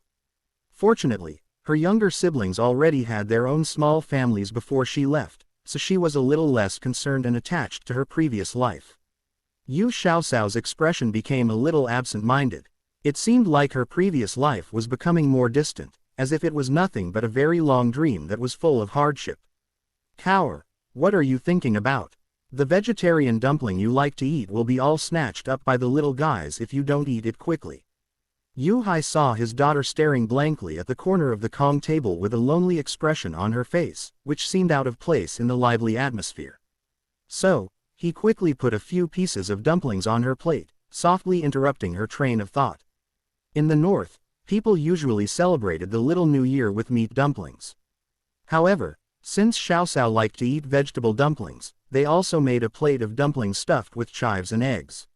Maybe it was because this type of dumpling was new and fresh to them, but Lu Yanner, Yu Shaolian, and little Shido all tried a piece of the vegetarian dumpling, and soon half the plate of dumplings was gone. Little New Year was about having a lively reunion, so the two families decided to celebrate it together. The chives and eggs dumplings were stir-fried with lard, and there were a lot of eggs stuffed in the dumplings. Xiaoxiao also added the fragrant refining oil, so it was no mystery as to why the children liked it. When he saw his father picking up the delicious and fragrant vegetable dumplings one by one with his chopsticks and putting them into his second sister's bowl, little Shido protested, "Father, you're being partial to second sister. If you give all the vegetarian dumplings to second sister, what should we eat?" Yu-hai glared at the grinning little fellow and said, "Don't you like to eat pork dumplings? Don't create a ruckus without any purpose. There are so many pork dumplings." However, Yu Xiaoxiao picked up a piece of dumpling stuffed with chives from her own bowl and placed it in her younger brother's bowl and said, "Father, the wild pork dumplings are delicious too. I also like to eat them. It's more lively when everyone eats dumplings together." Little Shido covered his small bowl and smiled mischievously, "Second sister, I was just teasing our father. How can vegetable dumplings be more delicious than pork dumplings? Only second sister's taste buds are different from everyone else. We're just trying out the vegetable dumplings, the rest is for you." Yu Xiaoxiao reached out and pinched his chubby cheeks, and said, "Do you think that your second sister is a rice bucket? There are dozens of dumplings left, and if I eat them all, my stomach will explode. Hurry up and eat. Help me eat some." Yu Xiaoxiao divided the vegetarian dumplings in her bowl between the two families. After she shared them, she still had around a dozen remaining, which was just enough for her to eat. Little Shido was sitting on the side with his hands covering his face as he protested, "Second sister, I'm no longer a child, so stop pinching my face. I will be taking the county level exam next year. Not to mention the county level exam, even if you are the top scorer in the imperial exam, you're still my younger brother. I pinch you because I like you. Who told you to be the youngest one in our family?" Yu Xiaoxiao pinched his small face again. Little Shido shielded his face with his hands, snuggled up beside Madame Lu, and pouted. In a loud voice, he said, "Mother, you should give birth to a little brother. That way, second sister will only pinch our little brother, and not me." Madame Lu flushed red in embarrassment when she heard her son's word, and gently patted him twice on his back. However, her man laughed mischievously beside her, and thus received an eye roll from her. After Little New Year, it will soon be the new year. The weather had been bright and sunny the past few days. The market in town was bustling with people, who dragged their children to town to buy goods for the new year. The Yu family's carriage was now equipped with a shed. The twin sisters, Yu Xiaoxiao and Yu Shaolian, Lu Yanner, Little Shido, and Lu Fangping were sitting inside while chattering happily. Yu Heng and Lu Junping considered themselves to be older, so they sat outside chatting with Yu Hai, who was driving the cart, and Lu Hu. Besides Madame Lu and Yu Kaifeng, who stayed at home to clean and make preparations for the new year, everyone else came out to buy goods. Yu family's horse carriage and donkey cart were both parked outside of the town gates. For just a small fee, they could park there for the entire day and the staff would also help feed the animals. But they must bring their own fodder for their animals, otherwise they would have to pay additional money. The Yu family's horse and donkey wouldn't eat fodders from other places, and only ate the fodder that had mystic stone water added to it. When the children jumped out of the carriage, Yu Hai and Lu Hu looked at the kids, who all had different heights, and felt a headache coming. When they entered the town gate and saw the bustling crowd, their head ached even more. Yu Hai turned towards his oldest son and Lu Junping, and said, "Your task is to carefully watch after your younger siblings. There are a lot of people here for the new year, so child traffickers will take advantage of the chaos to kidnap children. Never let your guard down or be careless. Yu Heng and Lu Junping nodded their heads solemnly. Little Shido, who was holding Little Black's leash, confidently gestured at Little Black and said, "If we encounter a child trafficker, then I'll make Little Black bite his butt." Little Fangping took over the rope tied to Little White from Xiaoxiao. He jumped and said, "There's also Little White. Little Black will bite one butt cheek and Little White will bite the other butt cheek. They'll bite the bad guys until they cry." Although Little Black and Little White weren't big in size, they were purebred wolves, so they had an impressive and majestic aura around them. Their appearance gave off the feeling that they shouldn't be trifled with. However, the two wolves had completely opposite personalities. Little Black was simple, honest, a little foolish, and cute. He had a good temper and could play with anyone. Little White had a proud and cold temper, and would look at everyone besides Xiaoxiao with disdain. At this moment, when Little White saw that its reins were now in Lu Fangping's hands, it began biting at the other end of the rope with its teeth, pulling it back with force. Taking advantage of the fact that Lu Fangping hadn't noticed, he pulled the rope over to Xiaoxiao's side.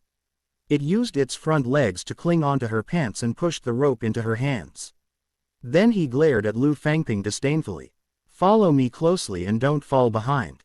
After Yu Hai repeatedly warned the children, he then led the large group into the crowd. Lu Junping held his younger sister, Lu Yanner, with one hand, and with his other hand, he held his younger brother, Lu Fangping, who had his head turned as he tried to appease Little White. Yu Heng followed his example as he dragged Little Shido with one hand and pulled Yu Shaolian along with his other hand. He had Shaolian pull Xiaoxiao along. With a majestic wolf cub escorting them on both sides, the four siblings became an eye-catching sight on the street. The 7 siblings and cousins were dressed simply, but they were very clean and tidy. There were no patches on their clothes and their appearances were above average. The siblings from the Yu family were better looking. Yu Heng was nearly 1.7 meters tall, with thick brows and big eyes. His skin was a healthy wheat color. Shaolian and Xiaoxiao were twin sisters. At first glance, they appear very similar, but with a closer inspection, it was very easy to tell them apart. Xiaoxiao's skin was like a peeled egg, it was fair with a rosy glow and no blemishes at all. Shaolian's complexion was slightly darker because of the long-term exposure to the wind and sun on the dock. Xiaoxiao's eyes were big and bright, as if she was able to see through a person's inner heart. Shaolian's eyes weren't small, but her face was slightly rounder, so her eyes weren't as prominent as Xiaoxiao's. In general, the two sisters' appearance were very good. They were a beautiful pair of sisters. Little Shido was a young boy with a handsome and refined appearance. His eyes were always smiling, and he had a tall, straight nose. It could be said that his facial features were the best among the 4 siblings. At the beginning, the children obediently followed behind Yu Hai and Lu Hu, who were shopping for New Year goods in front of them. However, they were later attracted by the various snacks and toys on the street and gradually spread out. Fortunately, Lu Yanner and her brother had Lu Junping looking after them, and Yu Heng followed closely behind his siblings. Eldest brother, there are monkeys performing tricks in the front. Let's go check it out. Before Yu Heng could respond, Little Shido had already shook off his brother's hands and walked into the crowd with Little Black. Yu Xiaoxiao was also interested in the monkeys performing tricks, so she followed behind her older brother and squeezed into the crowd watching the performance. Inside the circle, there was a duo of monkey trainers, who appeared to be a pair of grandfather and grandchild. A young girl struck on a gong to attract people, while an old man with white hair commanded the monkey dressed in clothes to do somersaults, walk on a tightrope, climb a pole, and to open a box while wearing a mask. Every now and then, the audience would burst into applause. When the performance came to an end, the young girl held the gong to collect money. Those who were unwilling to give money gradually dispersed, while those who didn't mind giving 1 or 2 copper coins, threw 1 or 2 copper coins into the gong. Yu Xiaoxiao looked at the young emaciated girl and thought that it wasn't easy being a performing artist, so she tossed 2 copper coins in. At this time, a cry suddenly came from the scattered crowd, "Where's my child? Has anyone seen my child? Gua! Gua! Oh dear!" An old man beside Yu Xiaoxiao sighed deeply and said, "Her child must have been kidnapped by child traffickers. Every time people come to town to shop for the new year, they would abduct a few children. These adults are also too much, don't they know how to look after their child when they go out?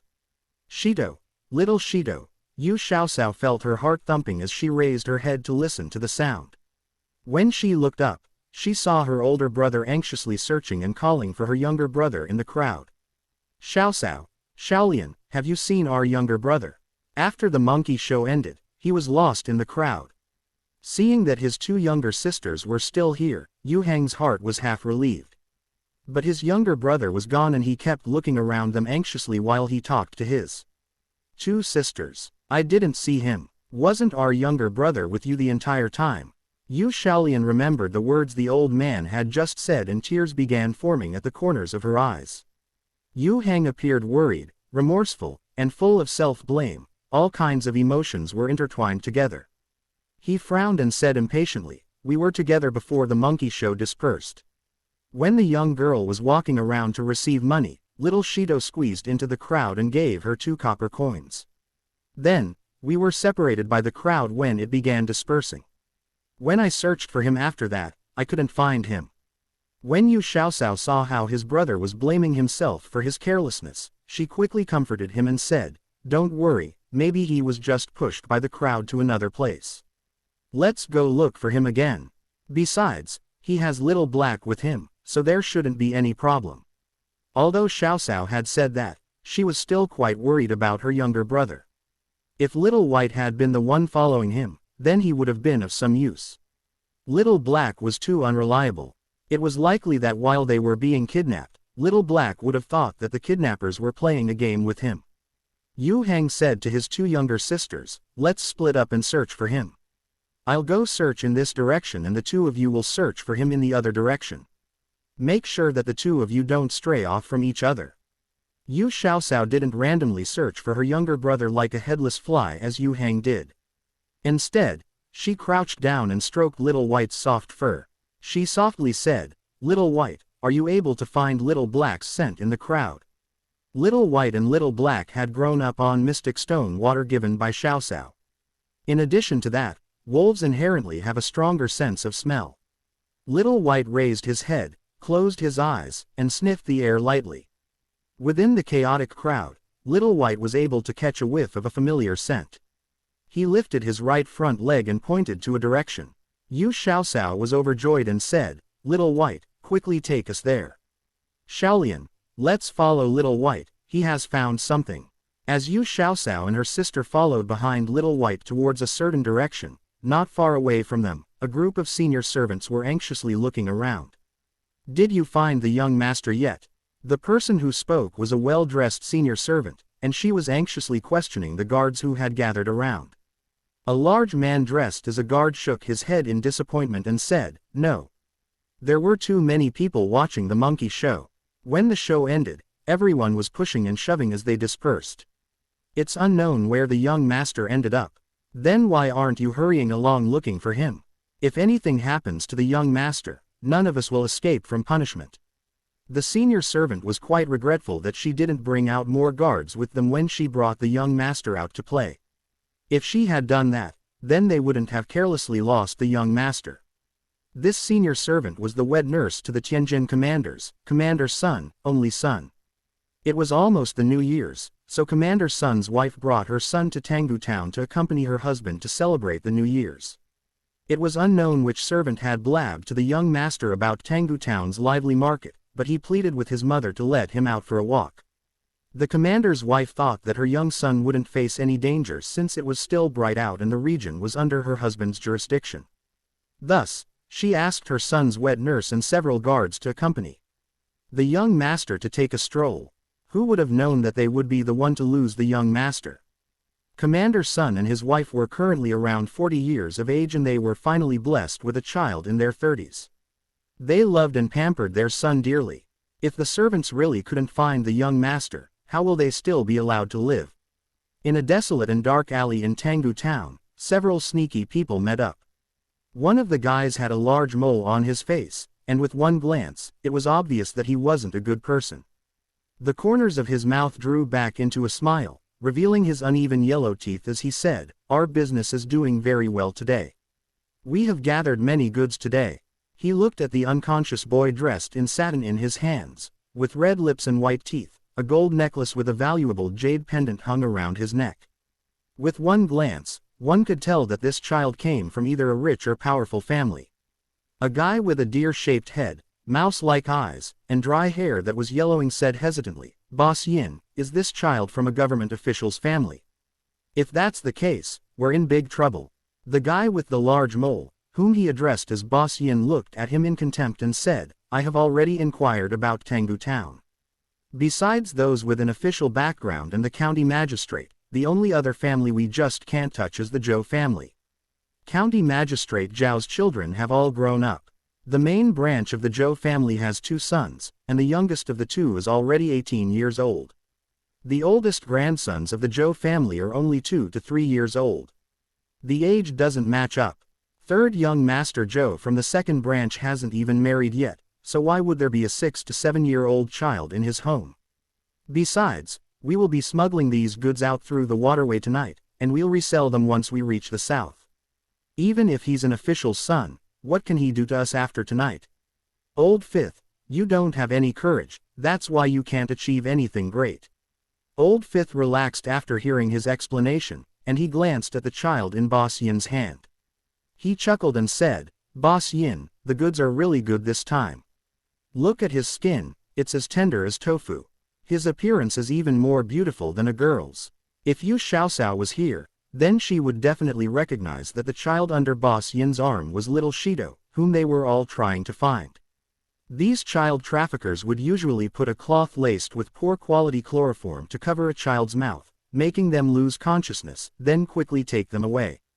But because little Shido usually consumed food or drank liquids that contained mystic stone water, his body has developed some resistance to chloroform or other poisons." While Boss Yin was talking to Old Fifth, little Shido was already awake. However, little Shido was sharp, so when he sensed that something was amiss, he continued to pretend that he was unconscious. He remained motionless as he allowed Boss Yin to carry him in his arms, but his ears were on high alert as he listened in on the conversation between the two.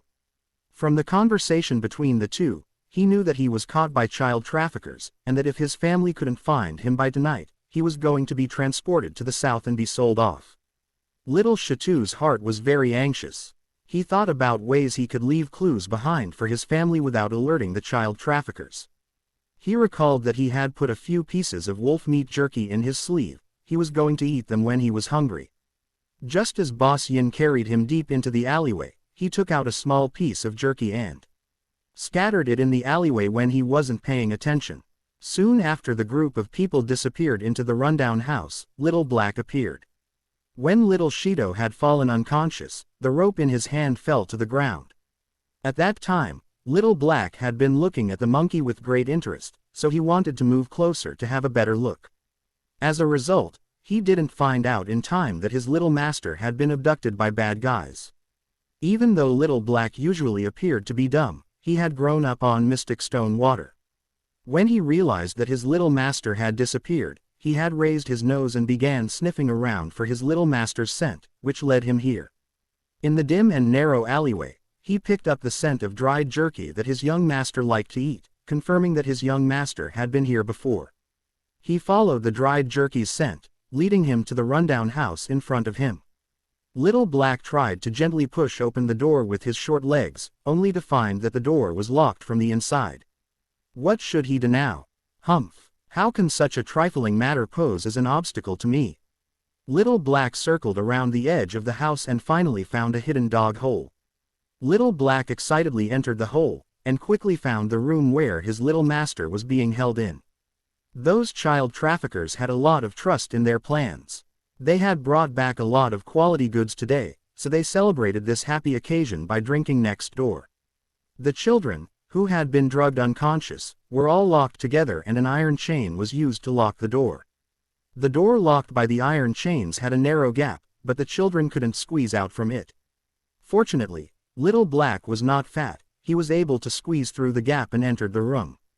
At this time, little Shido had already opened his eyes to carefully look at his surroundings. When he heard some movement from the door, he hurriedly lay back in the position that Boss Yin had left him in. Little Shatu's hands, which were in his sleeves, were balled into a fist because of how nervous he was. Suddenly, He could feel a warm breath spraying onto his face, followed by a rough tongue licking his face. He slightly cracked opened his eyes and saw Little Black's bright green eyes. When Little Black saw that his little master had awoken, he excitedly ran in circles as his tail wagged non-stop. Little Shido was very surprised to see Little Black. He stroked Little Black's head and in a low voice said, "Little Black, the door is locked, and I can't get out. Hurry up and look for my second sister and let her find a way to save me." It seemed as if Little Black understood his words as he licked his hands a few times before quickly squeezing himself out of the gap in the door. It found the hidden dog hole in the grass and quickly ran out the alleyway. However, it seemed as if God was intentionally working against him because on his way back, he actually encountered a group of brats. When the children saw a black puppy running around without an owner, they surrounded Little Black and chased after him. Had it been an usual day, based on Little Black's nimble movements, how would those children be able to catch him? However, his little master was worried that Little White and him would get lost on their way around town, so he tied a rope around their necks. The rope around Little Black's neck was stepped on by one of the older children. The child bent down to pick up the rope, holding Little Black's rope in his hands. Little Black struggled desperately, but he was smaller than the child, so how could he escape from the child who was stronger than him? Master Xiaosao had said that if he bit someone, she would pull all his teeth out. How could he eat meat if his teeth were all pulled out? Little Black was at a loss. He couldn't escape, and he couldn't bite anyone, so how could he go find Master Xiaosao to tell her to rescue Master Shido? When Little White led the two sisters onto the scene, they saw Little Black having a tug of war with a group of brats. Little Black's neck was red from the rope being pulled around, and his 4 small claws were bleeding from being grinded against the ground. Yet he continued to struggle without relenting. When Little White saw the scene, he very bravely and fiercely plunged himself forward, trying to bite the hand of the boy who was pulling the rope. The boy was only 10 years old, so he was frightened when he saw a fierce little white dog running towards him, trying to bite him. He loosened his grip on the rope immediately and took 2 steps back. When Little Black saw Yu Xiaosao, he rushed madly to her as if he had just seen his own mother. Yu Xiaosao squatted down and gently stroked his head. There was a sense of wetness on her palm when she touched his neck. With a closer look, it seemed like the little fellow had struggled too hard and gotten injured by the rope. Yu Xiaosao slowly stood up, and rage flickered in her eyes as she glared coldly at the culprit. The young boy also felt somewhat bewildered as he scratched the back of his head and muttered, I thought that the puppy didn't have an owner, so I didn't intend on hurting it. I just thought that it was cute and wanted to keep it." When the hot-tempered Yu Shaolian saw Little Black bleeding, she put her hands on her hip and hollered at the young boy, "Are you blind? There's a rope tied around his neck, so how can it be ownerless? You didn't want to hurt it. Then where did the wound around his neck come from?" The young boy's friends were unhappy and wanted to argue with Yu Shaolian, but the young boy stopped them. Based on the way he behaved and dressed, it was apparent that the young boy was a child from a well-off family. Looking apologetic, he sincerely said, "I was at fault for this matter. My house is nearby, so I'll go get some medicine for the puppy to apply on his wound." Yu Xiaosao looked in the direction that the young boy pointed at and saw a familiar signboard, Tongren Medicine Hall. Was this young boy the child of one of the workers at the pharmacy? Seeing that Shaolian wanted to say something, she quickly interjected, "Shaolian, saving people is more urgent."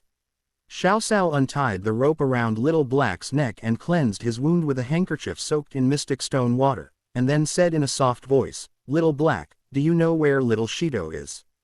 Quickly bring us over." Little Black nodded, and then dashed towards that road that he came from.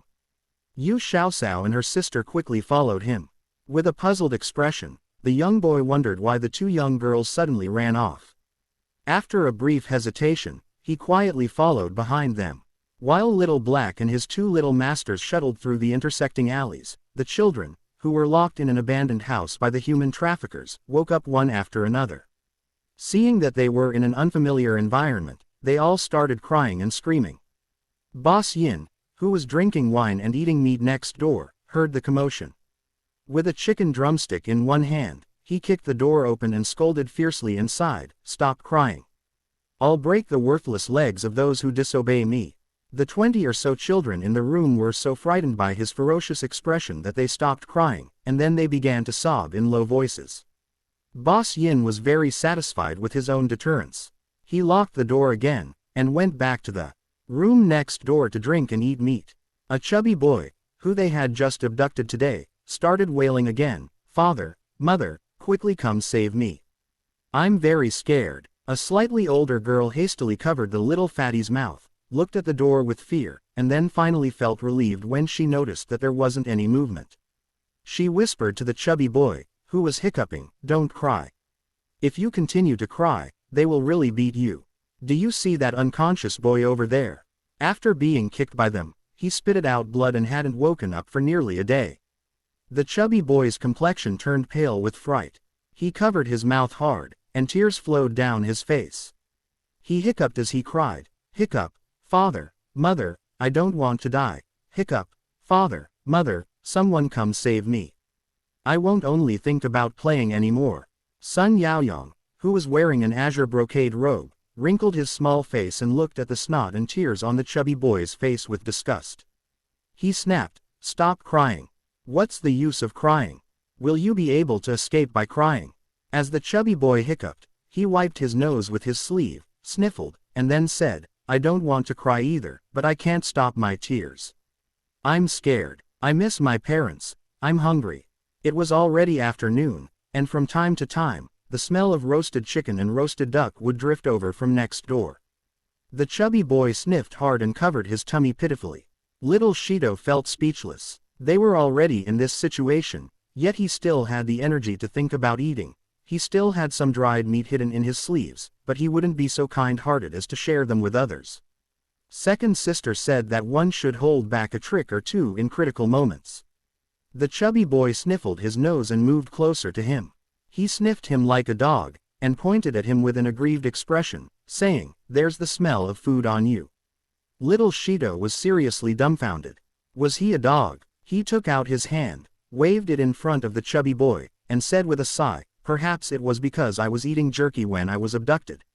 The chubby boy sniffed his hand, swallowed his saliva and said, "It smells so good. Do you have any more jerky?" Little Shido shook his head and said, "No, I haven't finished eating the piece of jerky. I don't know where I dropped it." The chubby boy had a look of despair on his face. Sun Yaoyong, the commander's precious son, felt very speechless. Was this the time to discuss eating? He glared angrily at the two, stood up, walked to the door, and tried pulling on it. Just now he had quietly observed that all the windows had been nailed down with wood. There was a gap in the door. Was it possible to? The slightly older girl shook her head at him and said in a low voice, "It's no use. Even the youngest and thinnest Hu Xiaoxiao couldn't get out, so you don't even need to think about it. Be careful not to let those bad guys find out. The one over there was beaten because he wanted to escape." Sun Yaoyong tried, and then resolutely gave up on the idea of crawling out of the crack in the door. He checked all of the windows again and noticed that they were all nailed down securely. It would be difficult to pry them open without any tools. Fortunately, he always carried a dagger that his father gave him for his birthday. Sun Yaoyong took out a small dagger from his boots, picked a window that wasn't as tightly nailed down, and carefully pried it open. Some of the children in the room were huddled together, trembling. Some of them looked at him with hope, while others had a blank expression. Suddenly, there was a sound of footsteps outside the door. Sun Yaoyong alertly put away his dagger. He swiftly walked over to sit beside little Shido, and like everyone else, he hugged his knees with his head lowered. The person who opened the door had come to deliver food. This group of human traffickers were relying on this batch of goods to make a lot of money, so they naturally wouldn't let them starve. However, it was just to ensure that they wouldn't starve to death. They definitely wouldn't serve them with good food. As soon as the guy who came to deliver food entered the room, he carefully looked around the room and noticed that there was something wrong with the atmosphere. With a frown, he pointed at a child with a terrified expression and shouted, "What's going on? Are you guys trying to escape? If you don't tell the truth, I'll beat you to death." The child's face turned green with fright, and he shrunk himself into a smaller ball. He shivered and screamed hysterically, "It wasn't me. It wasn't me. It was him. He was the one who wanted to pry open the window and escape. Little Shito was alarmed in his heart and thought, this is bad. Sure enough, second sister was right. One shouldn't be afraid of an excellent opponent, but one should be afraid of having a pig-like teammate instead. The child's finger was pointing at Sun Yaoyong. The child trafficker, who came to deliver food, keenly noticed that half of the nails on one of the windows had been pried off. He inwardly broke out in cold sweat. If the kid really broke the window, not to mention that this deal would be wrecked, but their whole business would be completely ruined. Monkey, what's going on? The commotion attracted the attention of the people next door. Boss Yin came over impatiently and shouted at the guy, who was responsible for delivering food. Boss, this kid wants to escape. Half of the window has been pried open. Monkey lifted Sun Yaoyong and threw him in front of Boss Yin. Boss Yin bent down and clasped Sun Yaoyong's chin, forcing him to look at his eyes. With a grim voice, he said, Kid, no goods have ever escaped from the hands of me, Boss Yin. Tell me honestly, what did you use to pry open the window? Sun Yaoyong spitted at him, and then turned his head to the side. Boss Yin tilted his head and avoided it. With his large, palm leaf-like hands, he brutally slapped Sun Yaoyong twice. Sun Yaoyong instantly felt a moment of dizziness and his ears started buzzing. There was a burning sensation on his cheeks, and a bloody taste within his mouth. Are you going to say it? Where's the tool that you used to pry open the window? Boss Yin pulled him forward, lifted him off the ground, and shook him hard. Sun Yaoyong gritted his teeth and continued to turn his head to the side. Boss Yin raised his hand and wanted to hit him again, but he was stopped by Old Fifth. Boss Yin, this is a high-quality good. If his face is injured, you won't be able to sell him for a good price. Old Fifth turned towards the kid who betrayed Sun Yaoyong at the beginning, and hollered at him with a fierce expression, You. Yes, you. Say it. Where did he hide the tool? Without waiting for Old Fifth to walk over, the coward broke down and shouted, Don't hit me. I'll say it. There's a dagger hidden in his boots. Sun Yaoyong glared ferociously at the youth who sold him out. The kid cried, What are you looking at? It was you who wanted to escape, so why do we have to take the risk with you? If I don't say it, then they will beat me to death. I don't want to die. I want to go home. Smack. His cry came to an abrupt stop, and there were 5 clear fingerprints on his face. Old Fifth spat phlegm on him and said with disdain, What are you shouting for? Coward, if you shout again, I'll hang you up and beat you. The coward didn't dare to even make a squeak. He hid his head between his legs like an ostrich, and his body quivered incessantly. Boss Yin found the dagger from Sun Yaoyong's boots. He told Old Fifth to get a rope, tie Sun Yaoyong's hands, and hang him on the beam. After that, he threatened the other children, If anyone wants to run away again, I'll cut him alive. Kid, aren't you really tough? I'll let you have a taste of what it's like to go against me. The weight of his entire body was concentrated on the rope that was tied around his wrist, and the rope deeply penetrated into his flesh. It was quite easy to imagine the feeling of being hung on the beam. Boss Yin said to the 20 or so frightened children, Since you guys still have the energy to think about escaping, it seems like I, Boss Yin, have been too benevolent. Monkey, only send them 1 meal a day in the future. It's fine as long as they don't starve to death. We don't have to worry about them causing trouble after filling their stomachs. Monkey replied in assent and took away the blackened steamed bread that he brought in. End of chapter 310. See you in the next chapter. Thank you.